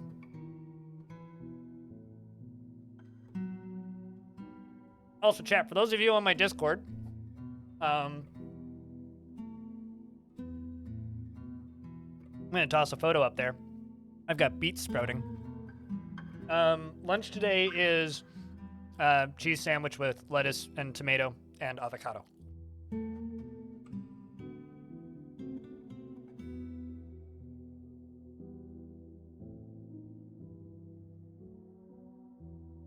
Two photos going up.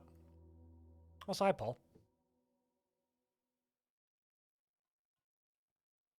Yeah, we need like 4 or 5 more tavern songs, I think.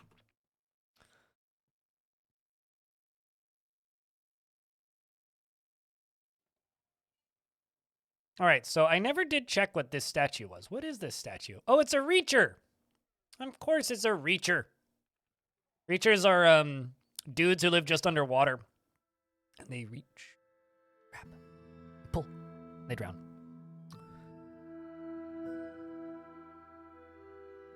And it almost happened today as well, but you shall say the.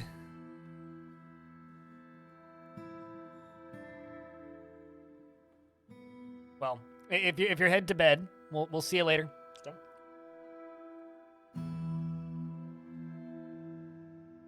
Uh-oh.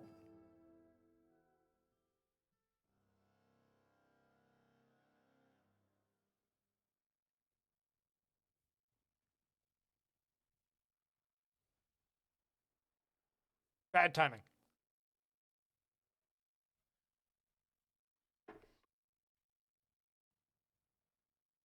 Okay, so the toilet is drained. That's not a concern. The concern is this.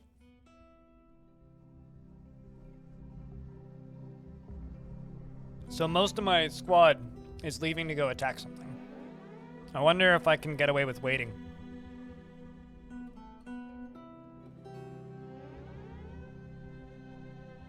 Or are they just gonna run right into them? Why are you hauling a zinc cage?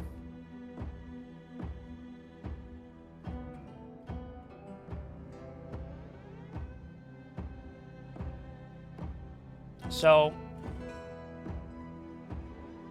do you think they're gonna let that military dwarf leave?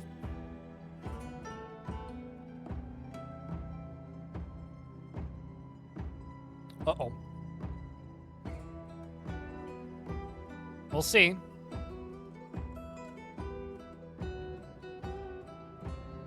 I'm going to make sure everybody's in the burrow. This is bad timing. I don't know. Might be far away from them. Far enough away from them. And then the other concern is I need them to come back. So there's Olan, Squidface, and what's the other one? For some reason Olan is hauling. Actually, can I?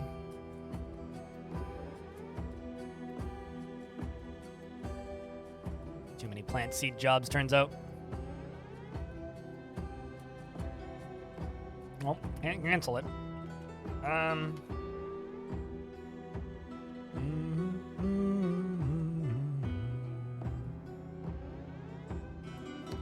Midface God is just leaving as well.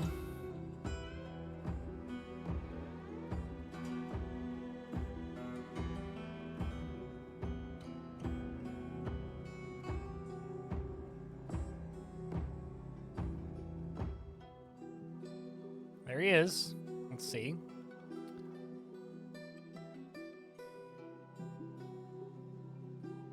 Lazy ass squid. He's a rookie, okay? He's pretty green still.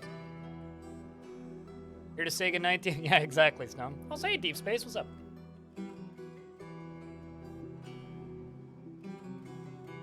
Mm-hmm. an empty cage. I think it's loot from the previous siege.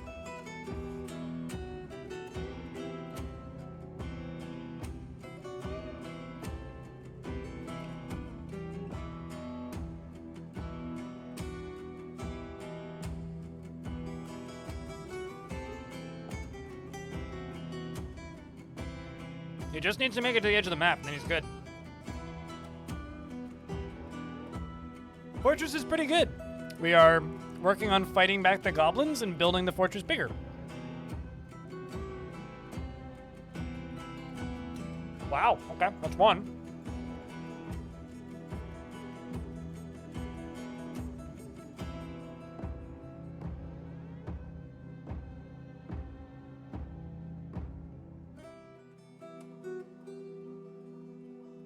So this dwarf must have just been, like, sleeping or something. Because this guy should have already left the map.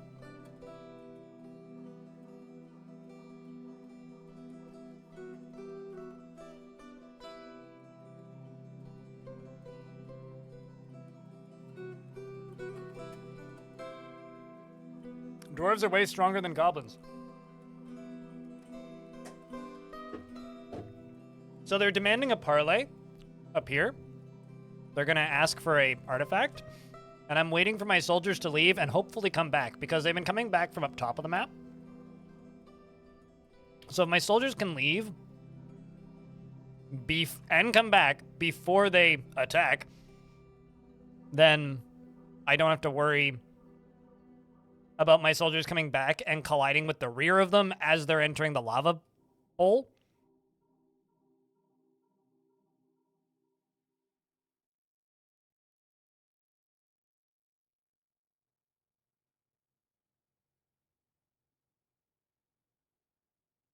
I mean, they also the strict mechanical reason why one dwarf can take out so many goblins is goblins only ever train up to skilled. They don't ever train up to legendary. If you have goblins in your fort and you train them up to, like, legendary, they can do the same thing. It's just the goblin AI only ever trains up to skilled. They never go beyond skilled. The demons train up to legendary, I think. The demons that run their faction, which is why when you attack one and there's a demon there and it just, like, kills your entire squad, that's why. I need more coffee.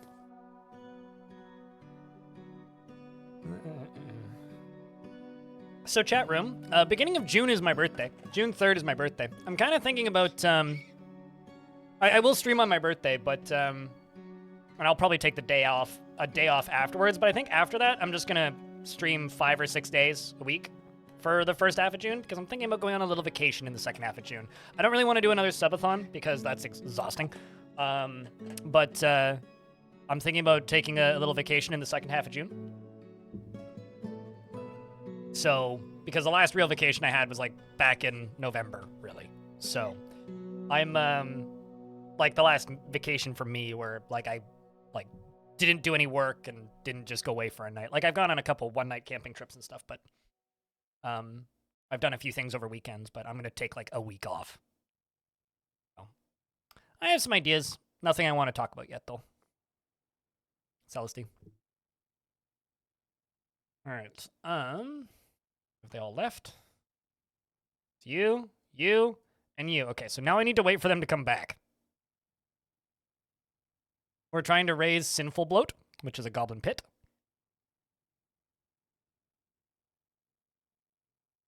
Yes and no, Tyler. I'm generally pretty open about the shit that I do, and I'll be honest, I don't think I've ever actually had a surprise visitor. I have had people DM me before and say, hey, I'm in that part of town. Do you mind if I show up? And that's fine. But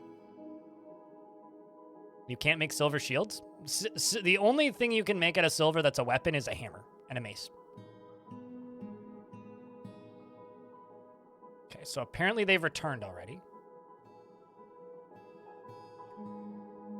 Oh, no. What a place for them to return.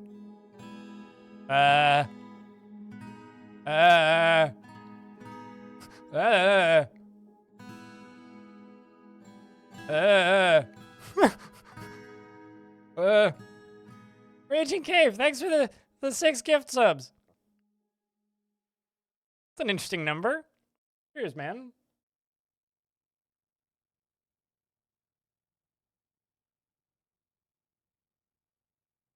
They brought a thong. A loincloth, actually. Oh. Well, I guess that answers the question. I guess they are neutral. I'm just kind of expecting them to just suddenly attack my dwarves. This guy. I was like, hey, hello. What's up? I mean, we are in a parlay right now, right? So, how many more dwarves do we have left? Just you? Okay.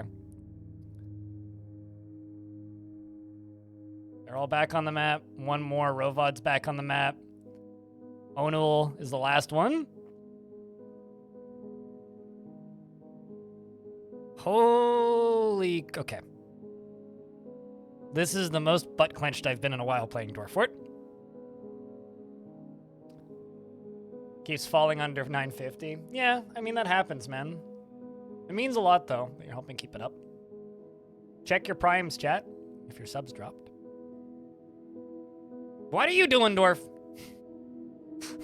This is not a very wise dwarf here. Okay, well. Content after putting on a well-crafted item. Great. Fantastic. Let's see how that fight went. My goal for this week was to get back up above 1,000, but also not really expecting to. Jerry Gord, thanks for the 10-pack. Cheers, man. Okay, so Ryoshin Cat outmatched the Goblin with a cunning plan, and the attackers had a strong positional advantage. We clashed with 9 Goblins, slaying them. We struck down another Goblin. We struck down another Goblin. We struck down another Goblin. Down another Goblin. And we struck down another Goblin and rampaged throughout and looted treasure. And I don't see much treasure, but... Okay, well, I'm gonna follow this dwarf. And once this dwarf's back inside... Oh! Ineth, Friend Tomb, and other topics. 30... We killed this person, Ineth Friend Tomb, in one of the previous sieges. Authored by Ineth, Friend Tomb. It concerns the spider assault in 225. It's a book about a battle. It's a 31-page essay about a battle. But thank you very much, Jerry Gord, for your continued generosity here. Frankly, I don't deserve you. Thank you. Okay, these guys you're hauling gold bars and you're sleeping. Asub, you may want to wake up. Because you can milk pigs in Dwarf Fort. You can also make pig cheese in Dwarf Fort.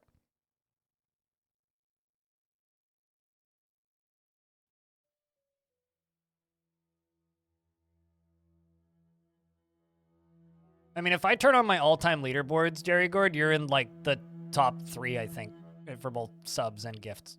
They're either in, like, the top 3 or the top 4. For subs and bits.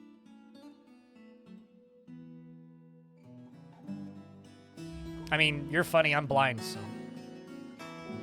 Okay, Weaponsmith has been possessed. Dwarf wakes back up. Alright. I think it may...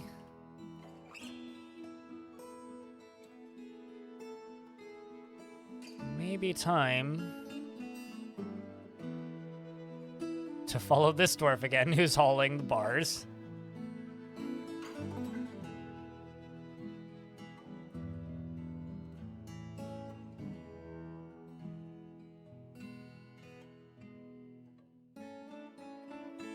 Are the premier producers of milk?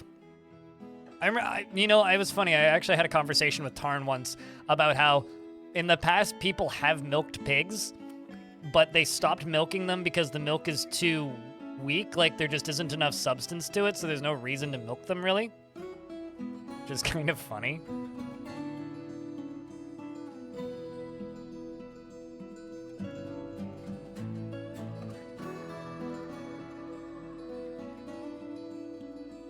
we are going to lock this gate.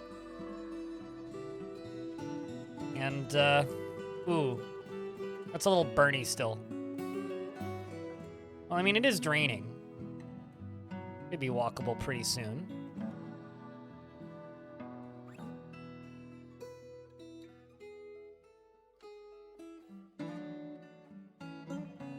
Okay, front door's shut, drain's shut, and I'm gonna deny the parlay.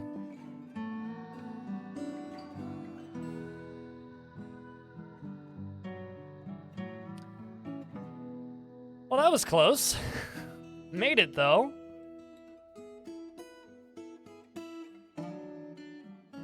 We did make it, though.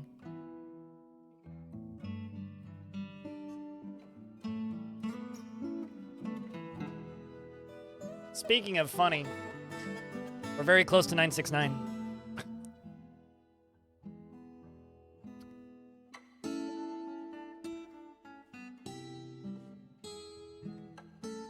What happens when you accept the parlay? They claim an artifact is theirs, and you have to give it to them, or they attack you. And they kill your mayor in the process.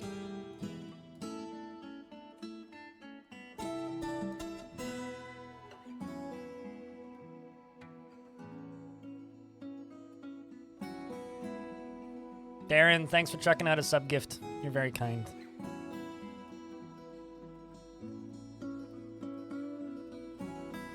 Also, hello. How are you doing, Darren?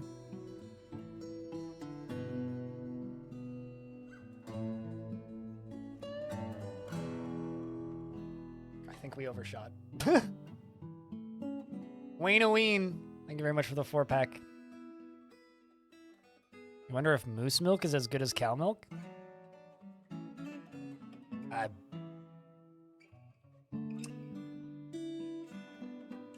Moose milk.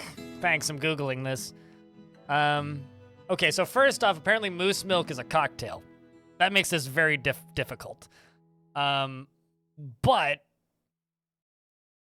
apparently elk milk is what moose milk is called. It's most commonly consumed by moose calves, and its production has been commercialized in Russia, Sweden, and Canada. Apparently you can buy elk milk here. Somewhere.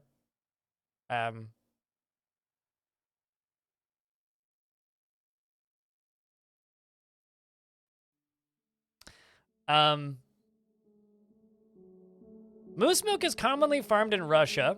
One sanatorium, the Ivan Susanin Sanatorium, even serves moose milk to residents in belief that it helps recover from disease or manage chronic illness more effectively. Press F to doubt. Let's close this. It's not the weirdest Wikipedia page I've been on today, but can you get it in bags? Fun fact, I've never in my entire life purchased milk in a bag, and I've never seen milk for sale in a bag. It's very much an Eastern Canada thing. And as somebody who's about as far west as you can get. But yeah, we're at 969. Good shot, chat. I thought we overshot by one, but no. Well done. It's very nice of you. It should be. Yeah, no, we landed on it. I thought that you overshot by one, but my math was off.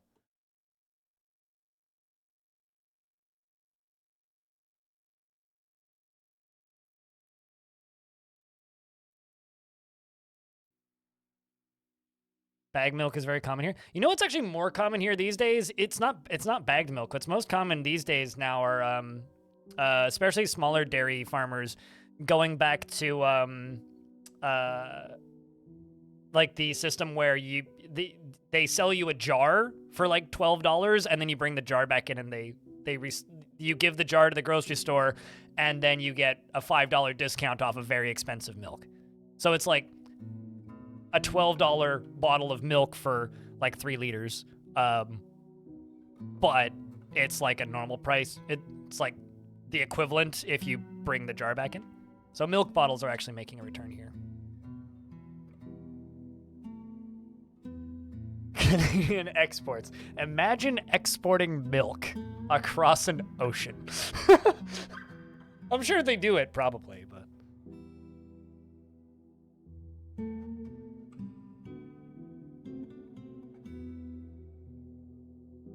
That's not milk, that's cheese.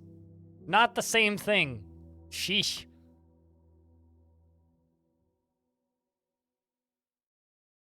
So goblins are just kind of wandering around confused, exploring things.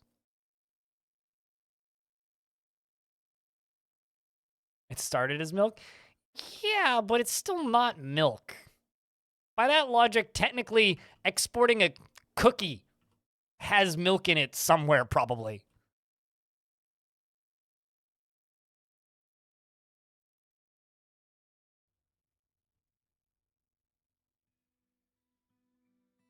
But no, I think like what you'd have to do is you'd have to powder it.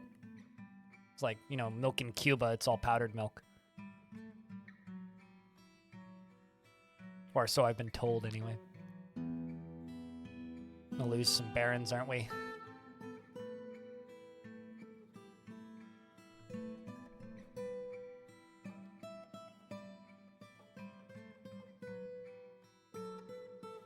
Oh, this is interesting. Felt empathy remembering seeing a goblin's dead body. Foul G. Feeling empathy after seeing the dead.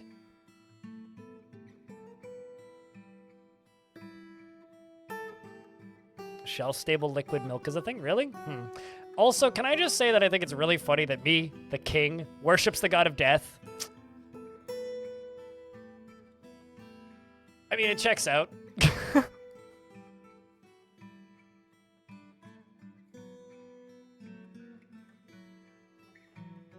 Also separated from a loved one. Checks out.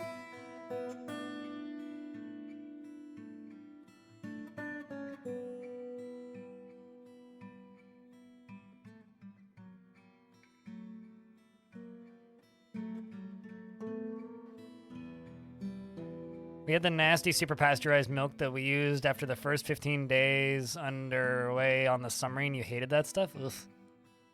So are you saying that the days in the submarine got better as soon as you stopped, like, you know, being in that situation?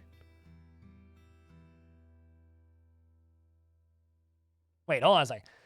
Oh, sorry. Twitter just informed me of something dumb. They're making a sequel to Beetlejuice?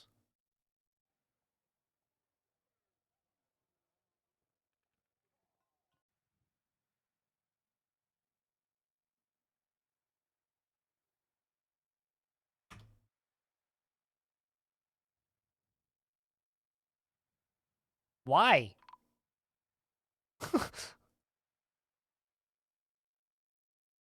Oh no, a peasant was found dead. We just lost a noble, probably.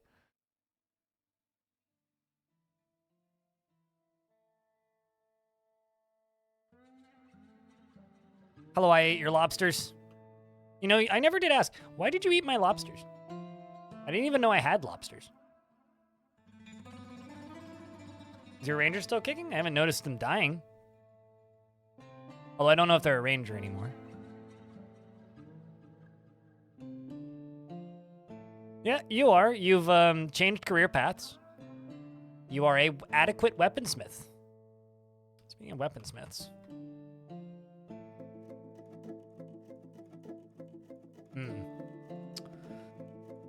I need bones.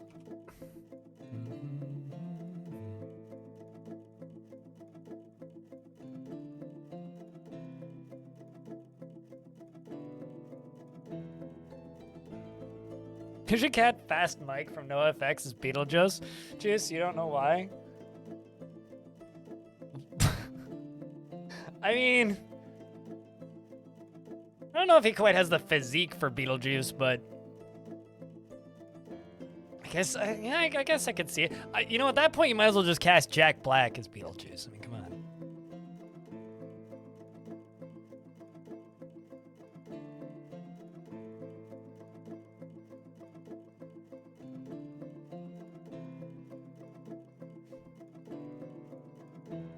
You eat lobsters because their natural competitors are very insecure. Okay.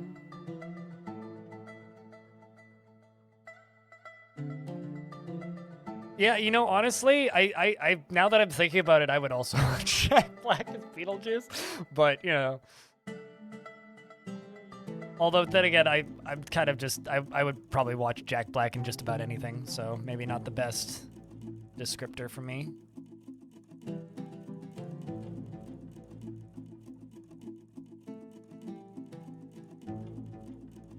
just opening it and closing it to maybe speed this process up.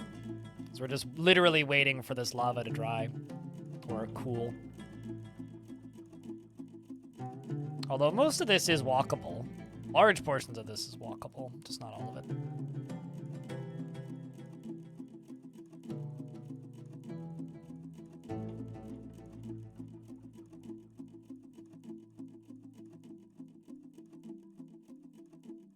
It's just what you want, Merlin Bow. It's like watching paint dry. Literally, yes. Dwarf Fortress streams. It's halfway between super entertaining, engaging content and watching paint dry.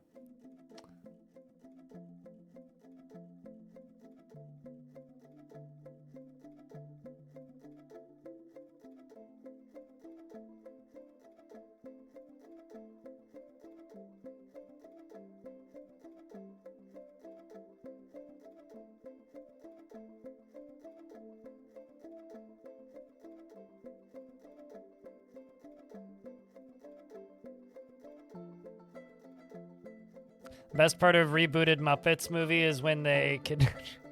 I never saw that movie.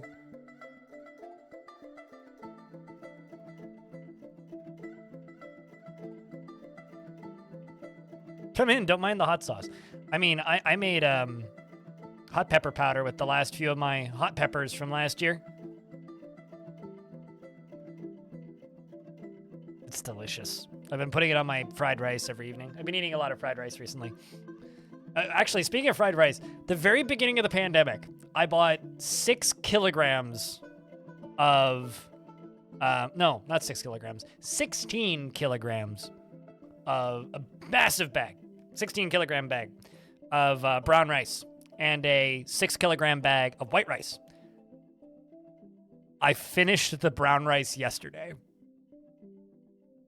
And I bought them in spring 2020. So, pretty good, frankly. Fans? No. Do I watch Red Letter Media occasionally? Yes. I don't seek out Red Letter Media, but I do occasionally end up watching Red Letter Media. I'm gonna go buy another bag, though, because, like, it was good rice, and it was, like, $12. I think that's a slight exaggeration. It's closer to, like, 30, but still, like, pretty good value for your money there. They're doing something? They're visiting? A criminal's visiting. Goblins, go get him. Rice and potatoes, super cheap. 3 years ago, it was like, yeah, it's probably 75 now, actually. I'll go buy another bag this weekend and I'll report back as to how much it cost.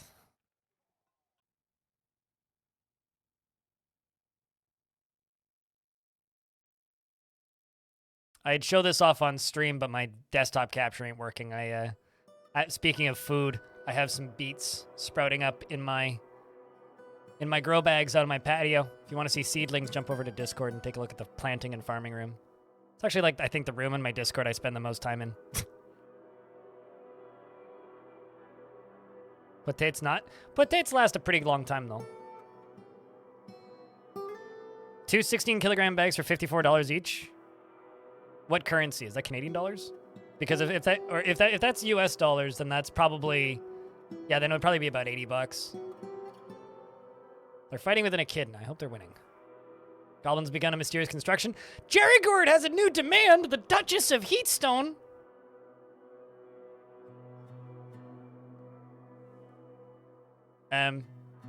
She wants a fine pewter statue in her tomb. And a fine pewter sarcophagus in her tomb. You needy son of a... I have 1 fine pewter bar. 1.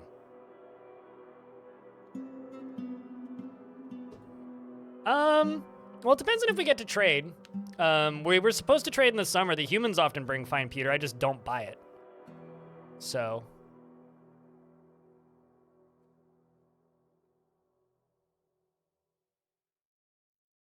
Someone's going to jail then? Maybe. Okay, I think this is almost entirely walkable. So that's good. This whole layer is good. That's good. We are legit just... no, I think actually this is entirely enterable. Where are Gubbins?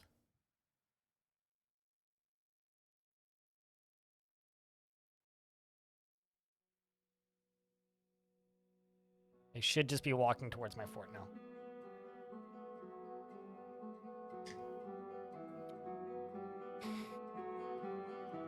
It's Nerev and the unnamed goblin we have in the fort that keep ending up in prison. God, I have so many goddamn visitors in this fort. This is actually a pretty small siege.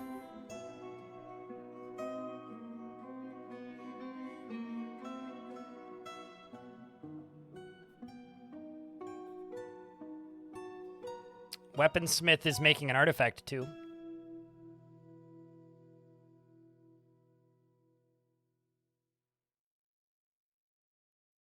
Yeah, Tame who refuses to pick up clothes.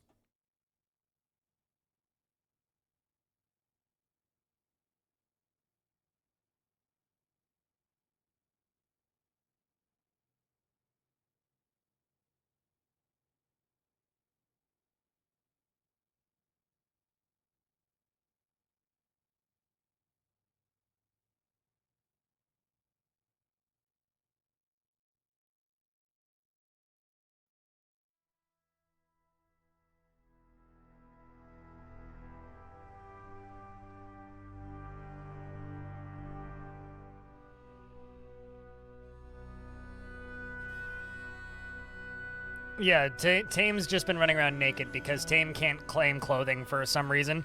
Because Tame refuses to join my faction? Or hasn't asked, although Tame's probably spent too much time tantruming. But it's because Tame has no thoughts, because Tame isn't a goblin. Tame is a tamed creature, which, I don't know. Happy Hump Day? Happy Hump Day! Thanks for putting the Humpty Dance in my head. Oh no! It was a noble. Run away, noble! Run away, noble! Run away, noble! You stupid noble! You big dumb noble. Gosh darn it, noble. The Baroness Consort of Loverpage has been found dead. I mean, you didn't have to be outside. That was on you. Tisk.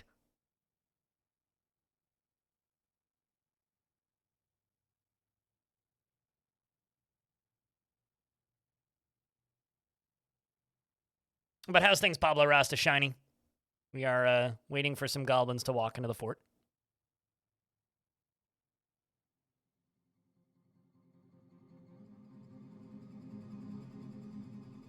So, for anybody who doesn't know what happened with the Tame Goblin, the Tame Goblin was just a random goblin visitor I had in my fort.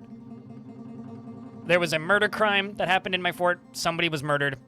And, oh my god, that's awesome. And I accused a random goblin of committing the murder. So, accusing random goblin of committing the murder apparently made the goblin become part of my faction and also tame. Anyway, Olin, the weaponsmith, has created Biceketin, a silver mace, and offers it to the armored boots. Well, I'm taking that. My king, me, wants to train, so why don't I give him a mace?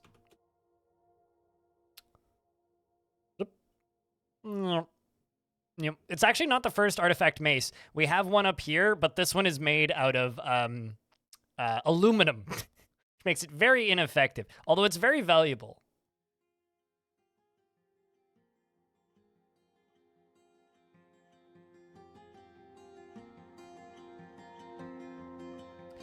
This is a silver mace. All craft store ship is of the highest quality. It is encrusted with rectangular basalt cabochons and studded with silver, and decorated with beak dog leather and pigtail. It is encircled with bands of cushion brimstone cabochons and beak dog leather. On the item is an image of Rovod Slingclench, the dwarf in beak dog bone. On the item is an image of clouds in Salphorite. Clouds yourself, all right? Beautiful. Like a bunch of crushed Coke cans taped together. That's kind of what I was thinking. Like, you know, you wouldn't want to be hit by it, but like, Someone else described it, though, as like an aluminum baseball bat, which is maybe I'm back on the side of, ow, that would hurt.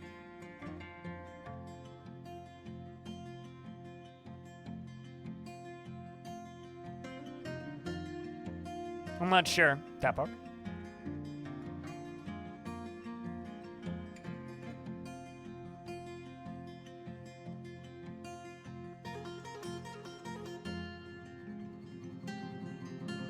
Image of Rovod, Singcloth, the dwarf, and Beak Dog Bone. Yeah, I don't know who Rovod is.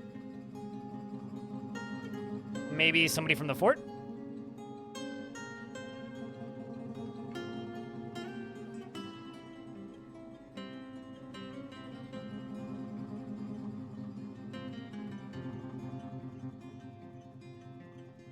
Nope, that's Rovod Portal King.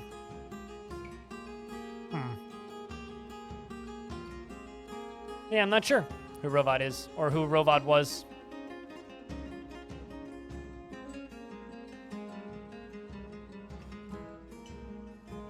Should just leave the game going so that I can see.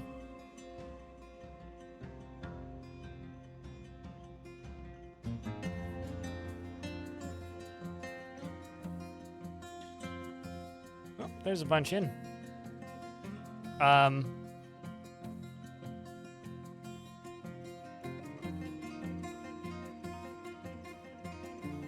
Why is there goblins? Oh man, where's that mine? Did I have dumb soldiers leaving the map?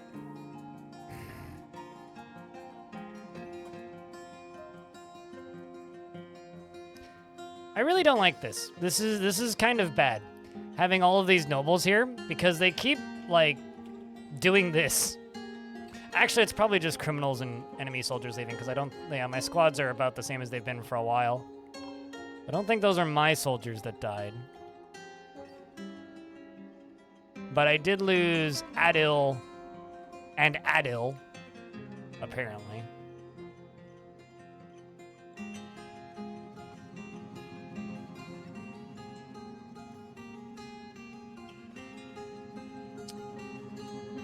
Sling throwing competitions? I don't think so, no. They don't have any competitions in Dwarf Fort, outside of Legends mode anyway. You might want to run there, or don't. Good for you.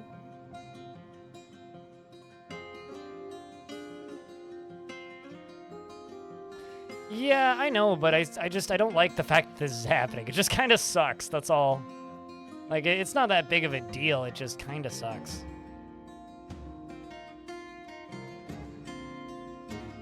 Basically, train cardio if you're going to take this exit, because if there's goblins coming in, well, you're either going to get lava dumped on your head, or you're going to get stabbed to death.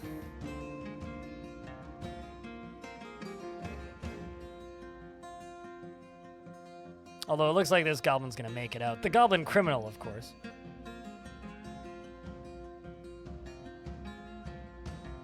Hold on a second. Oh, for a second I thought this goblin had 2 dresses on. I was like, wow, you must really like dresses.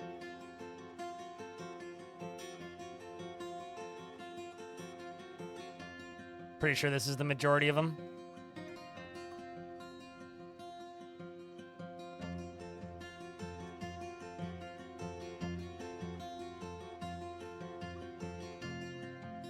Maybe we'll get the criminal while we're at it. Oh, come on.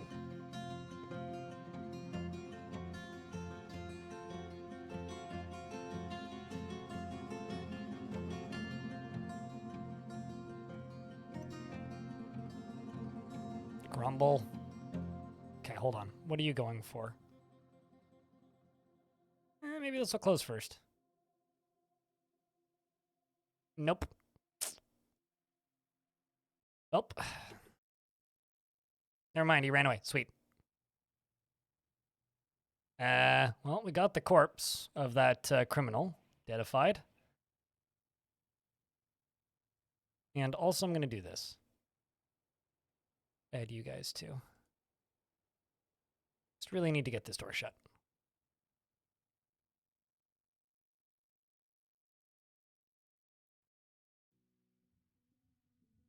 Hello, Muffin Drake.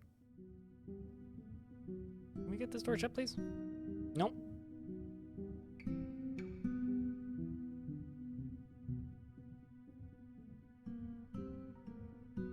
And before we, like, crush all of these guys right here.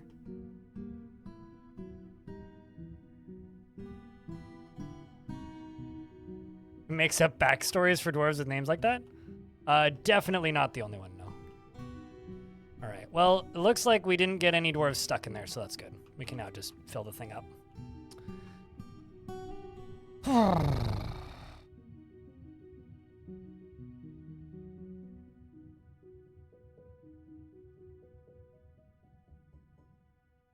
Well, what's going on, Muffin Drake?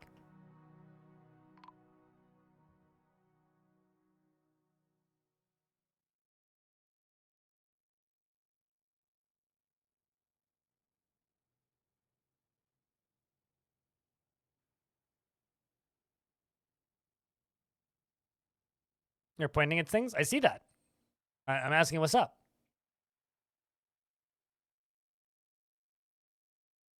Oh, it's going fine, yeah. Just lost some dwarves, but, you know, worse things have happened.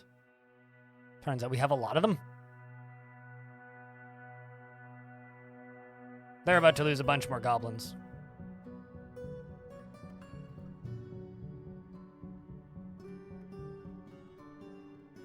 Like, a lot of goblins. Like, I would not want to be these goblins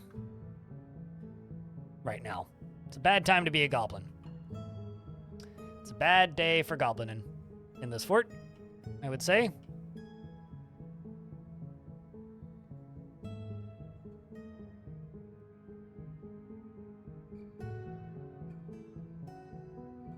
Kill the goblin who got in, did I not? But I did. Or rather, no goblins got in. It was just the one that was right here, right? I don't see no goblin.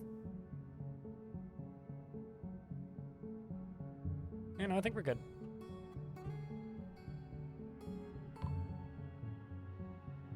No bro doing died somewhere in this mess. Friggin' suboptimal piece of crap situation.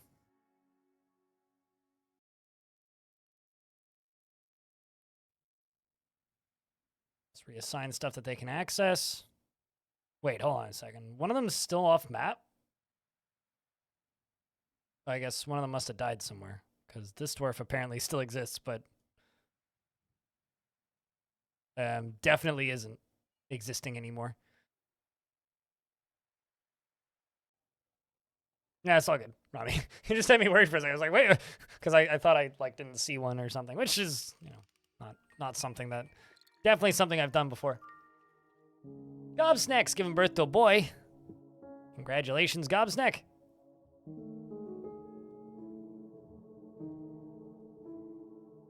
At least we have built-in cremation for our mistakes.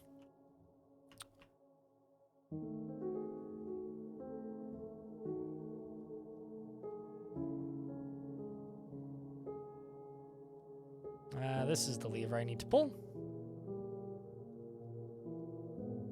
That'll open the front gate. You just come back? Oh, we are dealing with a siege. This is me dealing with a siege over here. Like this goblin right here. And then about to be this goblin. Oh, maybe not. He made it through. How about you? This one? No, okay, he made it through. How about these ones? I mean, the lava is just dumping down from up here, so it's only a matter of time before they can't even walk back and forth. And then this is continuing to fill right here. And that's filling over here. Yeah. The entry is in the lava side or just like the main entry? Because I'm really happy with how this main entrance turned out. Main entrance is lovely. Still got some walls to pretty up like this bottom side and a few other places, but thank you.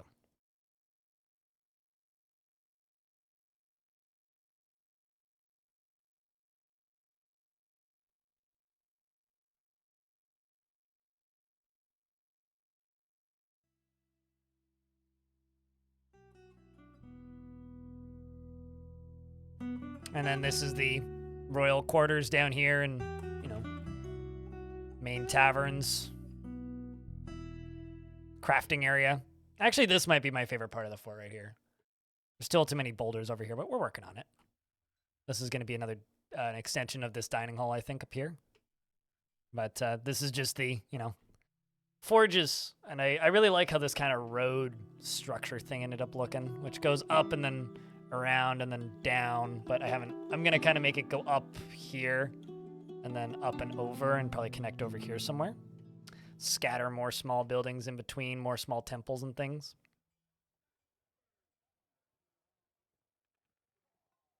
But I got to get more soldiers into here.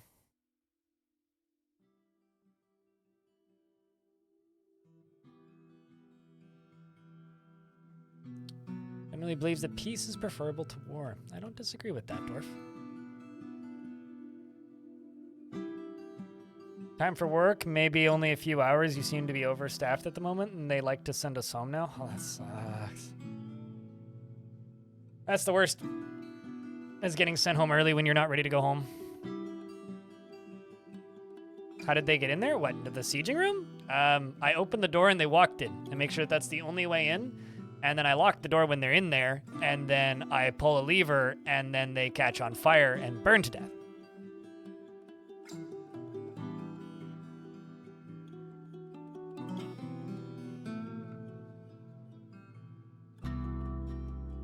Hello, Celistaris. Those things.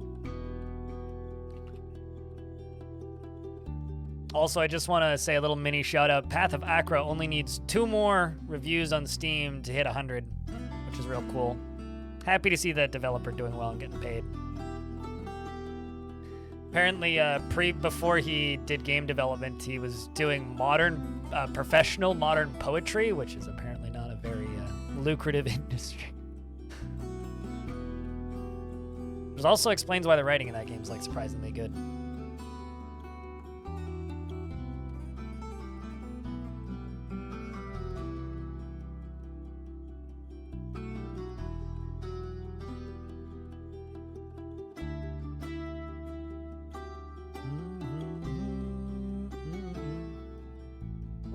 Was someone's a strim pet? What's happening?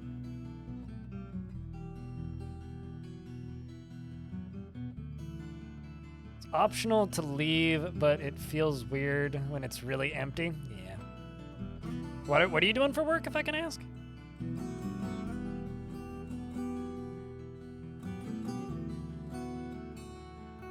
I used to often just be like super happy when I got to go home early from work, but once I got to the point in life where it was like, oh, yo, I need to pay rent. It stopped being so nice, you know?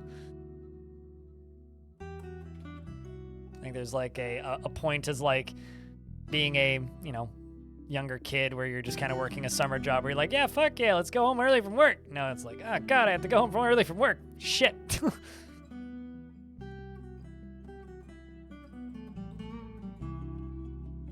Yep, still in the volcano. Quite happy with this tavern. That's fair.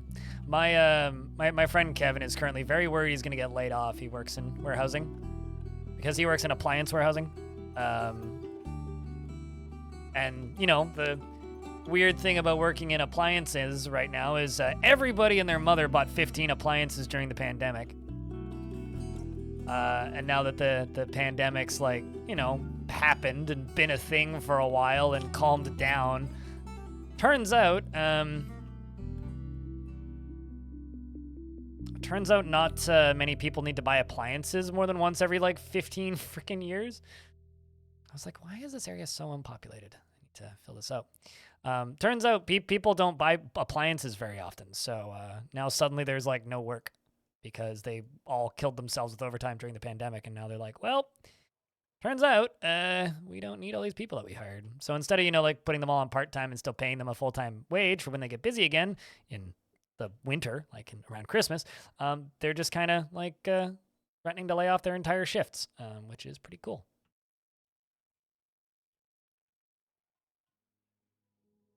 So they're getting the like, yeah, we'd love to keep all you guys around, so you better do overtime. So another camping trip got canceled because we were kind of considering going camping. Then he's like, kind of need to stay employed, so taking days off right now, maybe not wise.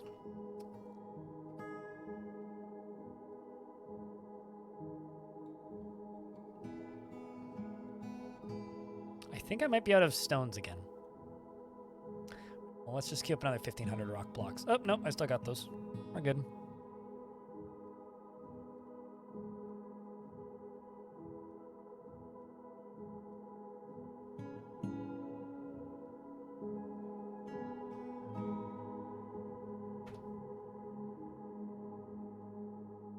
You hate working in a commerce company?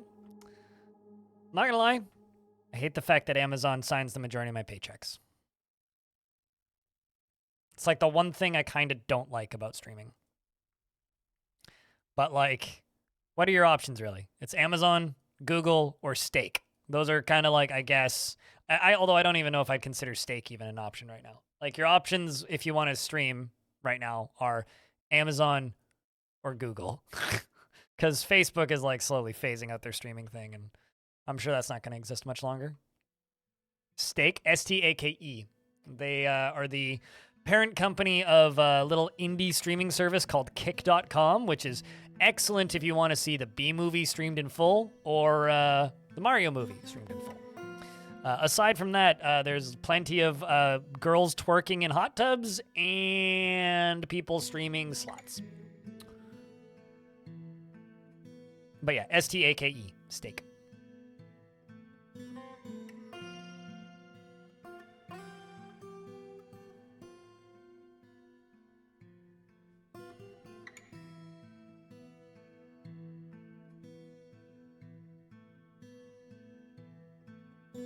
Which is, in my opinion, probably the next company to pull the equivalent of an FTX.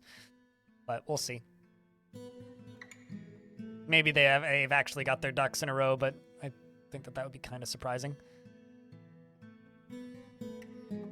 Let's do that, and then pull drain, and then pull this.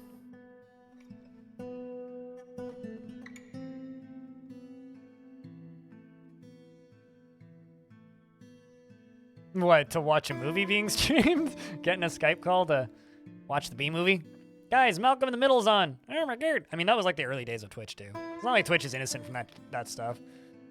We had all of that crap back in the early days of Twitch. I mean, heck, it's still happening on Twitch. You just gotta dig, and it just gets removed real quickly, generally.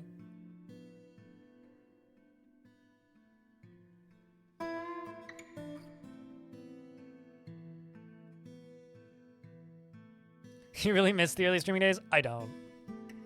As somebody who was streaming in those days, I don't miss those days. Twitch sucked up until the Amazon acquisition, really. Like, generally. Just because, like, if you weren't a partner in the old days, you didn't have transcoding, and you didn't have, and you had a delay at all times. So, streaming with a 30-second delay made streaming almost entirely impossible, which wasn't pleasant. It sucked. I really, really, really don't miss those days. I miss some of, like, the early, like, culture stuff, because some of the early culture stuff was a lot of fun. But also, like, I think a lot of that is rose-tinted glasses. Like, I think a lot of people look back on those early days and go, oh, man, like, the community was so good. Not really. It was a bunch of fucking shitbags. Like, there was a lot of assholes back then streaming. And, like, people complain about, like, lack of protections now on Twitch. Like, oh, boy. In the early days, it was the goddamn Wild West. You know, we were talking about we were a minute ago. We were talking about like, or back at the beginning of the stream, we were talking about like streaming services and all that stuff. And I was reading this page on the wiki about dangers of streaming, where it's just talking about how like people have been swatted and it's like suicides have been streamed and sexual assault and stuff has been broadcast, and it's like, and abuse has been broadcast. And it's like, yeah, but like the number of people streaming versus the amount of the frequency at which that happens is it's a micro percentage of people that happens to, and it's like outside of, you know, just like somebody saying mean words to you on the internet, which who cares? It's the internet. People are gonna do that. And like, the platforms in general and safety and everything about Twitch is better now than it was back then. But there are some things about it that are kind of, I don't know, amusing in hindsight, I suppose. Like back in the day when Twitch had a random button. Me and a friend of mine, who I never actually met learned his real name, but we used to just sit on Vent, and we would just hit the random button, and we would have a race to see who could find porn first and get it removed, because like Twitch was like people were just streaming whatever, right? And so we would just like hit the random button until one of us found porn. And then we would report it and see how long it took us to get banned. And we would have races to see who could, like, get channels banned first. It was pretty fun, actually, back in the day. But, yeah, I don't know. It's good times. And it was, like, constant. Like, you'd have to hit the random button, like, maybe 5 times.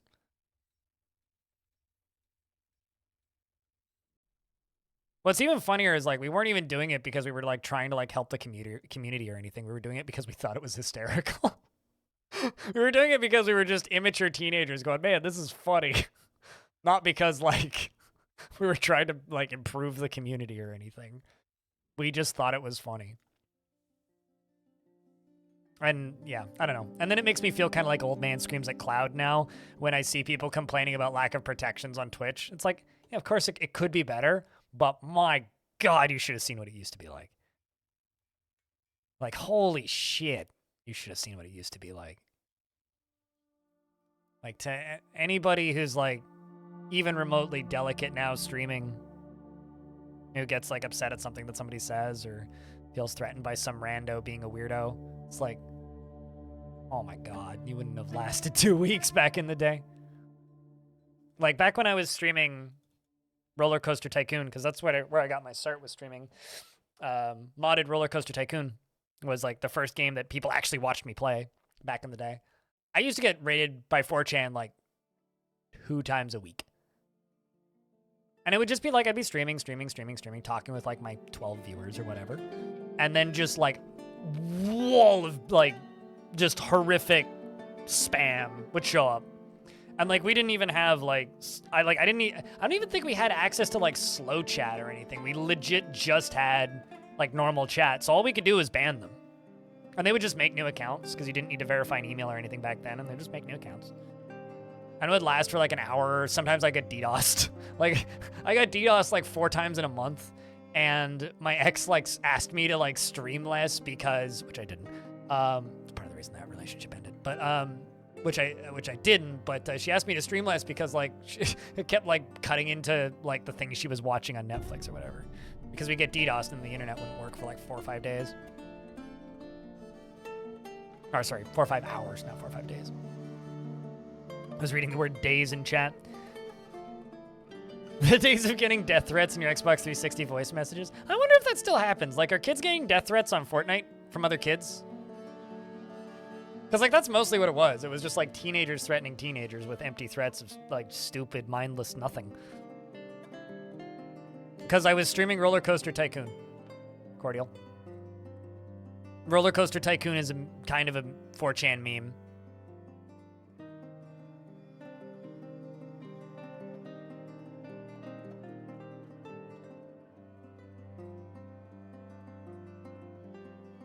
And it kind of got to the point where, like, when the 4chan kids would show up, I would just like play Rick Roll, and like meme along with them The first handful of times it happened, it was kind of awful, but after a couple of months of it, we kind of got used to it. And instead of just like, you know, I don't know, getting mad or whatever the fuck you do with that and banning people, we just kind of, after a while, just kind of started rickrolling them and shit. And then they just kind of left. Got a death threat yesterday playing Vermintide? Hold on a second. So was this kid like unironically like really mad? Or was this like an ironic death threat?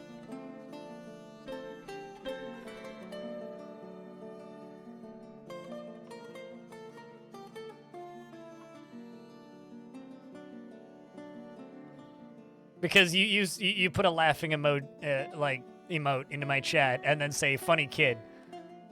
I'm curious now. The infamous hacker known as 4chan, yes. The infamous hacker known as 4chan. Childish prankster, more like.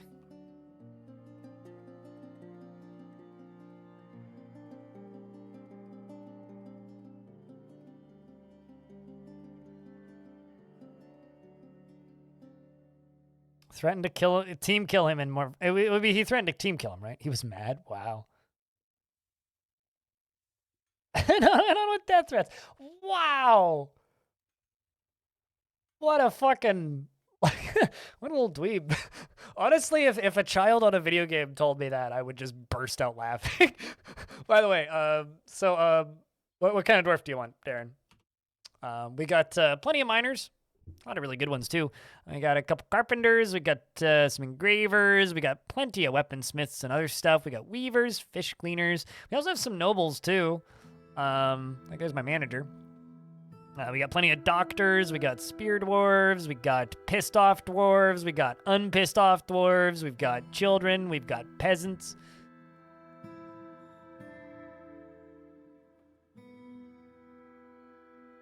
You got a door with a hole that needs replacing? Wow. Glassmaker? I don't have any glass industry going right now. I do have glass stuff set up. I just never actually made it work. I have a glassmaker. I do. I've got Zephon. Would you like Zephon? It's a lady dwarf who's 81 years old, glassmaker. A creative impulse is so valuable, she says. Do you have an undertaker yet? Dwarves don't have undertakers. Undertaker is the person who buries bodies, right? It's not a career choice in Dwarf work.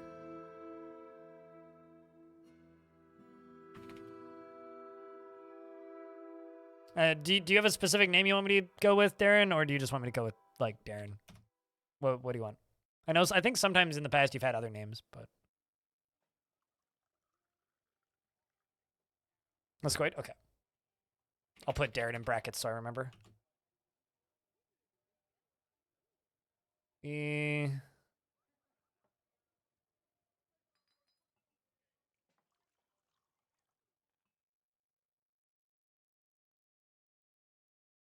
Remember? All right, there we go. You're meditating on longevity. Much smarter than me meditating on death. She is concerned with only matters practical to this situation at hand, like longevity, with absolutely no indication towards abstract discussion. She is unbelievably stubborn and will stick with things even if the most futile action once her mind is made up. She's inattentive to detail in her own work and rarely tries to assert herself in conversation. She is very impolite and inconsiderate of property, and she has a tendency to go it alone without considering the advice of others. She is somewhat fearful in the face of imminent danger, and she tends to assume that the worst of two outcomes will naturally be the one that comes to pass. She exhales sharply when she's angry and needs alcohol to get through the working day, and likes working outdoors and only grumbles mildly at shitty weather. It's a career choice in your forts. Fair enough. As in the... Okay, I mean, if you're talking about the wrestler, do I have wrestlers in my fort? No, I give my soldiers weapons.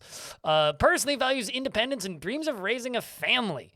Likes sandstone, platinum, rubicile, green glass, giant polar bear tooth, and the color orange. Blow darts and... I was going to say, can I tab it over to this camera? No, the duck is like off camera so you guys can't. See that orange blob? That's an orange duck. She likes this duck. And the sound of the meandering mother, and when possible, prefers to consume char, yak cheese, and muck roots, and buckwheat beer, and absolutely hates lizards. Doesn't like the lizards. Incredibly tough and quick to heal, and has a high squeaky voice. A lot of them have high squeaky voices, which is kind of hysterical. Like, these dwarves have high squeaky voices. What's going on? Her round, wide-set jade eyes are deeply sunken. Her hair is clean-shaven, and her nose is extremely short. And her burnt umber skin is slightly wrinkled. Her hair is umber with a touch of gray. And I don't know how this dwarf never came back, but this dwarf never came back. So I'm going to remove them from the squad. So this squad and this squad. So we're going to send out these two squads and crew up the top squad. Let's go destroy some more sites, shall we? We're going to go hit Sinful Bloat again and openly attack and destroy site. We're going to send those bottom two squads. And good luck, dwarves.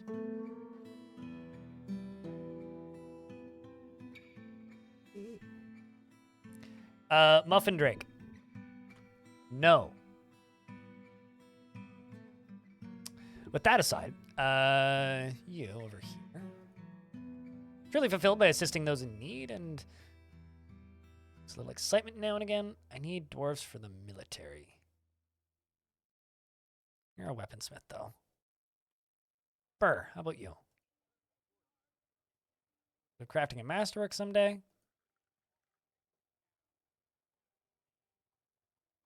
You know, I talk about something shitty that is not a positive memory about something that I used to hate about this website, and you're like, name a dwarf after that thing. No, thanks. That's not how I deal with trauma. I'm happy those years are behind me. An active sense of humor often feels discouraged, has a tendency towards forming deep emotional bonds with others. Finds those that develop skill with weapons and fighting distasteful. Well, I'll give you a pickaxe. Do something useful. Attis, how about you? Dream of mastering a skill. Constant state of internal rage. Crypt beer, crypt comfy. Habitual! Dude, what's up? How things been?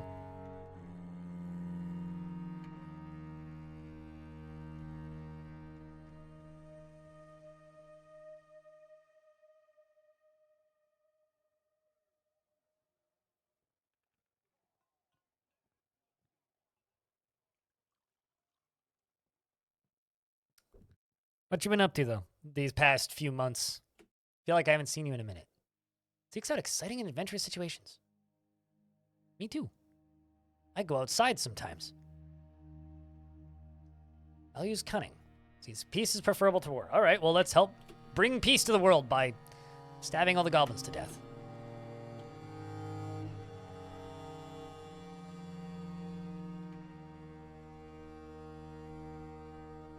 Things have been. Life continues, as the dwarves are. Yep. Well, it's good to see you around. Thank you so much for keeping that sub alive. You know, it's kind of funny. There's some people actually, I think, or maybe not, I think, who watched me before Steam launch, who I haven't seen since the Steam launch. I used to have the occasional person who would be like, I will stop watching you if your channel grows too much. And like, they were all correct. They all stopped watching me. And sometimes I see them in much smaller streams, and I'm like, man, why you gotta be like that? Like, we're still friends, right? That's something I said.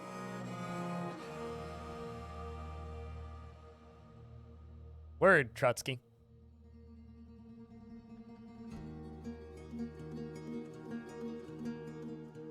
Training up a new squad for here.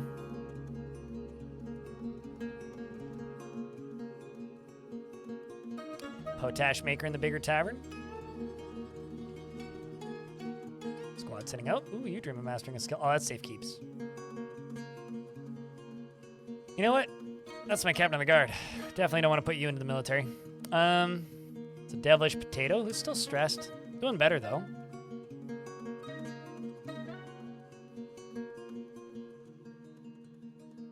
Oh, a new dwarf immigrated to your fort, and she's a vulgar being who doesn't even care a lick. Yeah, that's always a good sign. Although I quite like dwarves that have that description. It's like, yes, you're the lovable rogue, a vulgar being that doesn't care for civilized living.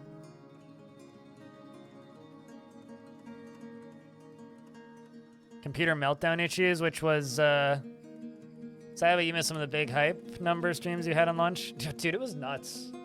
Like, all of December, we had an average concurrent view count of, like, 1,100 every stream. I missed that a little bit. It was fun. It makes me just a little bit envious of all of those big channels on Twitch.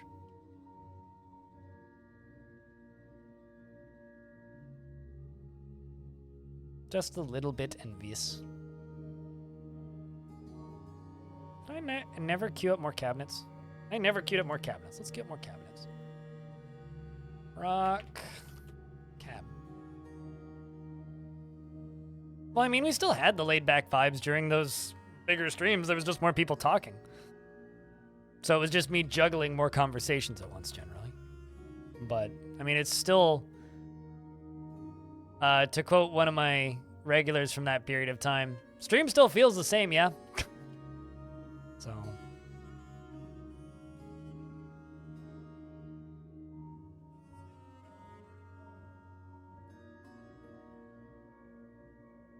Same vibes, just bigger audience.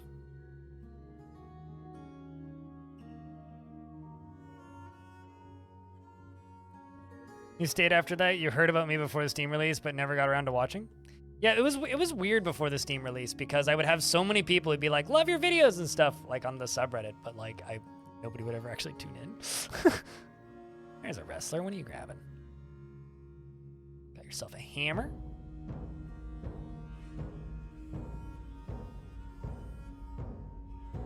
Oh, are you sending me? Ooh, you're sending me DMs. Bruh.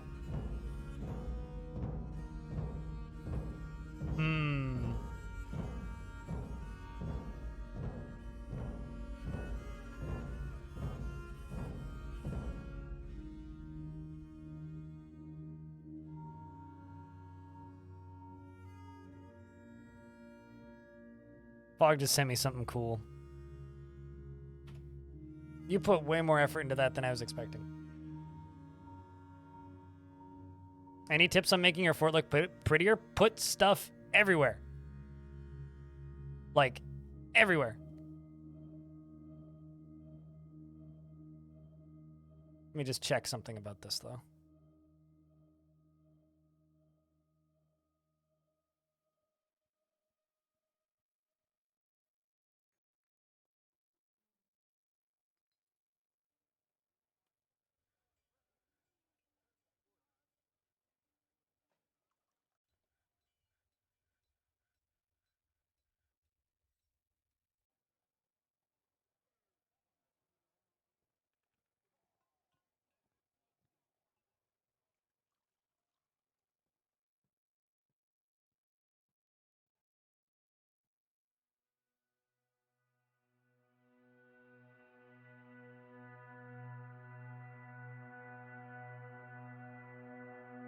I'm doing something sneaky behind the scenes currently. Give me a sec.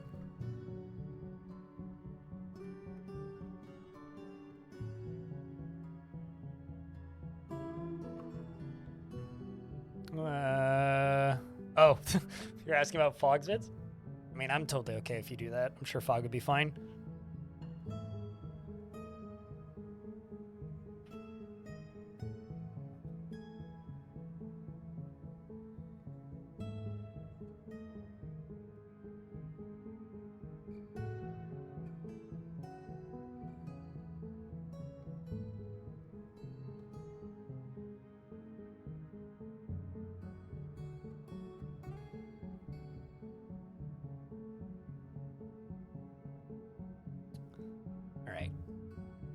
You are supposed to be training. Why are you not training? For some reason, one of my squads is just like refusing to train. This one.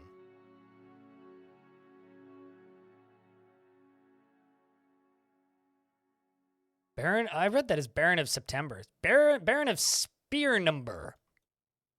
And for some reason, the squads at this one never train. They're set to train. It's odd. I don't know. What's up with that? And then this one up here as well. Okay. Well, most of them are training. That's good. Copper repairs the unbridled cloisters of urging?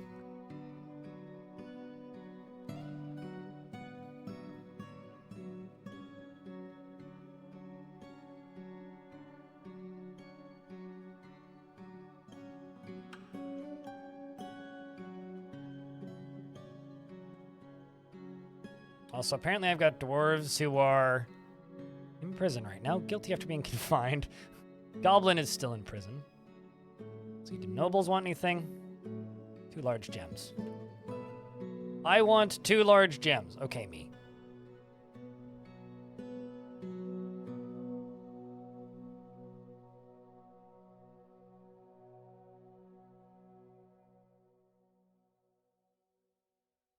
Yeah, the weird looking cat and the what was the other one? It's 4 in the fucking morning are both like meme videos.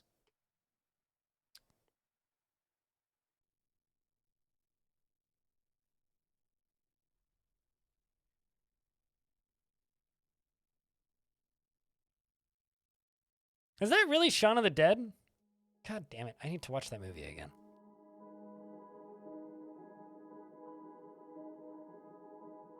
I haven't seen Shaun of the Dead in years, so.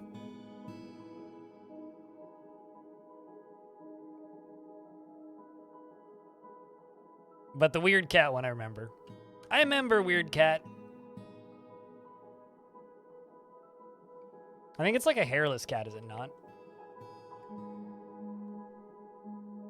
You cackled when you first saw the Shaun of the Dead bit too? According to Kit Fox Games, we made their entire office die. So, like the dancing one at the end made Kit Fox's entire office die. So we are Fog is single-handedly like responsible for killing half of Kit Fox.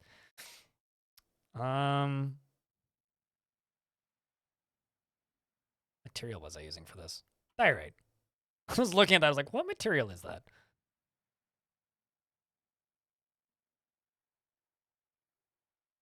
Making a little kind of pyramid thingy here.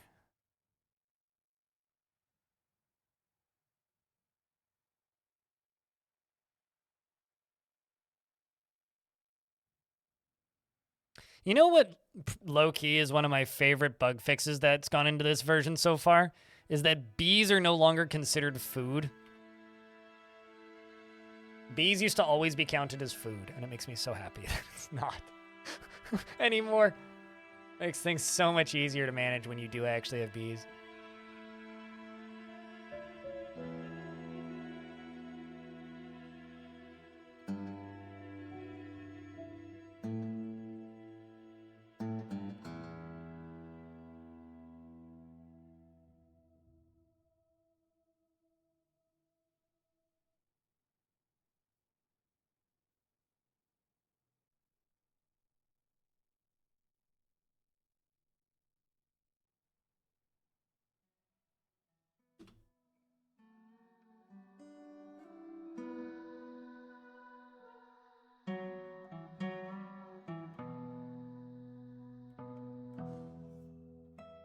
Next time, let's have more vids. We'll donate more.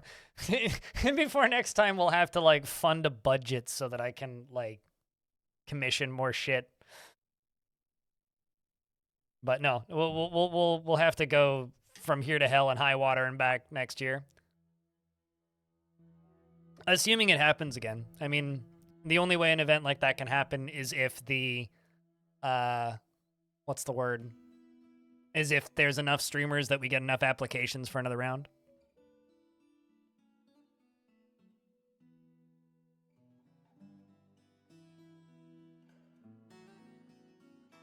But noted, Jerry Gordon.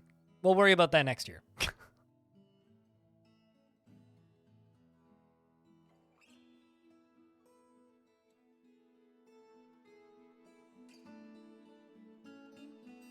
Saving world info.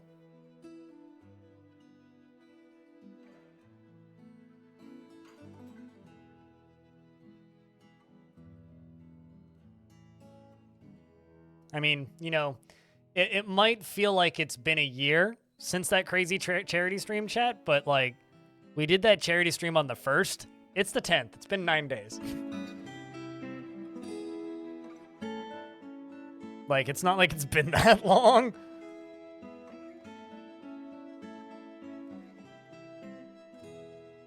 Wow, wow, wow, wow. Beer, beer.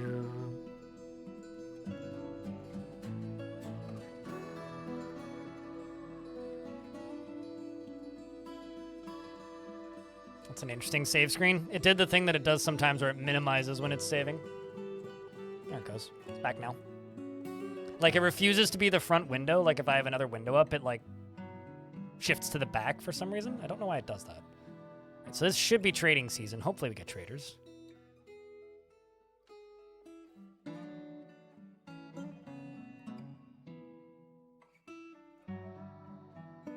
You missed it? Ah. Well.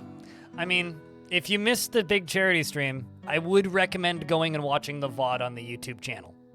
It's pretty obviously titled Raising $12,000 for Charity, something or another. You know what I'm going to do? I'm going to channel down these mine shafts and make like a multi-layer tall mine shaft so it looks like there's kind of natural tunnels around the entry to the fort. Curious about how this will look.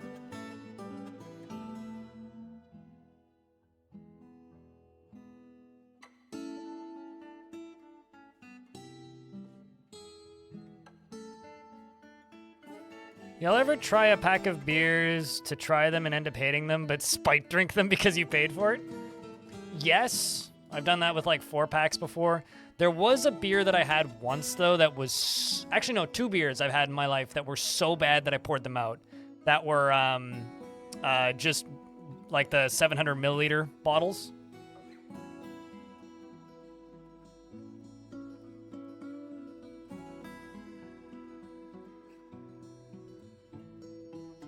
One was Moon Underwater Brewing's Sour Key beer, which apparently was like a combo that they did with some guitarist. Like it was some sort of like promotional thing. It was really bad. And it was made using Sour Key candies. That was awful. And then the other one was Fuggles and Warlock Bean Me Up Scotty. A coffee stout, which not only was the worst stout I've ever had, top 5 worst beers I've ever had. Beer that I bought that I spite drank because I bought it and wanted to drink it anyway. I bought a 4-pack of Lighthouse Brewing's Kelp Stout, which was brewed with kelp, like seaweed, kelp. It wasn't bad. It was just really, really strange. Like, it's hard to explain. Like I don't know. It's not an uncommon thing. Like they like I've seen them a couple of times, but I don't ever want to drink one again. Like, there's very few beers where I'm like, yeah, I never want to drink that again. But that is one of them. Yeah, I mean, you can't really go wrong with Sierra Nevada. Their IPAs and their lagers are pretty good. Kelp beer. I don't know, man. I don't know, dude. Maybe don't try that one again. Yeah, it's like, I guess I kind of should have seen that one coming, but... Ooh.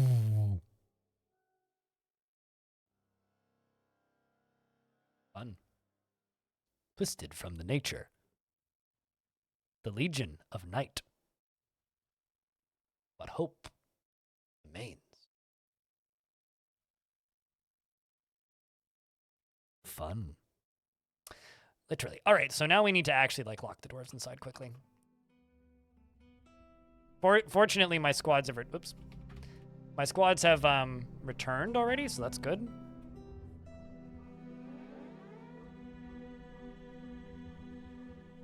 All right. We destroyed a sinful bloat from the looks of things, and got some random crap alongside of it as well. So if I check on the overworld, these are all the sites that we've destroyed today. 1, 2, 3, 4, 5, 6. We've done pretty good. We're slowly starting to push this back. The war with the goblins, we are winning. All right, but now that shows up. I wonder. Okay, I was curious if this giant worm. Wait, hold on a second. What is that at the end of your tail? Oh no, that's not a tail. That's actually just a spider. I thought it had like a weird spherical tail end, but no, it's just there's a spider at the end of it. Yeah, these are necromancer experiments. So necromancers take sentient creatures and turn them into monstrous experiments. They turn them into monsters, essentially. Kind of like Frankenstein's monster situation. We're getting attacked by a bunch of them.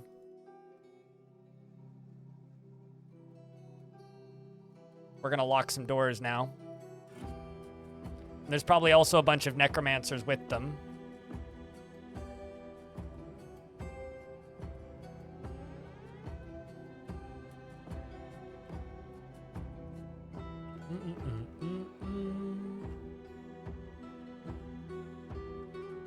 But this is getting pulled and we're locking this door. That's why there's vampires in the entryway here.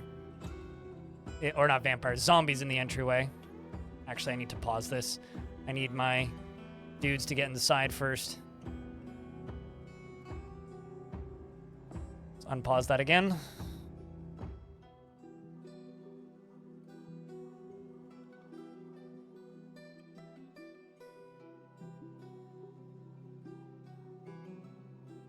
Let's just wait until this door is shut. There we go. Door is shut. And thunk. Let's pause. Let's see. Ooh, stuff I haven't seen before. Lolar Bale's Beast. A very large, scaly quadruped. It has a long, curly tail, charcoal scales, oval-shaped and close-set. This night creature was first created by the human necromancer Bale Healer Silks, who I think we killed, of ore strokes after horrible experiments on horses. Oh. So it's a mutated horse. These, the Disaster of Glove Shaken, we've seen them before. They're very large, scaly snakes. They're not very strong. Curling trunks and black hair, which is long and shaggy. This night creature was first created accidentally by the human necromancer Bale after of ore strokes after horrible experiments gone wrong on buffaloes. Imagine turning a buffalo into a snake. This one I don't think I've seen before either. This is a scaly hexapod. It has 3 short horns and his black scales are round and close set. This night creature was first created by the human necromancer Bale Healer Silks of ore strokes after horrible experiments on sheep in Glove Shaken in the year 247. He is mighty. Down here we have these guys. We've seen these guys a couple times. They're also actually wielding weapons and have armor. They are small 3-eyed humanoids, a pair of squat antennae, a charcoal skin, sleek and smooth. This night creature was first created by the human necromancer Uthros of ore strokes after horrible experiments in the goblin Atu in Mark Towers in the year 280, the year we started this fortress. There's also these trunked things. They're often wielding axes. This one is wielding an axe, and it's a large, scaly humanoid, twisting, jointed trunk, black scales, small, close set. This night creature was first created by the human necromancer Bale, once again, after horrible experiments in the dwarf Eshtan Mighty Palace. I think that's everything. Oh, then there's these ones. The Hound of Uthros. Hairy scorpions. Stubby tails. Black hair. Long and straight. This night creature was first created by the human necromancer Uthros. And there's probably also necromancers in here somewhere.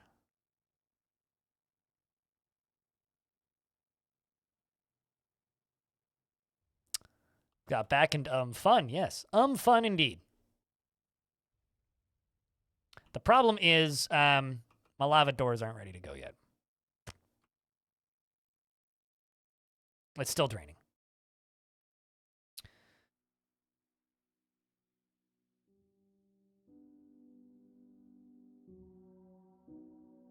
But we do have a little bit of time.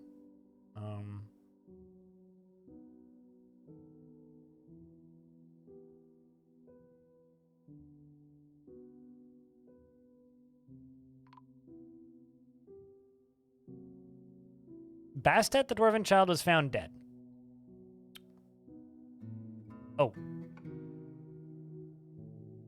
I mean... I feel bad about that one.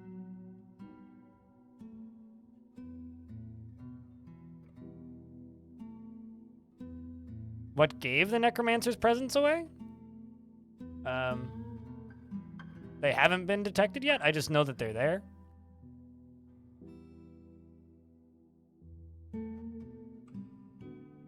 I mean, I'd already locked the door. She was dead regardless.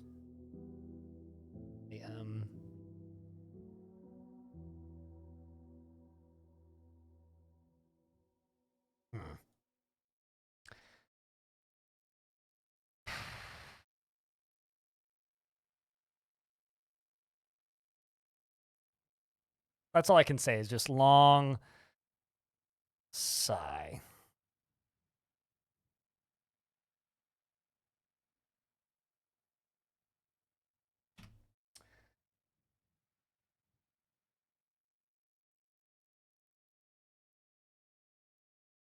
So,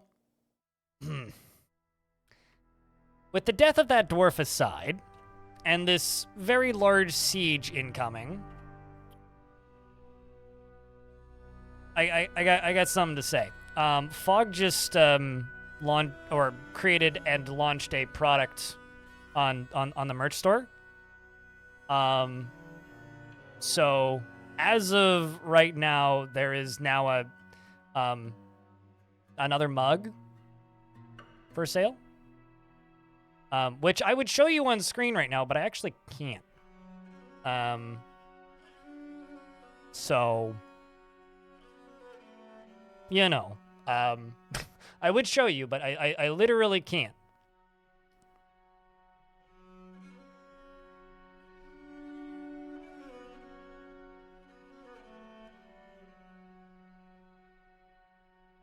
Mugs are your only weakness? Excellent. Now submit.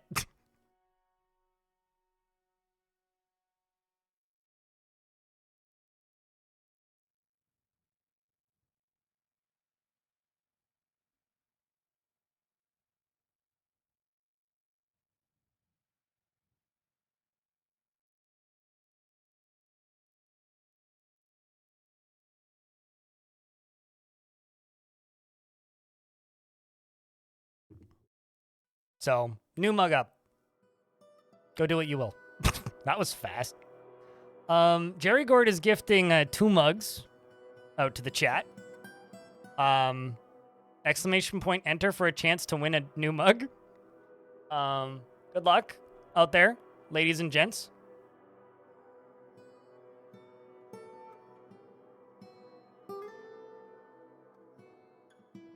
And we're going to watch these spooky creatures hopefully go burn themselves to death. The problem is they're going to be almost invisible.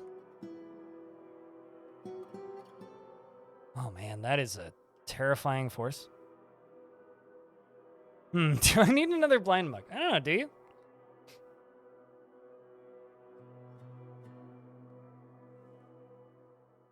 Pretty soon I think I'm going to be every single person's mugs, or everybody's entire mug collection.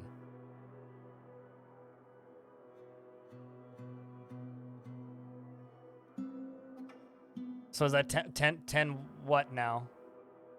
Very good. 10 mugs that you've gifted? Or what? 10 whats?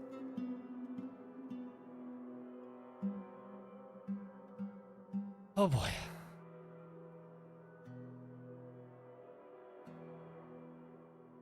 Oh shit, another forgotten beat. Or another experiment that I haven't seen. A large scaly worm, long straight tail. It has charcoal scales that are oval shaped and overlapping. Ooh, that's mean. This night creature was first created accidentally by the human necromancer Bale. Real Triumph and Celesty. Click that redeem link that just got spammed in the chat like 4 times. And link your Twitch account to redeem your gift. So Bastet, I have bad news.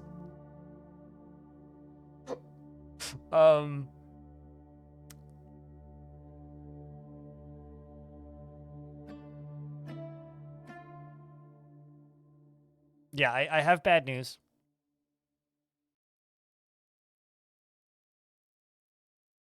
Rip you. Yeah, your child was stuck outside when these creatures arrived.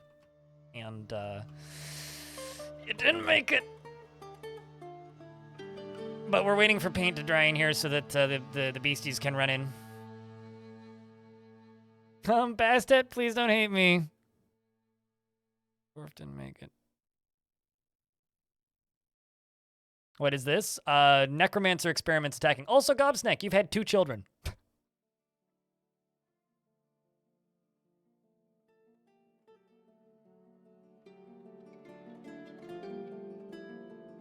Bastet's like done with the grief already. Oh my god, they've knocked over and a Forgotten Beast in the basement. This one is gigantic one-eyed caddisfly. It has a long swinging trunk and it squirms and fidgets. Its black exoskeleton is waxy. Beware its poisonous bite.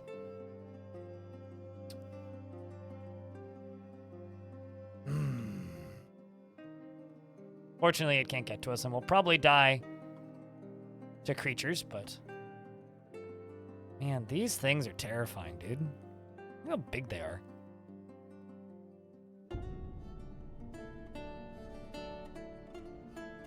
Man, that's making me so nervous. Do you think this dwarf can hear them? Stomping around on the surface?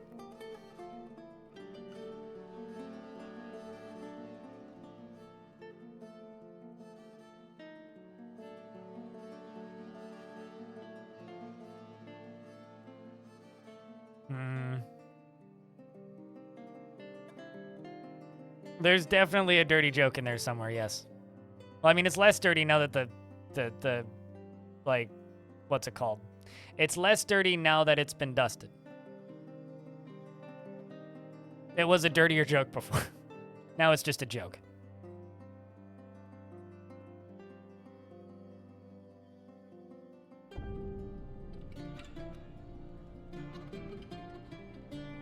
So many of them. Uh-oh. Swedish is beating the crap out of a peasant. Why? Okay, who gave you a silver warhammer? You're supposed to have... is using the mace. Has it strapped to her upper body, but is instead using a silver warhammer instead. Well... Broke her leg. Bruised her leg. Bruised her arm. Bruised the rest of her arm, bruised her other arm, bruised her upper body, and bruised her liver. Is exhilarated after hitting somebody with a hammer. That's a thought that a dwarf could have. Is exhilarated after hitting somebody with a hammer. I don't think I've ever seen that one before. Yeah, we got necromancer experiments incoming. But I need my front gate to cool off first. It's hammer time for somebody.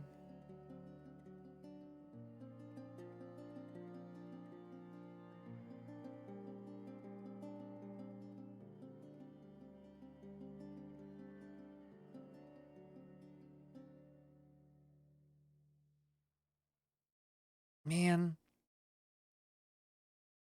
Boy. Watching Spicy Paint Dragon? Yep. Yep.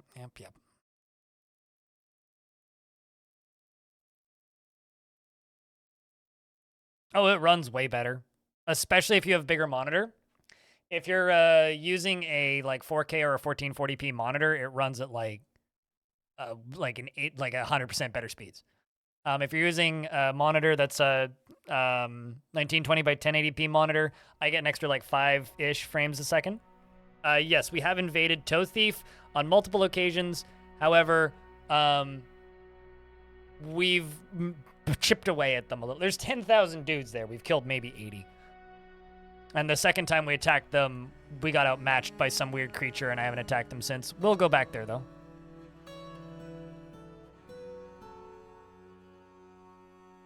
We're currently getting attacked and besieged by things that are much scarier, though.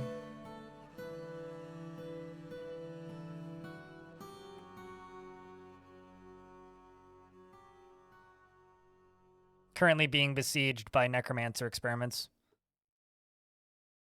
You missed the fun? Hey, you probably had more fun if you got to go on a date. Date day is way better than hanging around and watching a silly streamer play video games on the internet day. And they destroyed my pumps, so I'm going to have to go up here and rebuild my pumps after this. Because up here I have pumps. And they're clearly building destroyers because they've...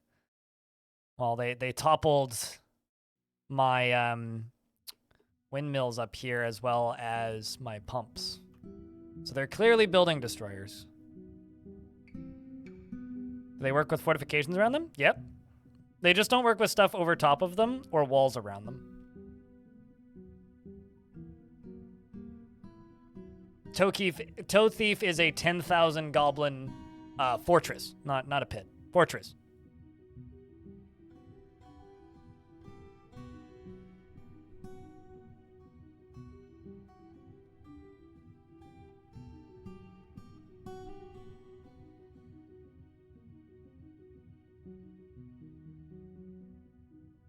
$10,000. Yeah, well, here. See? 1, 2, 1, 2, 3. Zeros. Population. 10,000.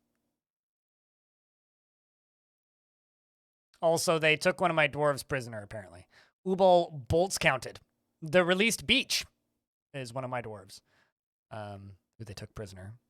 But we've destroyed several locations. We killed Hex Ankle. We killed Lustful Menaced. We destroyed... Where is it? We destroyed Profane Pledged, Stir Ticks, Sinful Bloat.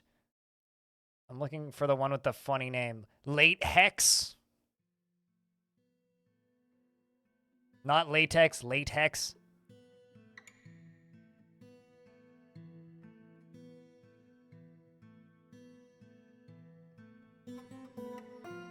But yeah, I guess I will be screaming about new mug for sale over the next few days. So, you guys just got into the early pre-sale, I suppose.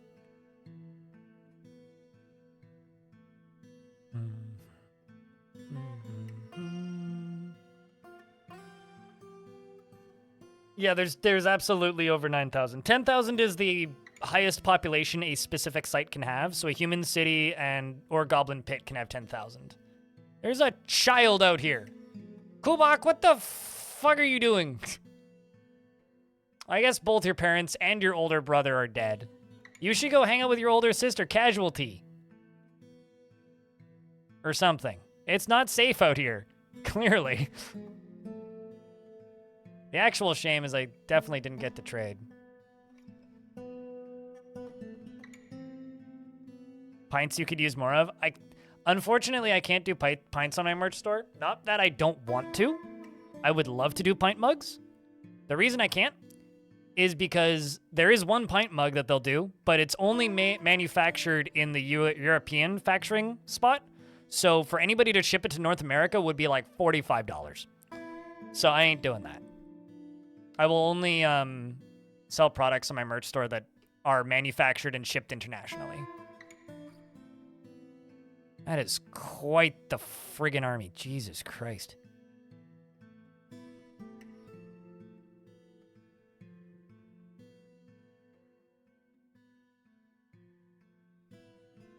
What those creepy buggers.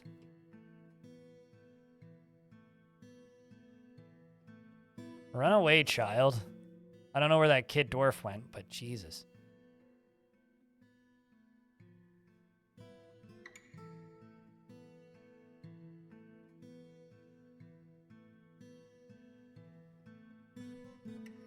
Yeah, no, they definitely need a nice hot shower, but...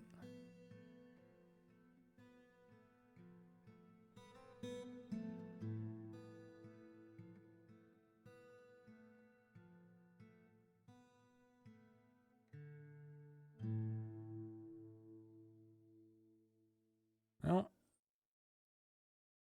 Pull that lever.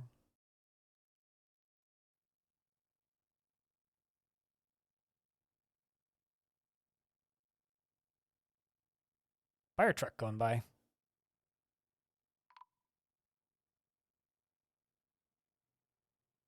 Well, I mean, here's the other thing. In 6 days, the official Dwarf Fortress merch goes up for sale. And again, I can't show it, but I can link it. They're going to have a pint glass. So just buy that when that goes up for sale, frankly.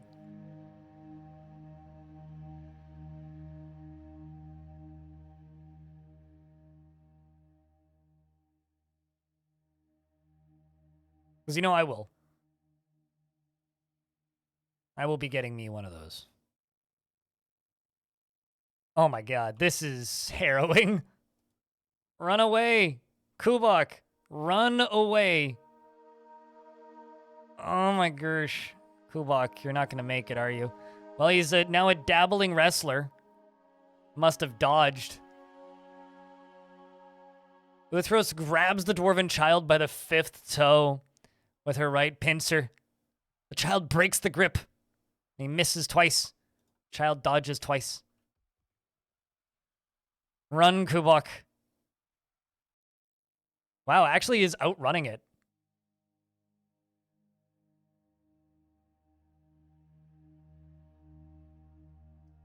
Okay, I'm going to give Kubok a nickname.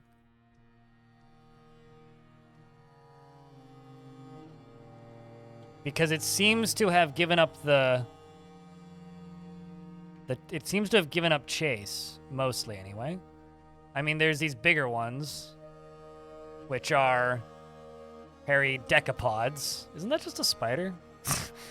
Is a decapod not just a spider, chat? Kiddo, you might want to not go this way.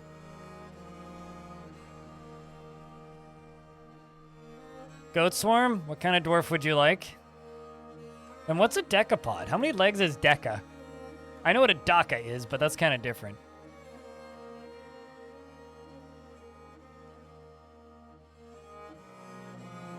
That's 10? Deca's 10? Huh.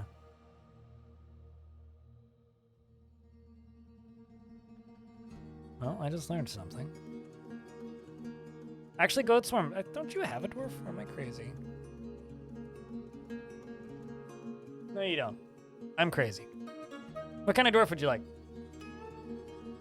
Any bearded. Okay. I will not give you the child that's running away then. How about this child instead? The happiest dwarf in the fort.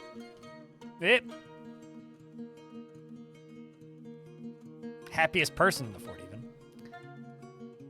That's my biggest annoyance about this version of the game, is that if you go to name something and the game is unpaused, it leaves the hotkeys on.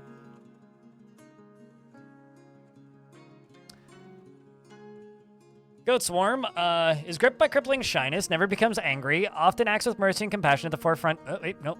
That's the wrong dwarf. That's the right dwarf. Okay. Could care less about his appearance and talents and personal vanities. He always presents himself modestly and is he always presents himself as extravagantly as possible, displaying a magnificent image to the world. He dislikes abstract discussions and would much rather focus on practical examples. This kid's a goth kid. He is quite polite and takes offered help and gifts without feeling particularly grateful. He is slow to anger and he can easily fall in love or develop positive feelings. Generally acts quite confident in his abilities when undertaking specific ventures, and he has a calm demeanor. He finds helping others to be emotionally rewarding, and he is somewhat quarrelsome, and he is bothered by this since he values friendship. He doesn't tend to hold on to grievances and generally acts with a narrow focus on the current activity and is very humble. Greets others very loudly. Hello! Needs alcohol to get through the working day and does not mind being outdoors at least for a time. For reference, is 3. And his dad is the mayor and his mom is the bookkeeper, ex-captain of the guard. He dreams of creating a great masterwork someday, and personally finds artwork boring and is put off by family. I would too if my parents were like in charge of the place. He likes chalk, electrum, and alexandrite. Find me a child that doesn't like chalk. And pond turtle bone, hemp fabric in the color cobalt, and bracelets and guinea fowls for their social nature, and giant mosquitoes for their ability to feast on blood. Never mind, you're a weirdo. Back to being a goth kid. And he likes the sound of the meandering mother, and when possible prefers to consume giant earthworm. The fuck? And turtle, and swamp whiskey. Pond turtle and swamp whiskey, and absolutely hates snails. Then why? That's why he's so. I guess so. His very long beard is arranged in double braids. His very short sideburns are neatly combed. His very long mustache is arranged in double braids, and his very long hair is his very long hair is neatly combed, and he has an angular chin, and his eyebrows are high, and his round umber eyes are slightly sunken, and his hair is cinnamon. He is 3 years old, feels love when speaking with it when gaining a sibling, feels enjoyment while performing, and his older brother's Paul Harvey. You have a younger brother as well, and your 2 parents. Everything's great, Bobtron, except for Bastet, who's dead. And for the rest of the fort, we're all hiding inside very much so right now because this shit's on the surface. You got monsters everywhere. So where'd that child go? All's pretty good, unless your name is Kubok, the runner, who is currently running away from an army of necromancer experiments. Show some mercy now and again, she says. But, yeah, it's a rough day for old Kubok, I think.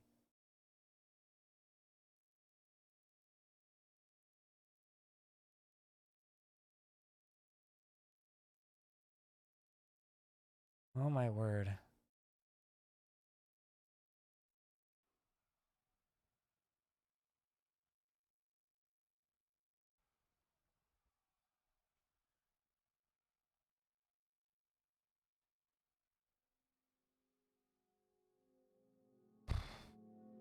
What an army.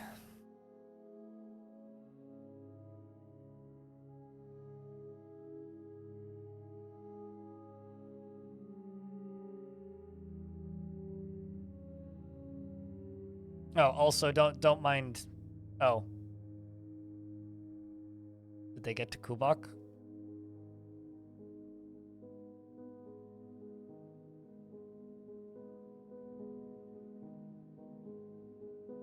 They're also fighting with ostriches. Screams I must withdraw. Yeah, they got him. As for Kubok, the dog of Asperus gores the runner's upper body, bruising the muscle, and bruising the liver through the rope-reed tunic. Screams I must withdraw. Collapses.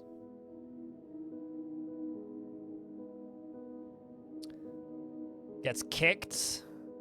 And then it gores the runner in the lower body, bruising the muscle, bites the runner in the head, latches on firmly, and gores the runner in the head, bruising the muscle and jamming the skull through the brain and tearing the brain.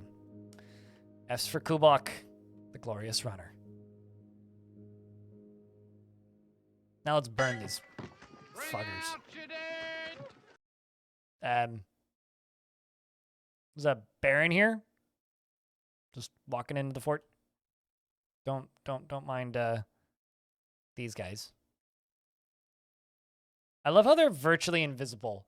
I didn't think about this when I was making the floor out of obsidian, but they're kind of hard to see.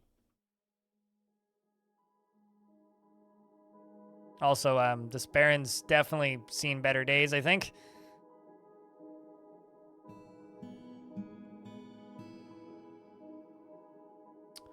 All right, well, I'm going to station my whole military right here. What are you doing? No, you're not. I'm going to go store item in stockpile.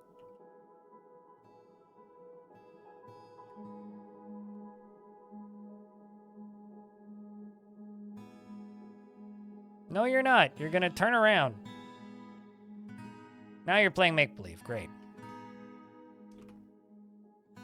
I swear to God, kid, if you get my soldiers killed because they fall into lava, this is your fault. I'm blaming you. Okay, soldiers run up. They get into fighting with this thing. And my dwarves seem to be able to take it out pretty quickly. Not too bad, not too bad. Nobody's injured. There's more coming. The dwarves run away. Yeah, I would too. I just don't want them dodging into the lava, so I'm going to actually station them all right here. Never mind. Apparently, Asob is the spear dwarf is being a hero, although this thing is just wielding a iron crossbow, so not too bad.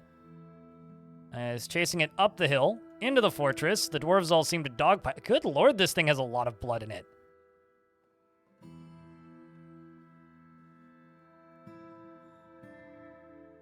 Like, wow. Crisis averted indeed, yeah. Punches the Mesbosai in the right lower leg with his right hand, bruising the muscle through the chicken leather high boot. Oh, I was just wearing leather. That thing had a lot of blood in it. Okay. It's coming now. There's 2 more. Those ones are pretty tough. One right there. One up here.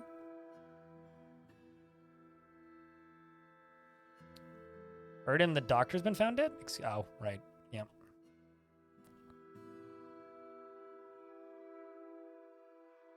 Comes another one. What are you doing now? Oh, this is just a stupid Baron. Okay, well, Baron, you can just go die then.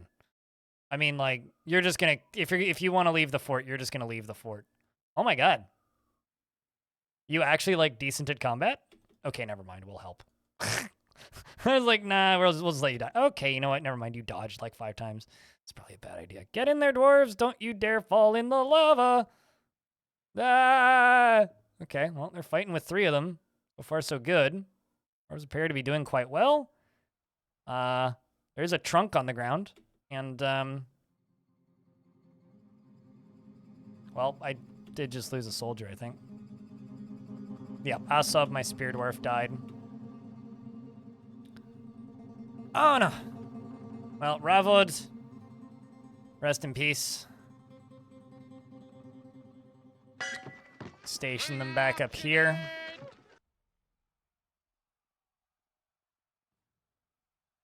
The problem is these squads just get so split out. Oh, wow, you just got kicked. Dodok just got, like, punted back there. They get so spread out in these fights, and then it's really difficult to keep them all safe. Rovod, yeah, was found dead, the one that caught fire. Right, dwarves, can we please get back up to where we need to be? I'm having second thoughts about making this all out of obsidian. It looks really ominous and cool, but man, it's not exactly the safest color choice.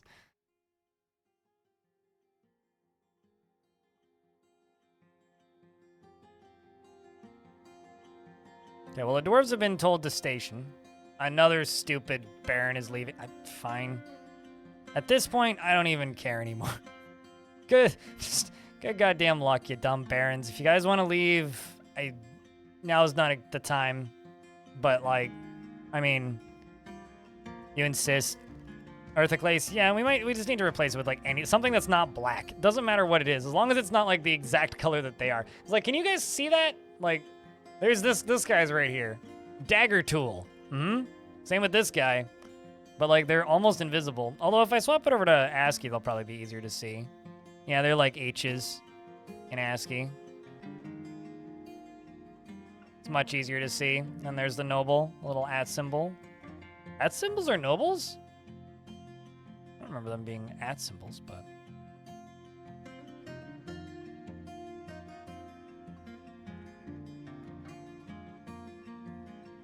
Like, there's a bunch more coming in this way.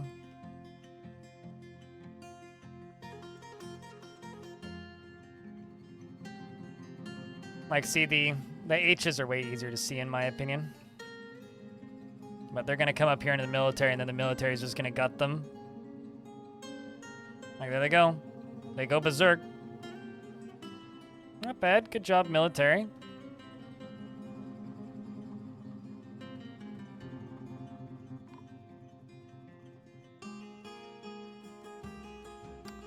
Lost or found another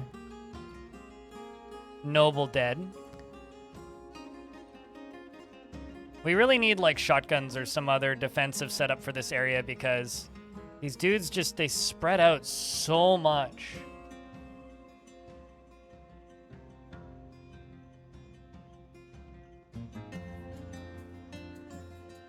Why are you doing this? Just run away.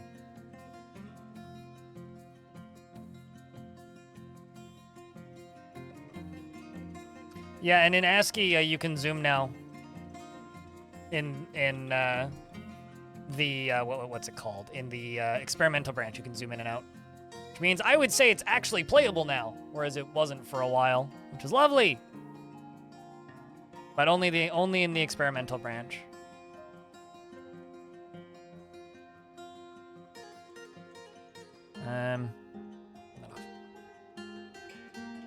Yeah, it's fine. It's great that they finally got it like implemented and whatnot. It's taken way too long. Right. I kind of feel like this is Moria or something, and we're holding the bridge. My dwarves are not thrilled about this. And Rakust is taking a nap. Good on you, Rakust. Why are you still trying to leave out this doorway, man? Okay, there's another one.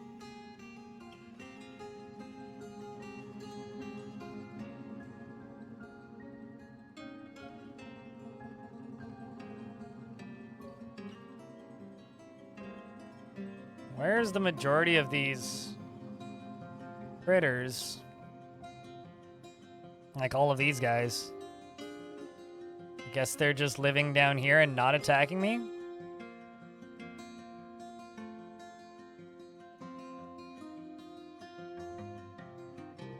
Yeah, not yet.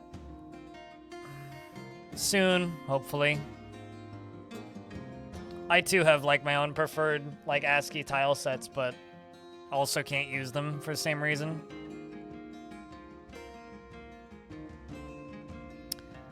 Memorialize that child. Yeah, I don't know what's up with the AI on the Necromancer experiments. Some of them act like humans and some of them act like goblins. By that I mean goblins just walk towards the enemy fortress and attack it, or the thing that they're attacking. They just go towards the thing that they're attacking, they attack it. Whereas humans huddle in the corner of the map for like 2 years and then they leave. They siege. They actually siege, and I never know which one they are. Which makes fighting Necromancer experiments kind of annoying because sometimes they'll just hang out forever and never actually leave.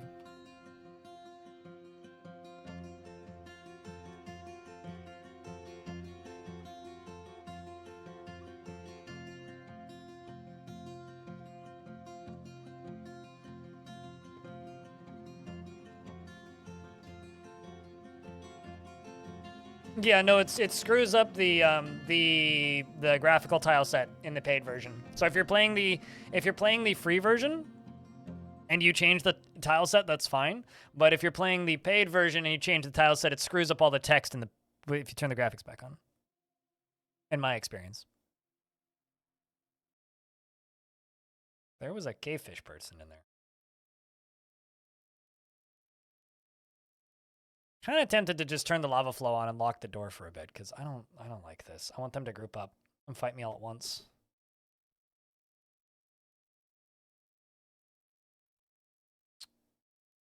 Yeah, I think I'm just gonna turn the lava flows on for a little bit. Actually no, I shouldn't, because they've broken my refill. So I only have this one shot. I guess I could just lock the doors.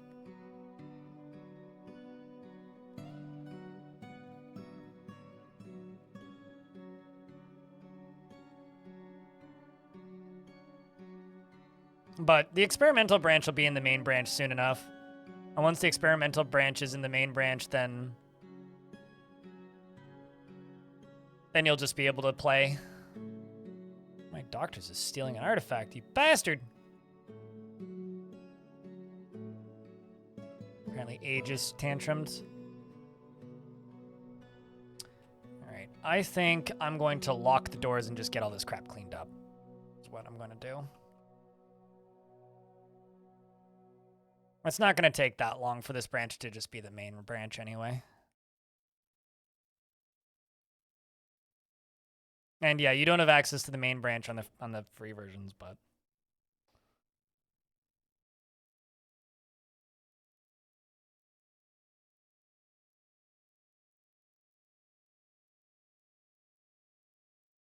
I'm sorry to the 2 visitors who I'm about to lock in there. Just waiting for the gate to shut. Okay, only one visitor. The other one made it out from the seams of things.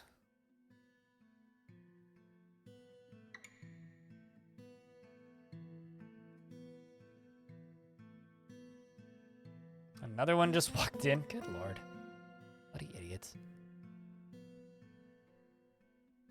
But there's, these guys. These things walking right here. Also one back here.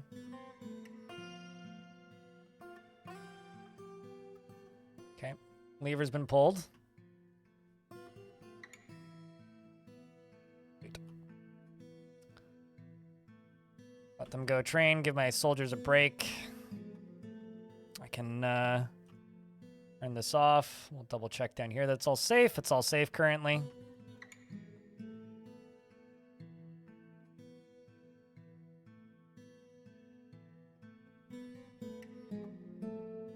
Did Runner make it? No.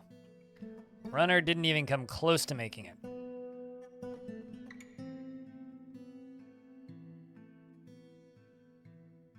Quite a few dwarves didn't make it, in fact. Those things are tough. Doesn't matter if they're legendary with steel gear, it's like fighting multiple forgotten beasts in some cases.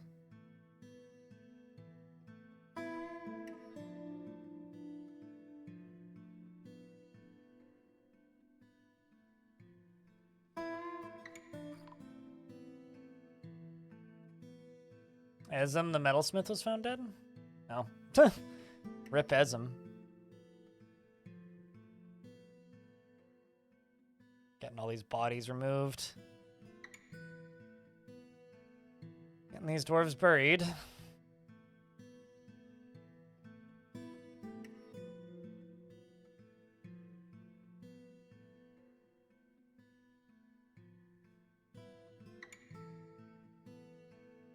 Make sure I've got open tombs. I should. Want to make sure that I do. Oh, yeah, no, I got plenty.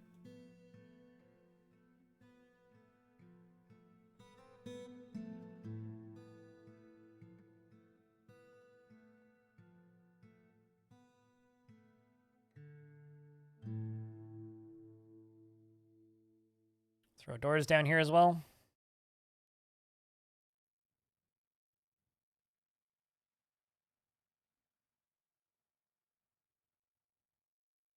This is a factual prophecy, and you thank me. I mean, here's the thing, right? I don't know why you would think it wouldn't be a prophecy. But I mean, why would we say something that we like don't know for a fact to be happening? It's like if something's going to happen, it's going to happen. Just like we're gonna get full keyboard control back eventually. Might take a year, but we'll get it. Currently, there's just higher priorities, right? Right now, highest priority is making the game run on Mac and Linux, getting these performance tweaks out into the main branch. Killing Cave Fishman. Up on the surface for some reason? You're a cave fishman. Go back to the caves, you fishman.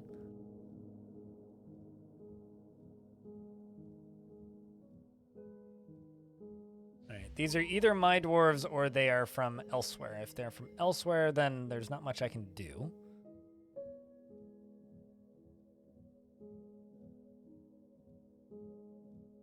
I'm going to assume they're from elsewhere, otherwise they would currently have jobs on them. So we'll just dump all this.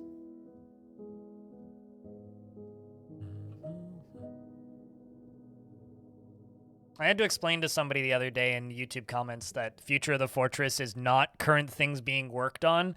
It's like community brainstorming sessions, because turns out there's a lot of people who don't actually realize or know what Future of the Fortress is. Like, Future of the Fortress is not like current patch notes or expected features that you'll see soon or things that they're even working on right now. It's like it's the community brainstorming with what could be worked on in 4 years. Which generally, eventually, makes it into the game, but not usually for a really long time. Turns out people get weirdly touchy when they think that, like, the developer of a game is working on something that they are not interested in the developer working on. Like, weirdly touchy.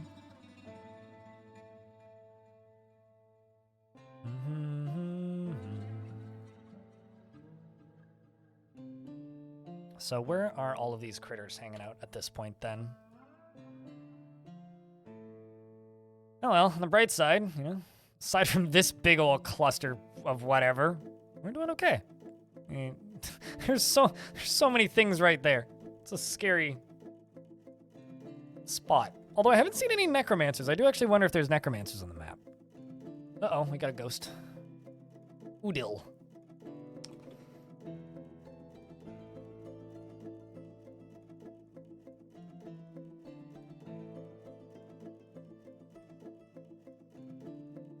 Was it really Udil? Looked like Udil.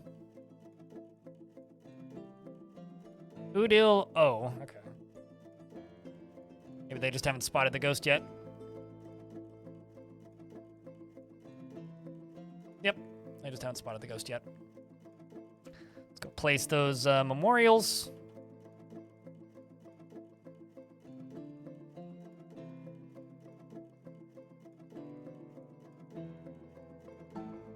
See if I got more. Nope. Ay. I still have to make a tomb for Dumat, so I guess I'll do that.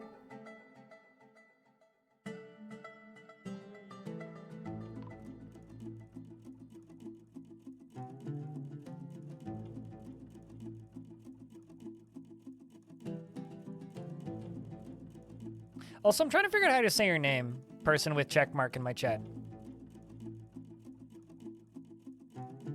It's like a Larsis? Is that how you say that? I'm really bad with usernames, although I think most streamers are. Dwarven Child's creating an artifact somewhere. That's good.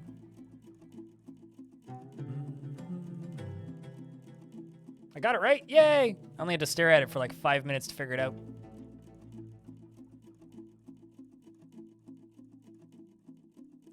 Kiddo's making an artifact. We'll follow you.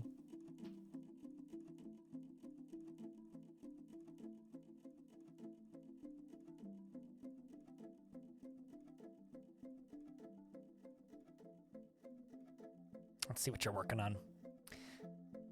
Any relations to anybody who just died?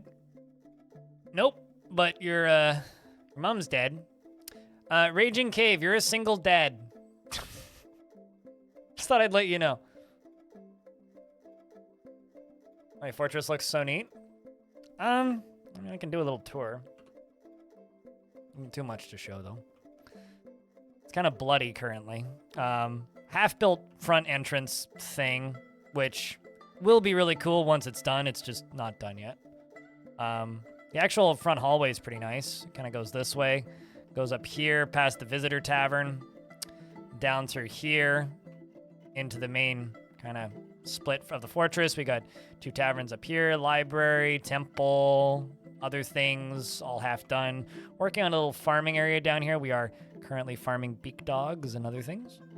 We got our 2 forge zones. I'm also quite happy with. Throne rooms and beds. Some guild halls and another barracks, and then more beds up here in the upper layers because I like doing multi-story beds, and then down here even more beds. So I like things to kind of look like a chaotic mess. We have the front door. We got this whole thing, you know, and then all the lava up here. That's an idea. I mean, the nice thing about this map, because it's a it's kind of a desert, there's not a lot of stuff to burn. So I can just kind of dump lava in places and not really worry too much about setting the whole map on fire, which is usually a concern. But because I don't really need to worry too much about setting the whole map on fire, I can kind of get away with just dumping lava on things. So yeah, I am kind of planning on making a lava fortress. Yeah, it's like 4:45 here over in Canada. 4:45 here. But since it's kind of got those critters locked outside for right now, let's go see who's the most pissed off in the fort. Mostly my military. And it's probably... Okay, you know what, guys? I'm gonna take y'all off of training for right now. And I'm just gonna put them on no orders. Just let them go chill for a minute. Like, guys, go like hard relax for a little bit. Like, they need it. They really do. Like, go drink some alcohol or something. Go party. And I'm gonna make a. I had one of these earlier, but I'm gonna make another one. I'm gonna make a stockpile down here, and it's gonna be for rings. I can never remember where they are. Earrings and rings. All materials. So none. Rings and earrings. Bars. Currently, we are sitting on 649 gold bars. Although, yeah. So let's do, what, 200 rings and 200 earrings? Gold, ring. Gold, earring. And let's just do 200 of each. And hopefully my dwarves can claim some of those. And also we can put them in here too. That's also fine. Finished goods. Yes. No. Ring. Earrings.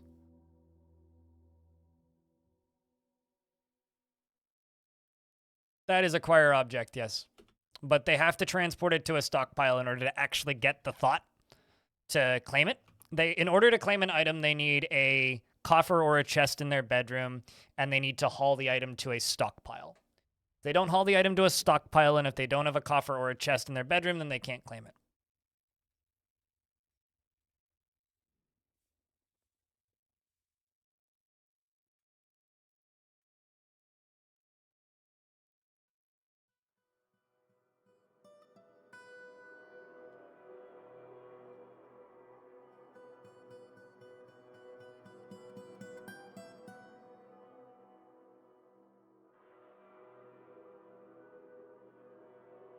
You just did your first year export agreement, and they want crystal glass tools.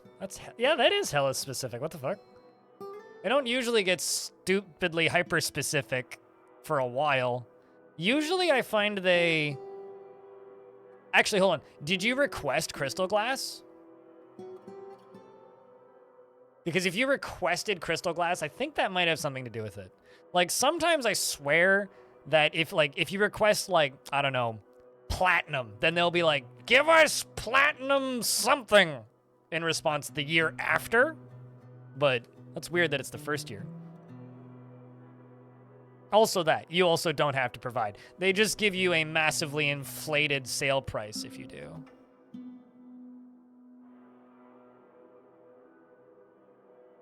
You asked for clear glass? Well, that's weird.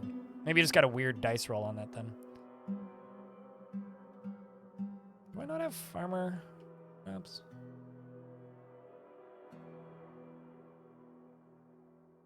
I don't have enough cloth production, so I'm gonna check the size of this burrow up here. Okay. I'm going to increase this. I'm gonna build some farmers workshops up here because I don't have a fast enough production on cloth.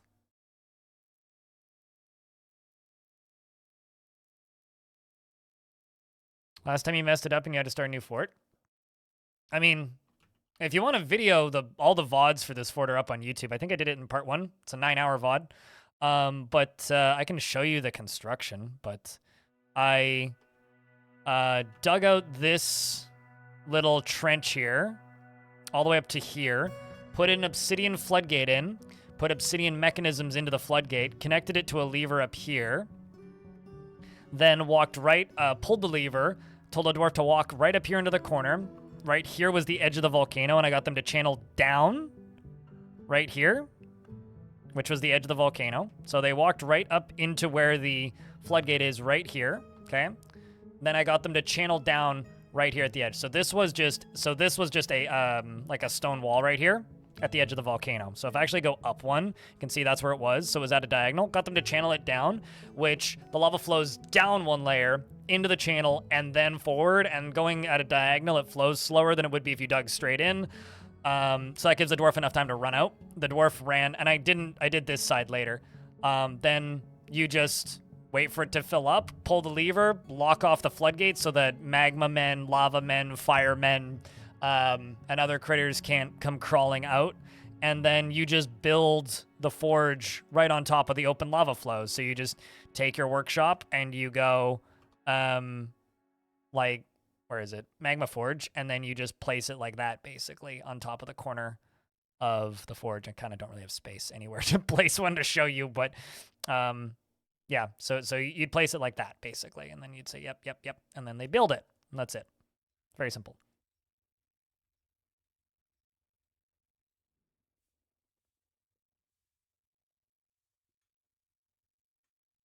And then for this second half over here, I just dug out these trenches, made the area look all fancy, dug right up to the edge right here, and then just channeled down from the floor above and let the lava flow through. Super simple. So it's very easy to expand too, and if you want to have like just little lava creeks. And dwarves don't fall in them unless something startles them into them. Like, people keep asking me, they're like, how many dwarves have died to lava? 0 in this area anyway. This area a few, unfortunately, but rest of the fort 0.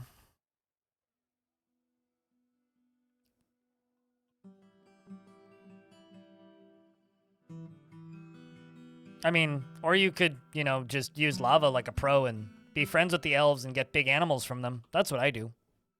Works great. Let me move my turkeys over here, I think. But first we're going to do those armor workshops. Well, you don't need the whole forest for ash. Like, genuinely, like, you don't.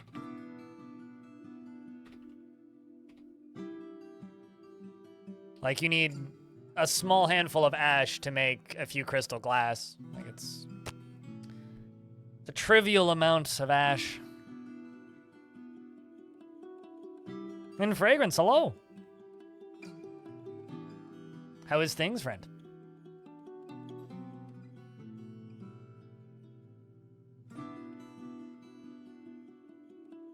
Area outside the fort.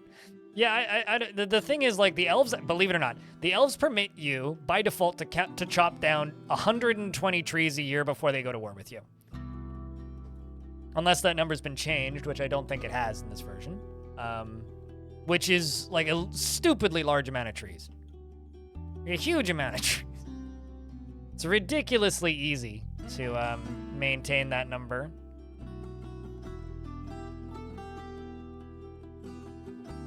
Untamed Wilds is not... Okay, so for Untamed Wilds, that's got nothing to do with the elves, though. Okay? You chop down 5 trees in Untamed Wilds, that's when the big creatures start attacking you. It's got nothing to do with the elves. That's forest agitation, not elves.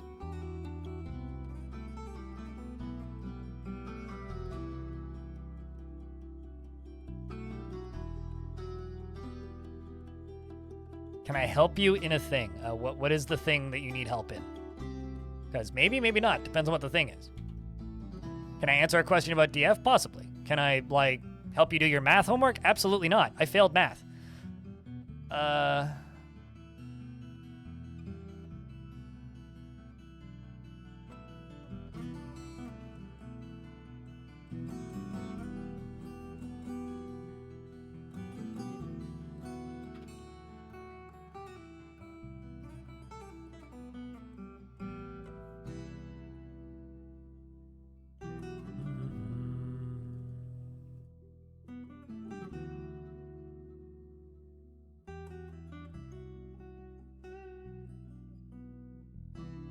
I also need to get everybody planting again.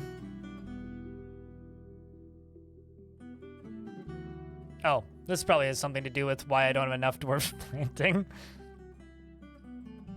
I've been wondering for a while why, like, I didn't have enough planters. Because they've all just kind of died.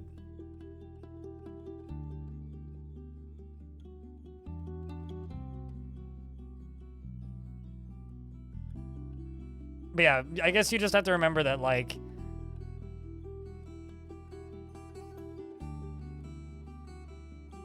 Man, this dwarf's got one hell of a name. The Bronze Rhythm of Containment?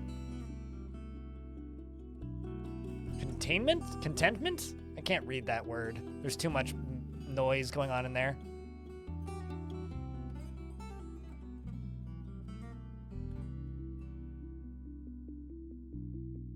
How do you plant properly? You make a farm plot and you grow on it. It doesn't matter what kind of soil you're planting it on. There isn't any difference between the soil types. What there is a difference is you get higher yields if you plant in the cavern layers.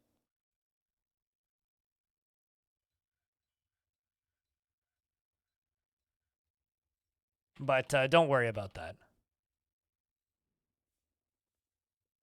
Okay, it's slabs engraved. I just need to build the slab.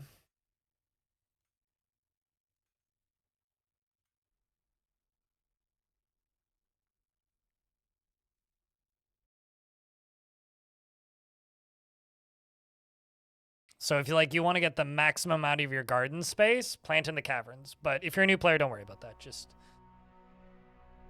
If you're a new player, just grow anywhere. It doesn't matter. Farming is extremely simple in Dwarf. You just need to worry about managing seeds, and even that's pretty simple too.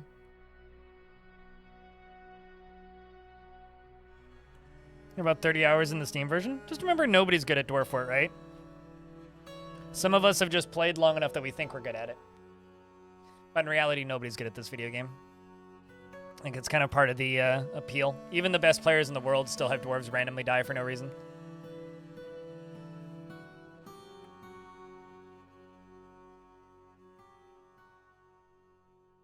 Doesn't matter how good you are at Dwarf Fortress, dwarves are still just gonna surprise die.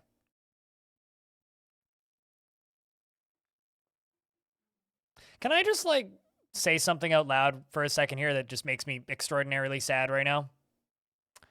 Rest in peace, Torchlight franchise. I know that it's been dying for a long time, but my God, I had so much fun with that first Torchlight a bajillion years ago.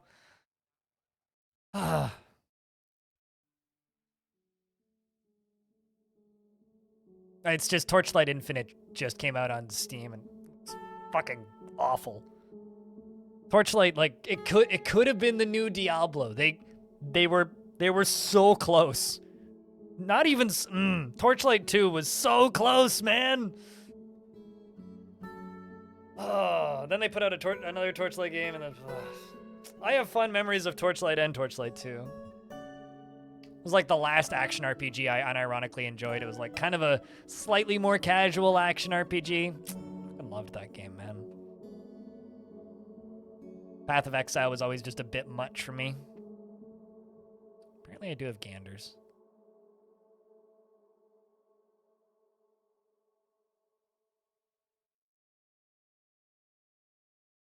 Some more pens out here. What happened to Torchlight? The studio that originally made Torchlight kind of folded / went out of business / ran out of money after Torchlight 2, between Torchlight 3, because they tried making an MMO and put a bunch of funds into that. They never finished they were trying to make a live game, basically.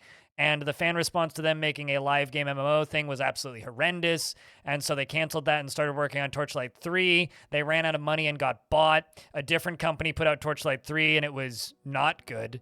And then another company bought the IP from them and just put out Torchlight Infinite into early access, which is now out, and it's awful.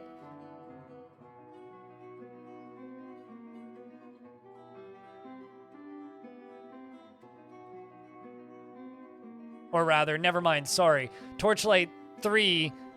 Wait, hold on. Is Torchlight Infinite and Torchlight... Yeah, okay. So Torchlight 3 was published by Gearbox, and yeah, currently has mostly negative reviews on Steam. And Torchlight Infinite, which is a free-to-play MMO... partial remake of Torchlight 3, I think? Which just looks kind of worse, but it's free to play.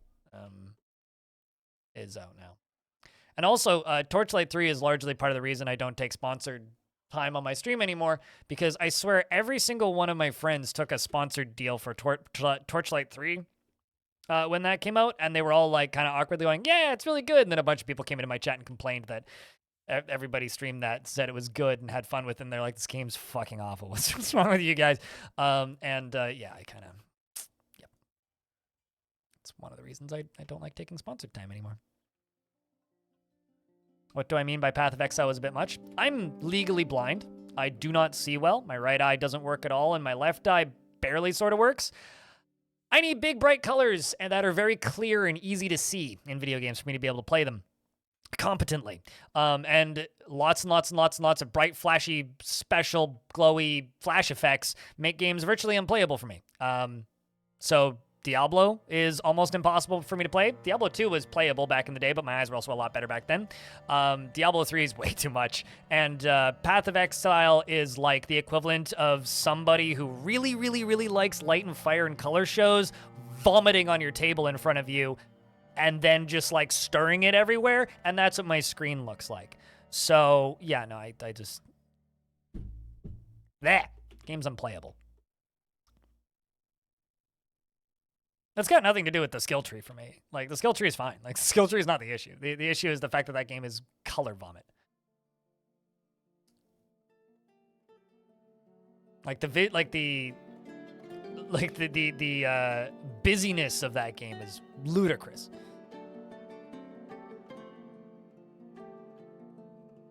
That too. Also, I like playing ARPGs casually when I do play them, which is very rarely.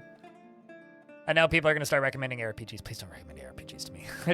I'm done with ARPGs. Torchlight was the last one I enjoyed.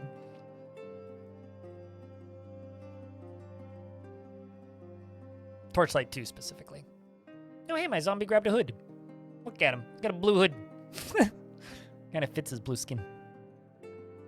Doesn't feel anything at work. Neither do I, man.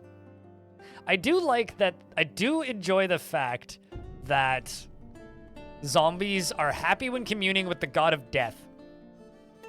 They're not supposed to feel happiness or thoughts or think anything, yet they remember them, which is also really cool. Oh, I like zombies. Zombies are fun.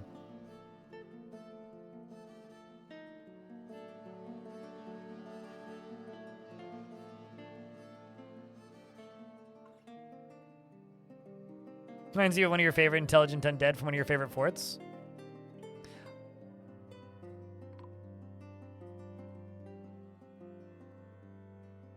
Cool box been found dead. I'm sorry, what?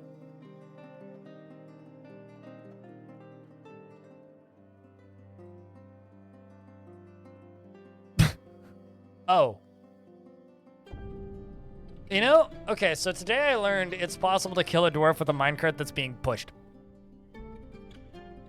Had no idea. Did you know that was possible, chat? I didn't. Well, I guess kill count for this minecart is 1. It is spattered with Kubok's blood. You just committed murder, Shark. And is definitely concentrating on something. Bring out your dead. Sorry, Bob. I had a noble visitor who died because they got hit by a minecart that Shark Jumping Walrus was pushing. I didn't realize it was possible to die to a minecart that was being pushed. I'm certainly aware that, like, you know, you can die to a minecart that's being, like, powered, but pushed? That's a first for me.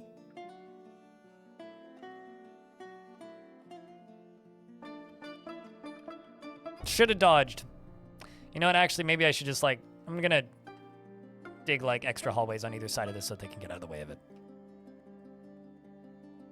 I like total overhaul mods for Dwarf Fort, and none of the overhaul mods that I like are compatible with this version. So, I've not played with many mods, no. I've messed around with a couple of them, and nah.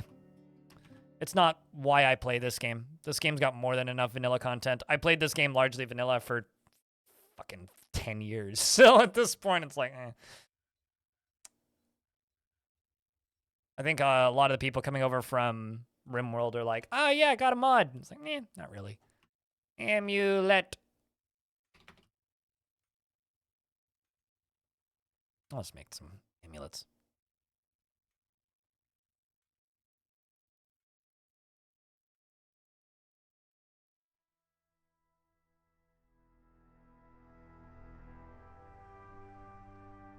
Do we count it as murder? Well, I mean, I can't exactly imprison a minecart, can I?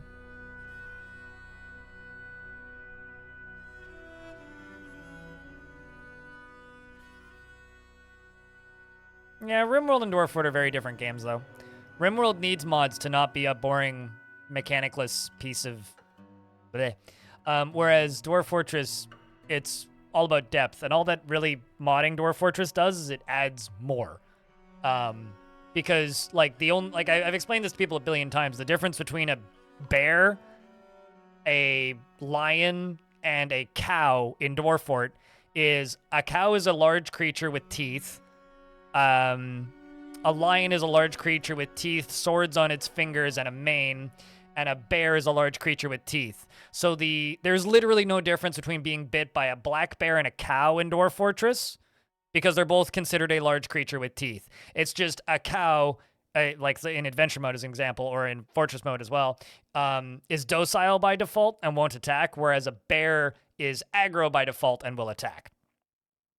So you're more likely to be bit by a bear, but if you piss off the cow and the cow bites you, it's going to do the same amount of damage as a bear. So all that modding the game really does, it just adds more of that. And if that's what you're into, then more power to you. It doesn't really matter to me that much. RimWorld is a modding sandbox. RimWorld is like Skyrim. Another peasant was found dead? What killed you? Oh. Whoops.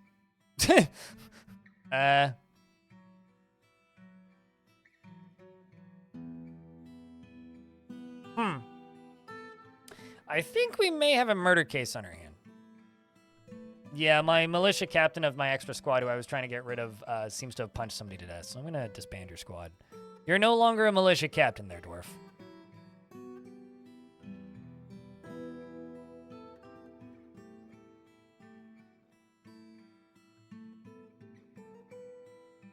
RimWorld is a very interesting strategy tower defense game.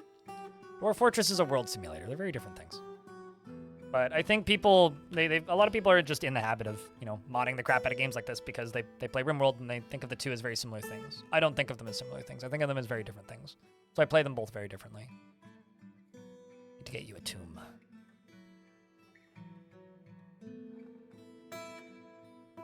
Like, if you min-max and play Dwarf Fortress optimally, you're gonna, in my opinion, have a far worse experience than you would if you're just gonna goof off and mess around and see what happens. But again, that's also not always the most popular opinion. But I've played this game for a very long time and I'm still not bored, so we'll see. What, like the negative ones? I love it when people are like, other games do things better. Like the combat's better. It's like the combat in RimWorld is so bloody simplistic. You just have more control over it.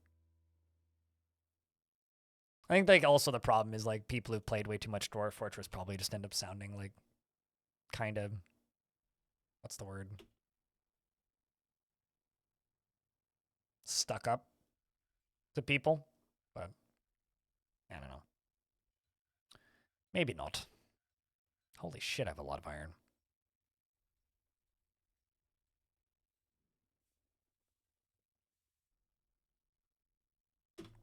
Fucking about, having fun. Speaking of fucking about and having fun, about an hour ago, we got a brand new piece of merch on the merch store. There's a new mug for sale.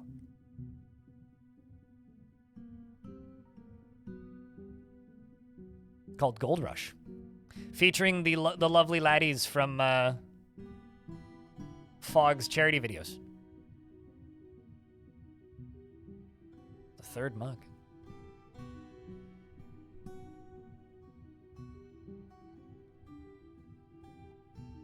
RimWorld was kickstarted in 2014? 13? One of those.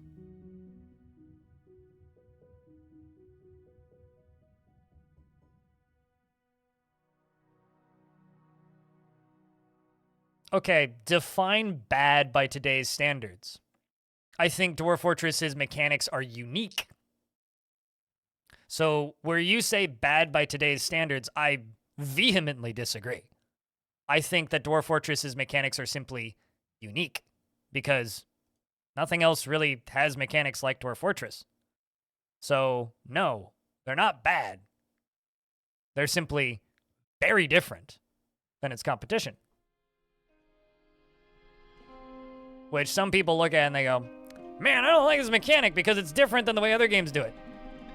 Bruh, that's a good thing. Variety's good.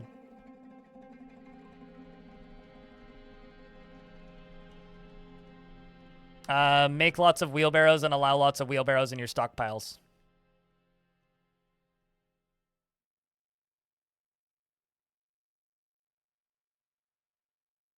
That's basically, or minecarts. You could also use minecarts, but I would just say wheelbarrows.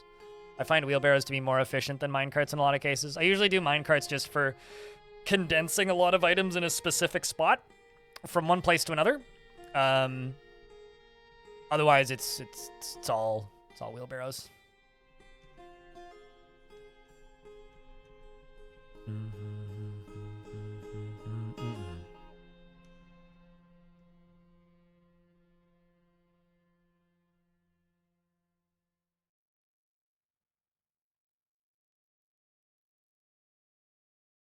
Only thing that's ever really been bad AMO is the UI design.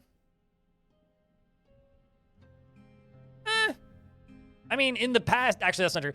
Version 33 just straight up never worked. There was 1 or 2 versions that like just didn't launch on any computers except for Tarns, apparently.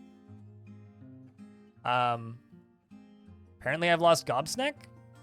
I don't know where these dwarves are going, chat. They must have just gotten locked outside. That sucks. My bad.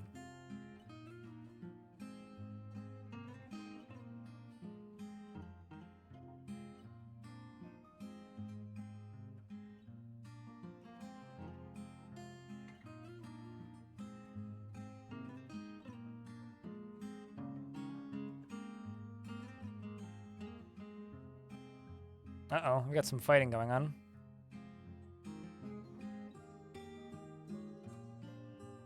Are you tantruming? Meditating on courage. Okay, then where's this fighting coming from? Seems like I've got an insane doctor here who's meditating on courage and also, like,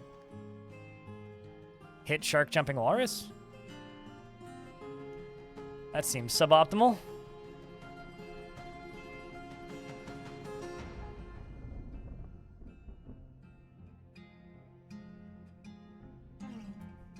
Got a bunch of fighting going on. Must have had a tavern brawl. Keeping an eye on the hospital. Yep, dwarves are piling in. Needed new patients, clearly. It's literally just Google Voice. Aegis was found dead. Yep, we had a tavern brawl. Although Aegis being found dead actually isn't a bad thing. That was one of the most depressed dwarves in the fort for a while.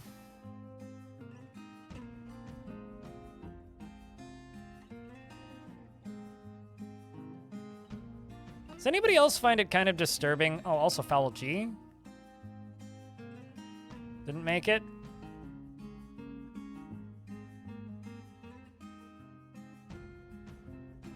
You always set them up right at the start. I mean, they happen sometimes. I don't think we'll lose the fort. I mean, even if a tavern ball breaks out and is real bad, I'm pretty sure we'll be okay.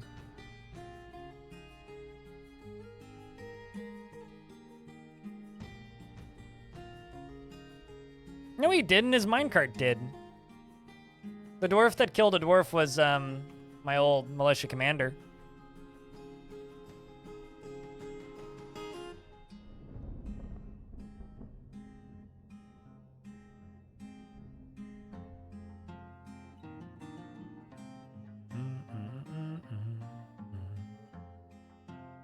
If you don't want tavern brawls, don't have tavern keepers.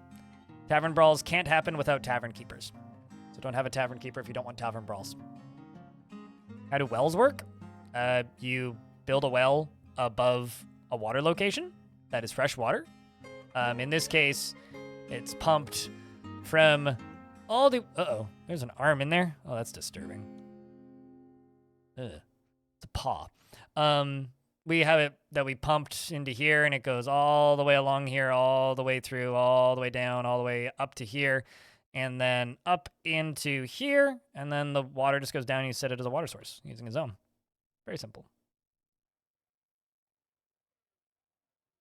How far down does the bell bucket go? I've seen them go down 70 layers before, so quite far.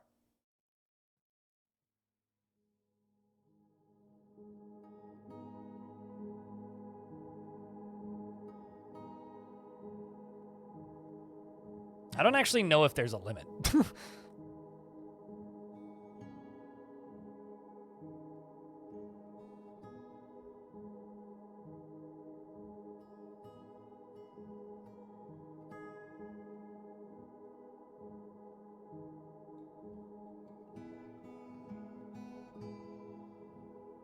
Water just don't get in my head. That's sad. What?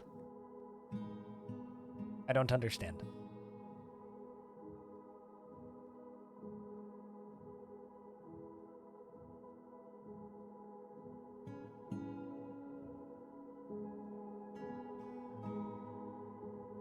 Do I usually build libraries? There's one right here. Although, it's been in better shape.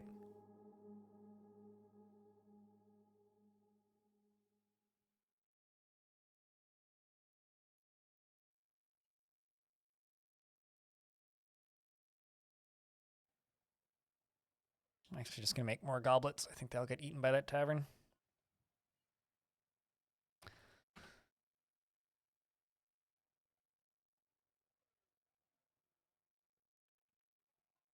Cool. We're starting to making those gold rings. Make those amulets sooner so the king doesn't go berserk.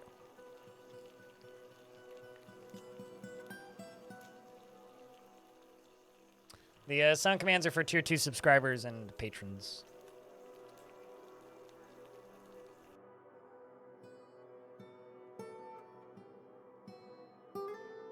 It has to have the 7s? Why would you build a well over a brook? Just redirect it into your fort. Just build a little trench. You want the well in your hospital anyway, because they use it primarily to clean wounds. The reason you'll have people die of air quotes dehydration in your hospital is they give them water while they're healing and they use it to clean wounds, so they'll die of infections if you don't give them that. So they need the wells in your hospital. That's where you want it. So do I have a traction bench in here?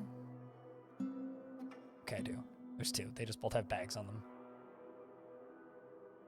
Bilberry seeds bag. What an odd thing to have in a bag.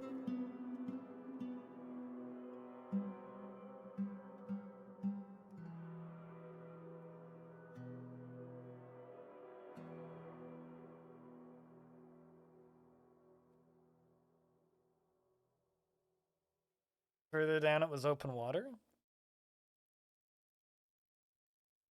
Brook water equals no well. I feel like I need to see a screenshot of this to know exactly what you mean, but I have a general idea.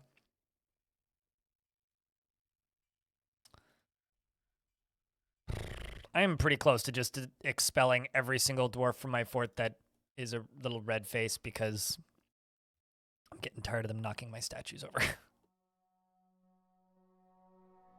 Like, really tired here.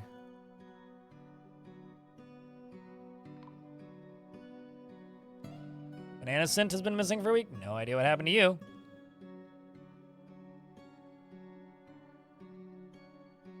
Once again, probably got caught outside. I mean, like, for reference, for dwarves that are getting caught outside. This is what's outside. So I'm not actually that surprised. They're probably all just dead on the surface somewhere.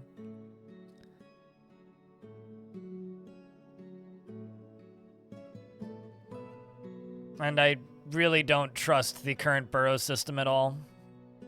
And I don't have the civilian alerts because I'm playing in the unstable build. So DF hack isn't up. Hopefully soon we'll get civilian alerts back in vanilla. What is happening? Necromancer experiments. You know, friendly local Frankenstein's monsters that get made by necromancers and then sent to your fortress when you attack the necromancer towers. They send like 50 forgotten beasts all at once. They're fun. a good time for everybody. Oh no, I need this for Dumat. There you are.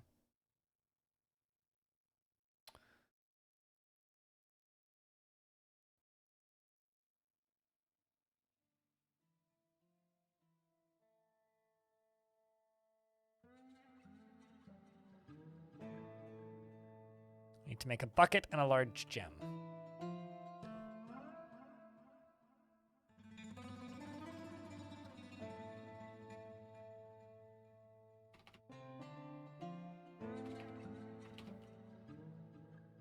Make large rock. That's such a strange thing to type in. Actually, I think I need 3. No, they're just visitors. Unless they're citizens of the fortress, but you'll get a lot of visiting barons and stuff if you have the king. And we have the king in the fort currently, so... We're saving. Early winter.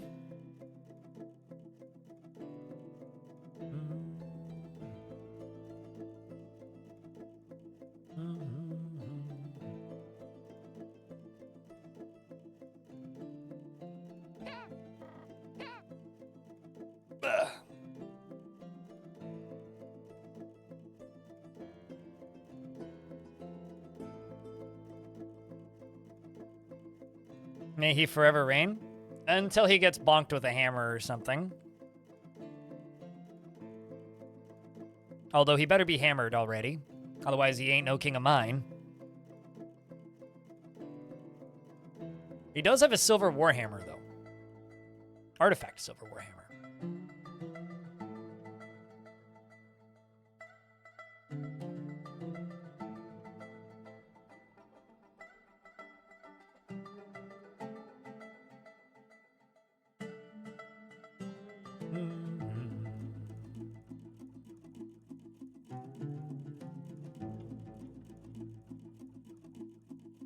But yeah, so long story short, the visiting barons don't need anything.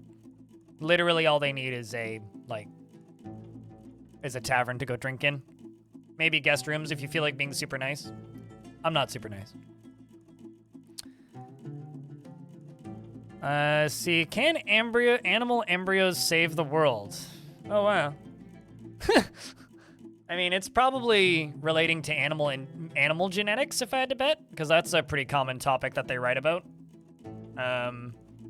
So it's probably like something genetics, if I were to guess. It's either genetics or animal reproductive behavior. Two pretty common topics.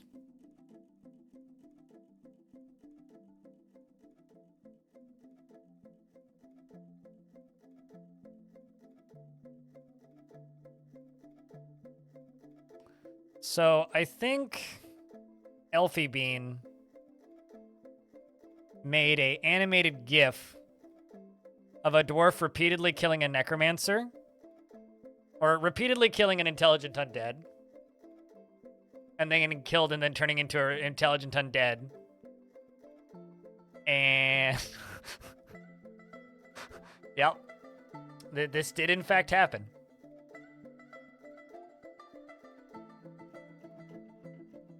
Hold on, let me just grab this. I'm working on it. There it is. Boom! What? Why are you not capturing? God dang it. It says that it should work. Ah! Made it! My desktop capture isn't working right now for some reason.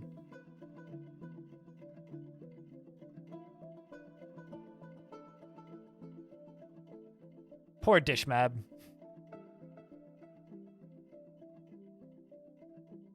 I love the dent in the head. That's my favorite bit of this. Everyone knows about mineral remedies and winter forts, so it makes you wonder what the dwarven rock medicine looks like. Oh, they're probably just like, oh, this crystal heals my chakras or some other garbage. Actually, hold on a second. Just let me make sure that's turned off so I don't... I don't want to. There we go. I'll boost that on Mastodon for you.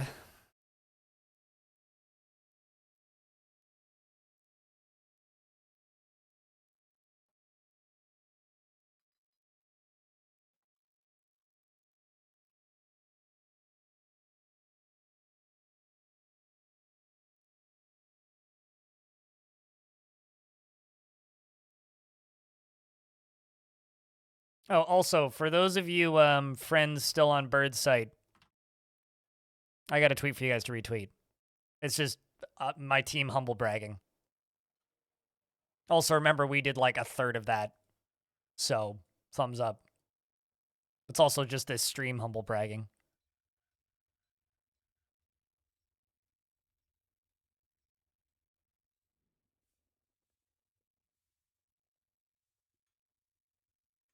Well, okay, I'm gonna go check the body pile.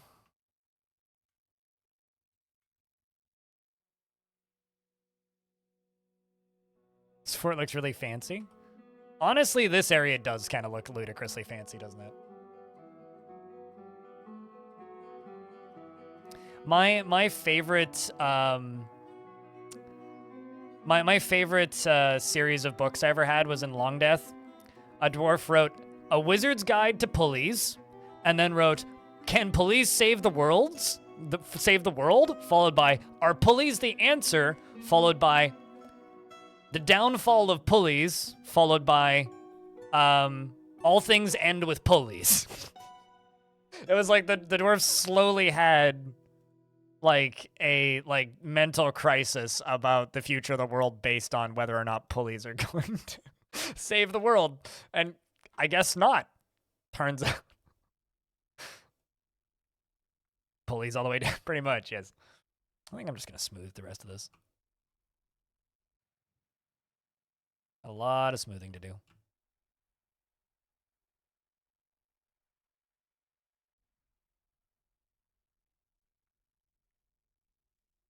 It's oops all pulleys for sure at the very least.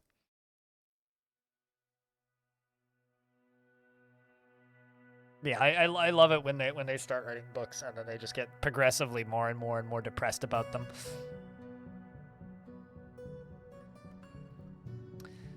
And in regards to everyone knows about mineral remedies, all I know about mineral remedies are like the every now and again, like Dwarf Fortress is like this close to turning me into one of those weirdos who just has like a massive collection of crystals and like, you know, simple basic fancy polished rocks and stuff. Like for some reason I really want to own a chunk of petrified wood and pineapple opals after playing way too much Dwarf Fort, because pineapple opals look super fucking cool and so does petrified wood. But also, every single time I'm like this close to buying, like, I don't know, like a big chunk of pineapple quartz for like 40 bucks or something, which has happened a couple of times.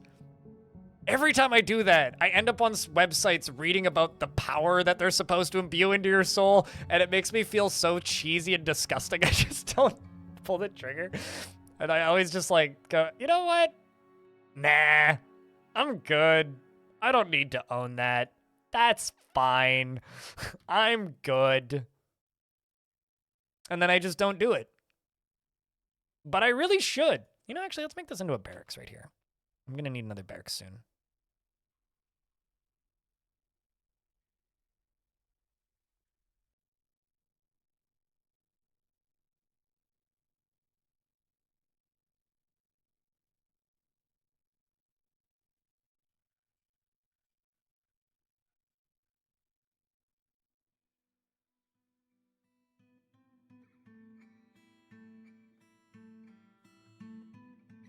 Rocks that slowly turns you into a dwarf, I suppose.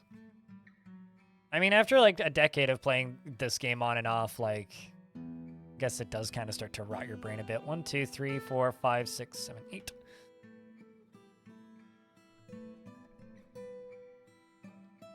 That's shungite? What's a shungite? Does that make all of the humans who in your life shun you for owning too many crystals? Okay. Kind of like, reminds me of tungsten. I've seen polished tungsten before. This looks like tungsten. The first thing, okay, so this is the first thing that pops up on Google when I typed in that. So I'm going to give you guys an Amazon link. It's an Amazon.ca link. I'll cut out all the tracking bullshit for you, though.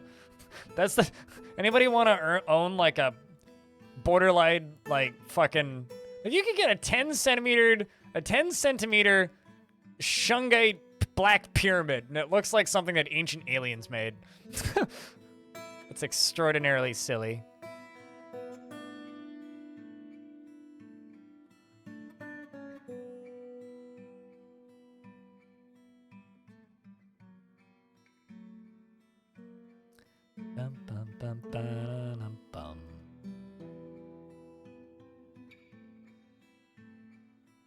I mean, ancient alien theorists believe clearly that the answer is yes.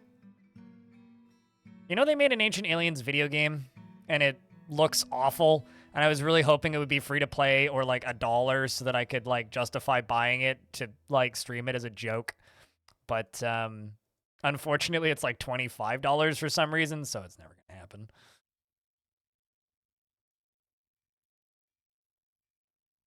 It's like the corporate building from.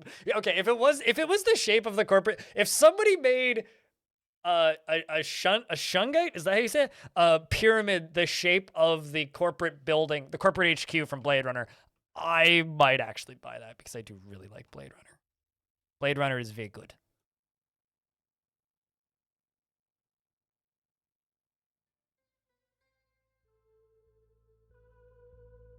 What, like on a stream or in a video or something? That's kind of cool. Amethyst is a pretty color. That's the pattern. Yeah. I mean, so's like most pineapple opals. Did I ever make those farmer shops? I don't think I did.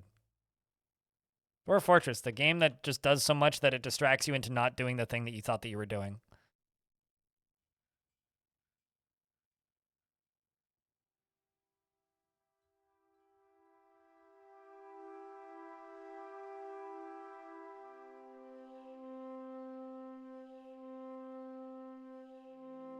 What, the D20 everybody's talking about the D20 Amethyst video, I assume?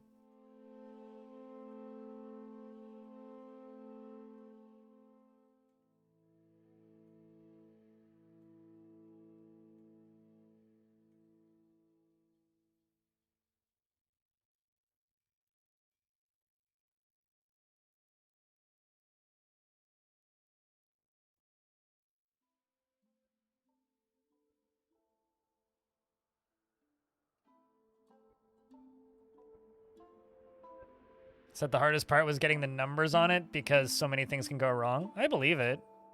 That kind of crafting is difficult.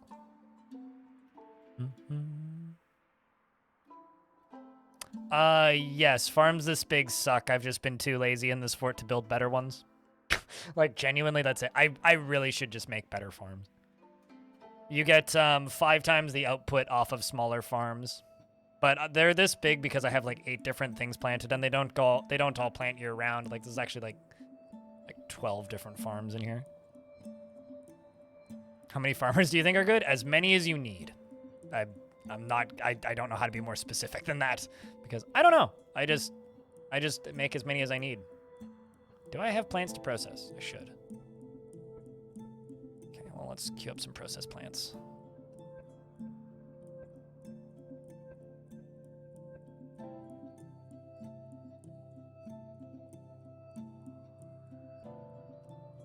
I need those pigtails to get made, finally.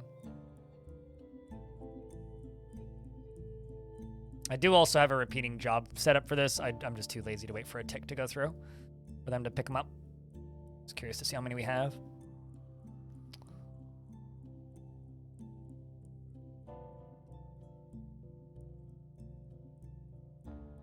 Because they might be unbalanced. Yeah, that's fair. I wouldn't trust anybody's homemade dice. Neither should you. Nerds Half-Life, how was your stream today? Thank you very much for the raid. I don't know if I have any mods around. I don't think I do. So here, let me give you a shout out.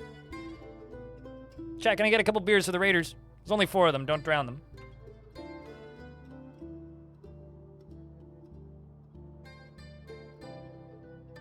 My fingers automatically type in /raid when I do that.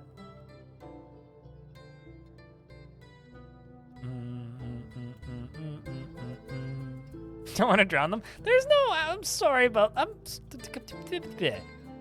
raids are still appreciated. Doesn't matter the size. Well, at least that's what ladies who lie to me tell me.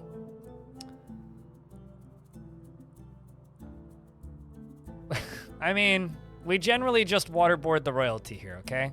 They need to learn how to swim so they don't drown in the basement. I'm actually joking. I haven't waterboarded anybody in this fort yet. That might change. How goes the fort? It's great, aside from the, like, army of monsters on the surface that refuse to walk into my, like, murder tunnel.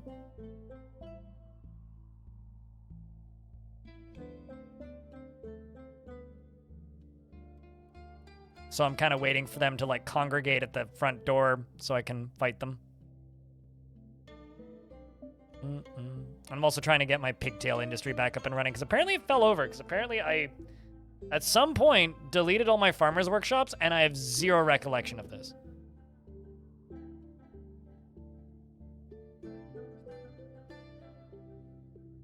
Oh, the lava spa is wondrous.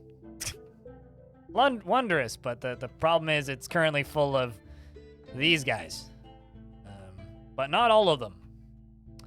And the ones that are outside are just kind of bitey.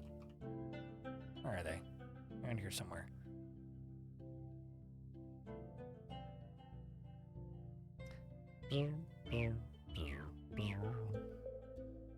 Yeah, these guys. They're a little bitey. They're a little bitey and kind of mean. So we do need to kill them.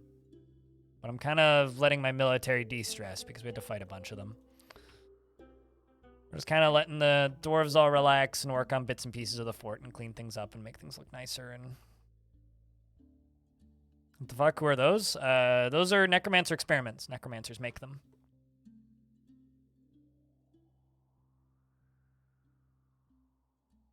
And I haven't waterboarded anybody yet. That's true, I haven't. But no, those are necromancer experiments, which are anything from, like, you know, your average soldier all the way up to a forgotten beast level of adversary. And yeah, they're kind of new to the game. Nope, they can do everything. If a forgotten beast can spawn like one, they can make a necromancer. Necromancers can make an experiment like it. So this is the experiment army on the surface. These are scorpions, hairy scorpions. These are ants, basically, I think. Yeah, hexapods. This is a decapod. These worms. These used to be horses. So, yeah. They're not that strong, but they're also not weak. But I think we're going to open the doors up again. Speaking of forgotten beasts, a quadruped composed of salt. It's Twitch chat. It has a knobby antenna and it squirms and fidgets, and it lives in the basement. But it's on a layer with a forgotten beast that will kill it. There's a forgotten beast made of steel with webs that can fly down here. It owns this cavern lair. There it goes. Yeah, this guy. Yeah, this thing is it's made of steel. So it lives there. It's fine. It has this cavern lair. It's fine. I don't need it. It's whatever. I don't even care. But no, we gotta go open the doors to this again. Which means a bunch of my nobles are probably gonna go booking it outside, but not much I can really do.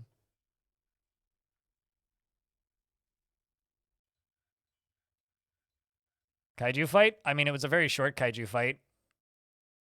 Forgotten Beast gores the Forgotten Beast in the lower body, and the severed part sails off in an arc. Literally ran right through it. There's no fight club. That was just a execution.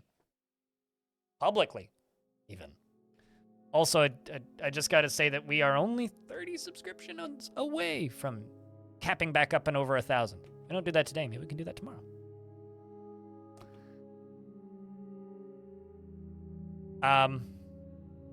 Dear Mincott, Baron of Glaze Admired, I'm not entirely sure what you are attempting here, but it seems dumb. I know that you're not a member of my fortress, so I can't stop you. But why?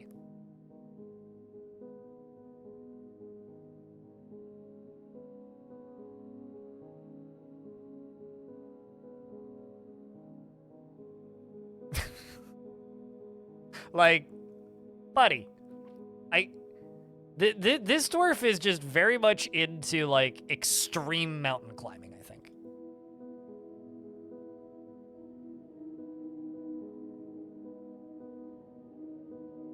Also, I don't know how long that dwarf's been up there, but... Dwarven crossfit. Yeah, Dwarven crossfit fits a little nuts. My phone bill is ready to be paid. Thanks, phone.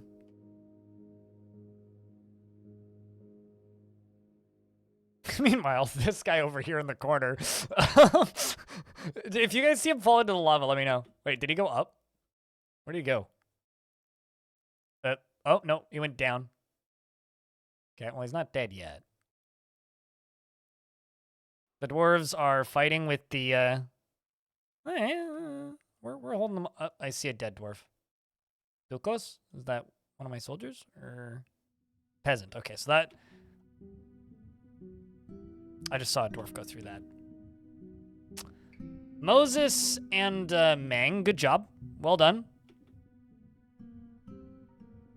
I don't know why I'm surprised by this, but...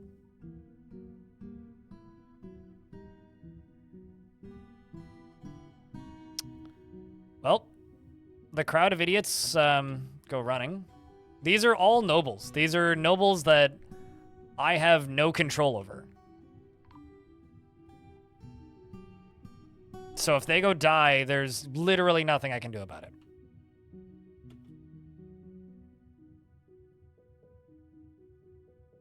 Overcome by terror. Yes.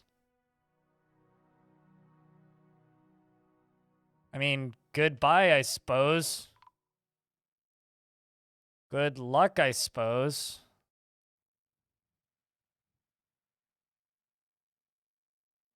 Well, on the bright side, here come the big guns. That was quick. Okay. Can I show my cemetery? This and this. The big tombs are for nobles.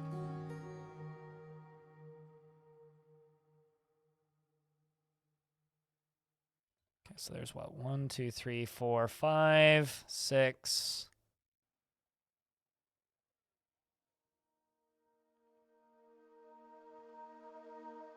All right, I might just burn them. Yeah, I'm just gonna burn them.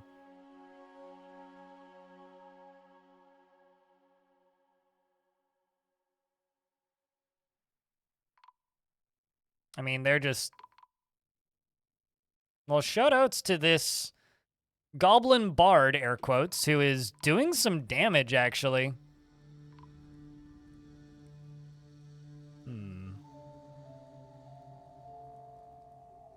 You know, I'm kind of tempted. Fuck it. I'm not going to turn on the pumps. I am not going to turn on the lava. Cancel the lava. I'll send the military in. We're just going to fight them. If that one goblin can do that much damage to them...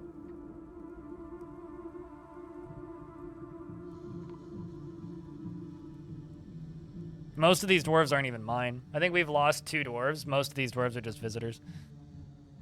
But this one goblin, what are you, High Master Maceman? Dude's doing work. Come on, Kogan. How many did you just kill? Wow. 1, 2, 3, 4, 5, 6. This goblin just ended the siege. Can I... What? Can I get a round of beers for this goblin, chat?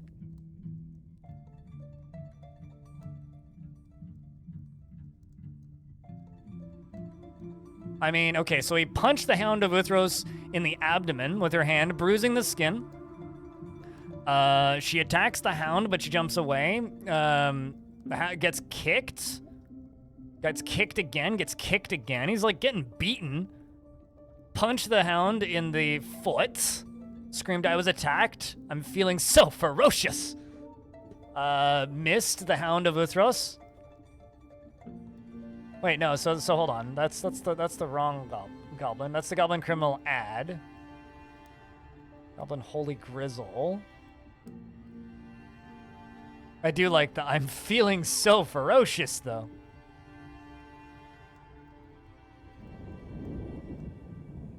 Need Kogan. Where's Kogan? Goblin Captain. Kogan, this one.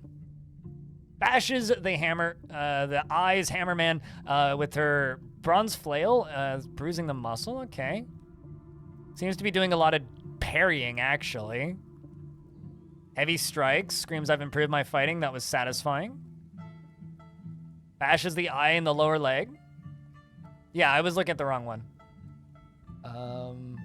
Goblin Bard bashes the Hammerman in the left arm with the bronze flail. Those are like the humanoid ones. The first few. Screams, this is a fight. I laugh in the face of death. The Hammerman, the Goblin Bard bashes the Mebza That's eyes Hammerman. Those are hard sentences to say. With her bronze flail, but the attack is deflected. Well, there's a lot of this. Let's scroll further down.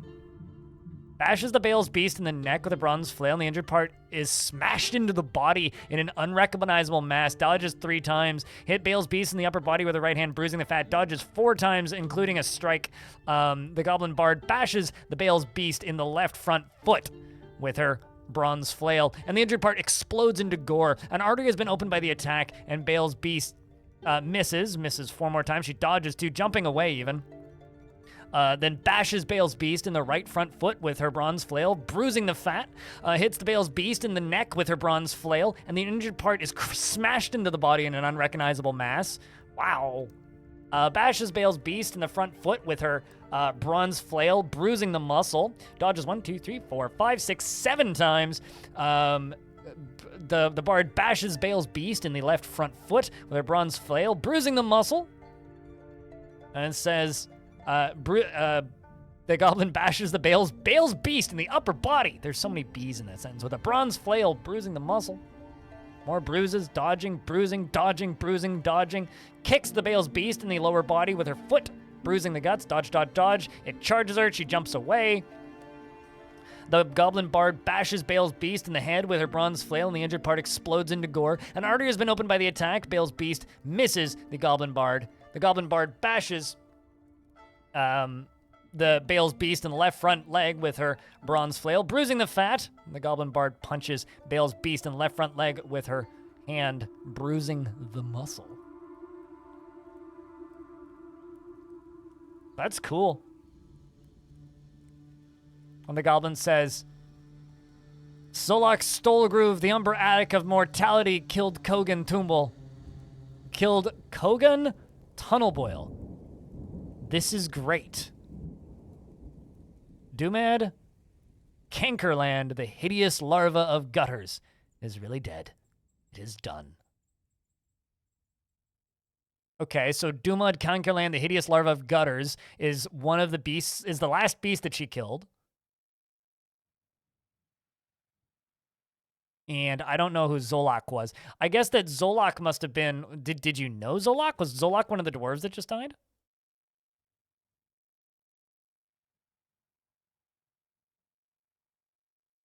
I'm wondering if they were, like, passing acquaintances or something. Looking for a Zolak.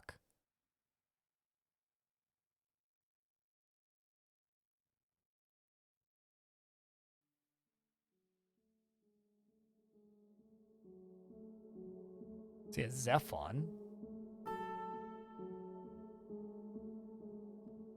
I don't see a Zolak. How do you breed animals? Lock them in a room together.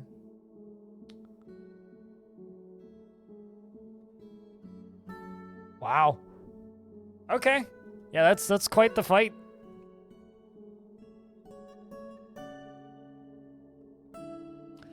Get all this unforbidden. All this unforbidden. All this unforbidden. All this unforbidden. All this unforbidden.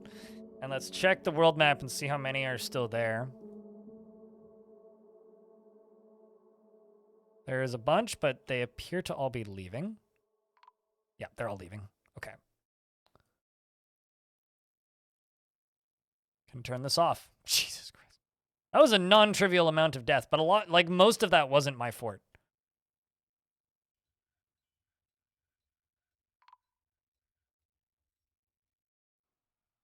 Okay, apparently there was one still alive right there.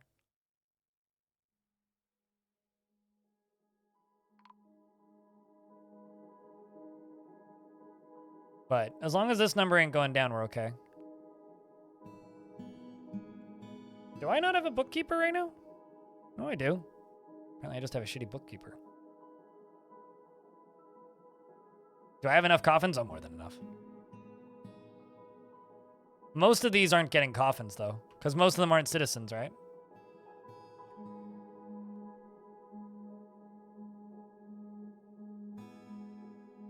I'm not worried about coffins. I made like 400 copper coffins at one point, so. I'm more just worried about the generalized stress. I also have an automated corpse disposal up here. So it should go pretty quickly. I assume, anyway.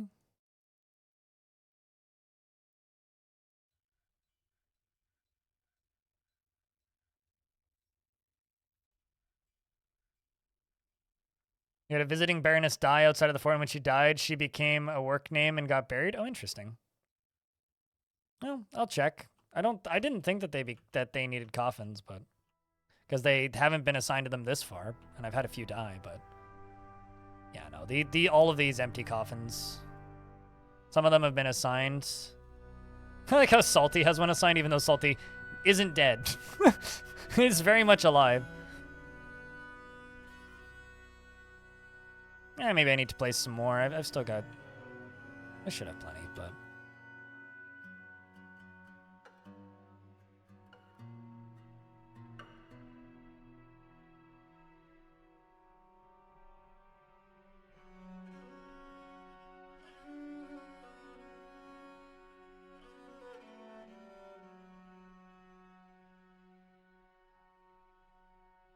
And there we go. Let's grab that and then do this and multi and thunk.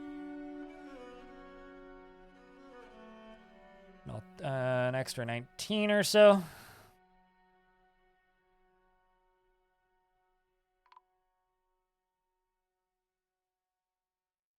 Did you watch the video I put up this morning? Oh wow, we finally found the runner dead. Look at all these. These are all new visiting barons that are now visiting. Swear this fortress is the goddamn Dwarf Fortress Illuminati.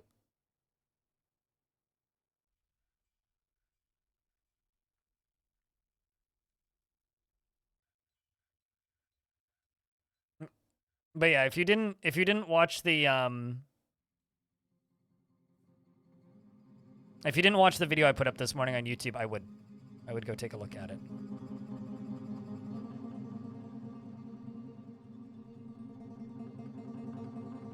Yeah, no, you can have as many as our citizens. Currently, we have a duchy, a barony, a mayor, and a monarch in the fort. And I'm the monarch, and I want me to make more large gems, so I'm gonna go make a large gem. Yep, they've been in the game now for... The new fortification sprites have been in the game for whenever version 0.8 in the 50 series of patches came out. So, what, 2 weeks? Something like that?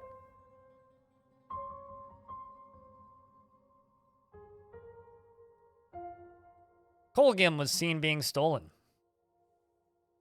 How dare you! Okay, it wasn't Block of Glass. I was about to blame Block of Glass. It was Ghost Bat! Ghost Bat stole my artifact! I'm so sad. God damn it, Ghost Bat. You had one job. Don't steal the artifact. I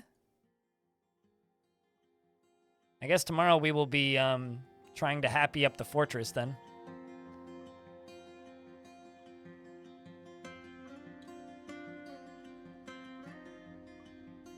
Ghost Bat, how could you? Ghost Bat, why? I'm still waiting for the time that some noble tries to steal my stuff.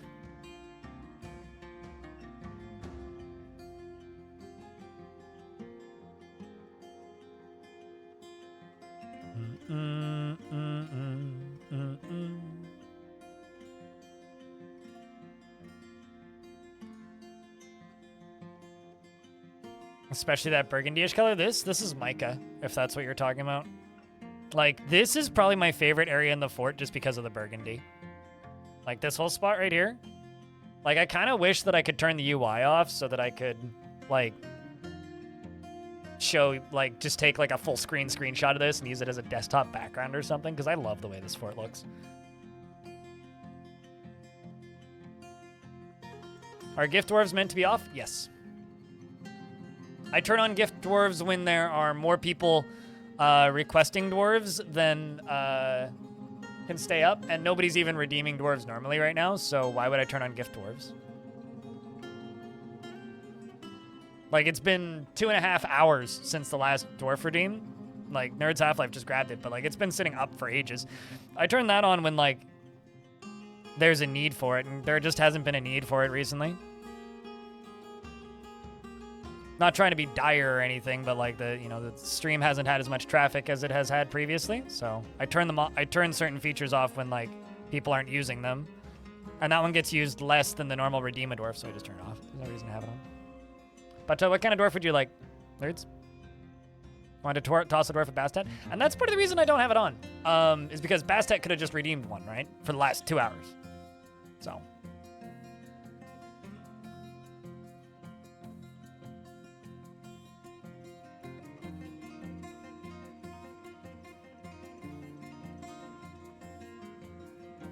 But, nerds, we have miners, we have carpenters, we have some stone cutters and various weaponsmiths, crafters and fisher dwarves apparently, and farmers and managers and just various surgeons and doctors that are terrible and pissed off and angry and hate me. We got peasants and children and some military. I'm not going to do that. No, you redeemed a dwarf. I'm not giving a dwarf to Bastet. Bastet died today. If Bastet wants a dwarf, Bastet can redeem a dwarf. That's how this works. Otherwise, I will refund it for you.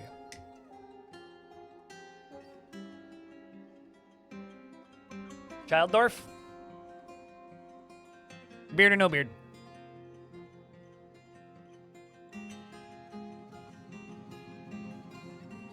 I got tons. Actually, which one do you want? I got plenty.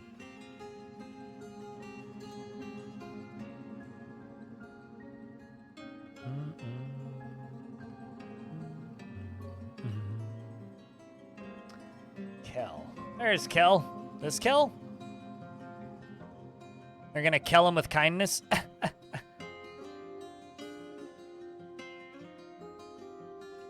Baby boy dwarves are born with beards, yes. Grumble. They're now named N because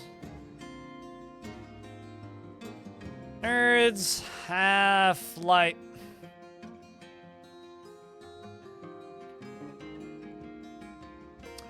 All right, Nerds Half-Life is can easily become absorbed in art and the beauty of the natural world.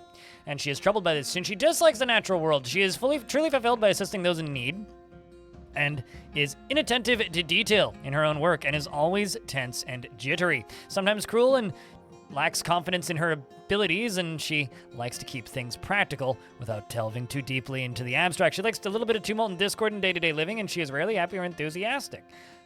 She is conflicted by this. She values parties and merrymaking in the abstract, and she is quick to anger. And she doesn't tend to hold on to grievances, and she has a greedy streak, and she occasionally overindulges, and she is quick to form negative views about things. And she chews her lips when she's thinking, and winks when she's during conversations, and she is quite often tells pointless stories when she's bored. Sounds like me. And she runs her fingers through her hair when she becomes exasperated and needs alcohol to get through the working day. Your classes are classing you? It's fine. She dreams of mastering a skill, and personally sees family as one of the most important things in life, and truly values merrymaking and parties, and finds the pursuit of knowledge to be a waste of effort, and doesn't think one way or another about leisure time. I mean, we're getting close to finals, right? Like, that's when everybody, like, stops watching these, because everybody's stuck in finals. She doesn't see cooperation as invaluable and dreams of mastering a skill. Likes chert, brass, violet, sespertine, and donkeys for their stubbornness, and nautilus men for their many tentacles, and parsnip plants for their edible roots, and the words of the true teacher, and the sound of the wondrous lilacs, and the sight of the glass of smiling. gloss of smiling. And when possible, she prefers to consume barn owl and plum wine. And absolutely hates oysters. Her somewhat tall ears are fuse-lobed, and she has a broad chin and her lips are thick. Her hair is taupe and with some gray, and her long hair is tied in a ponytail. Her skin is dark brown and her eyes are amethyst. Welcome to the fort. And I'm gonna go over here and do this. Pop this bridge open. It's a pretty hefty siege. We're gonna have to recover a lot of moods after that one.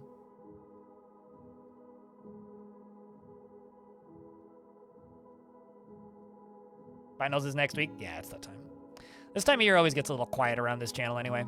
This time of year and then like the beginning of summer too. Like whenever, cause like my stream is watched by a lot of adults and a lot of university students.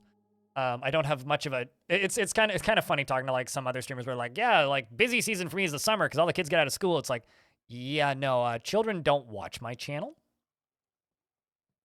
What was sieging me? Necromancer experiments. These things.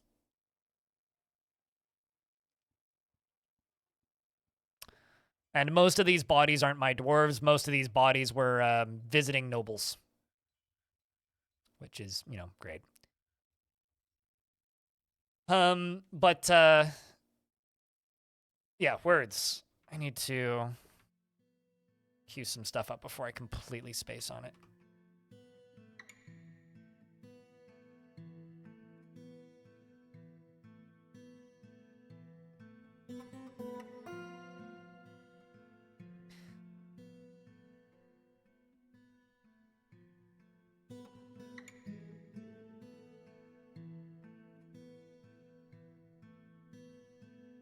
And then down here. Boink. And then vertical axle.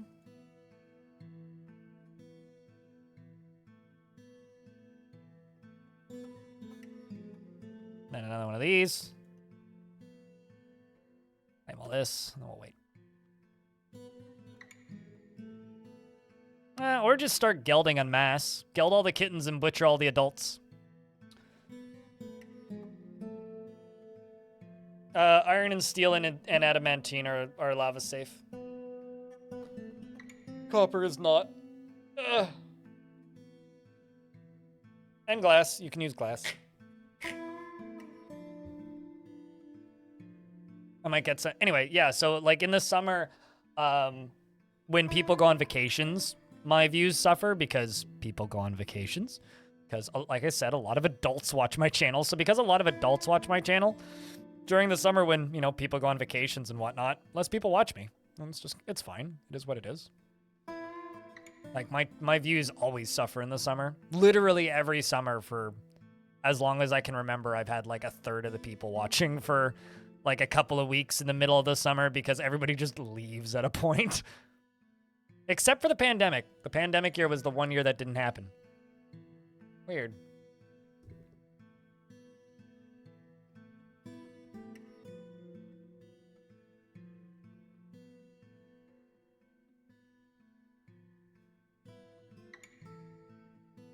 This poor dwarf. This dwarf was the murderer, by the way.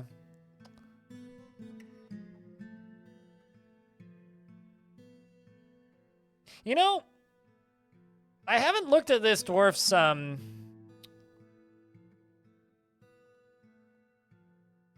kill list before. Nice. What on earth? This is what happens when you get into a fight with multiple necromancers in it and you just kill the same dwarf repeatedly. Like, repeatedly.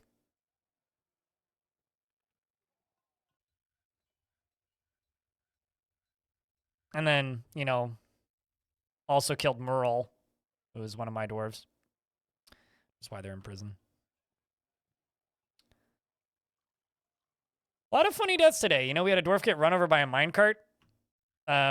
This happened. You know, good times, I would say. All in all, good times.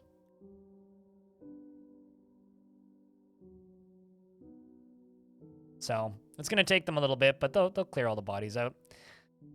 We're going to have to do some things to cheer up these dwarves. I mean, man, some of my militia captains are in a rough time, but actually a lot of my military is really not thrilled after that.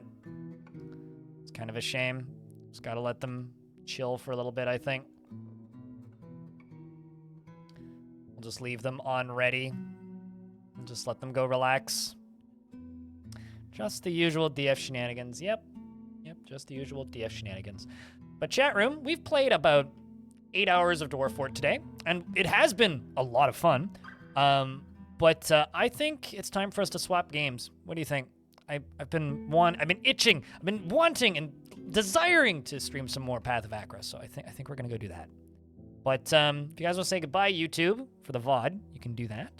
And I think it's time for us to up out of the dwarfs for the day. But yeah, no, we made good progress. You know, we built this whole area down here. We added in a bigger tavern. We prettied up this lower area a bunch. We finished up those throne rooms. We took out like 8 different goblin sites in a poked toe thief, the very, very, very large goblin fortress. And yeah, it's been a good time. I'm looking forward to more of this fortress tomorrow.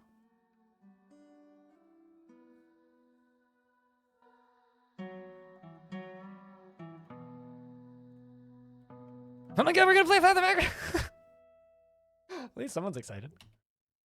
But if you stick around, we're gonna go play a little bit of a traditional roguelike that a friend of the channel, Ulfsire, a lovely solo indie developer over at Slouching Beast LLC released, which currently is like doing fucking gangbusters. I mean, he got a video from Splattercat as well as a video from Retromation or however you pronounce that guy's name.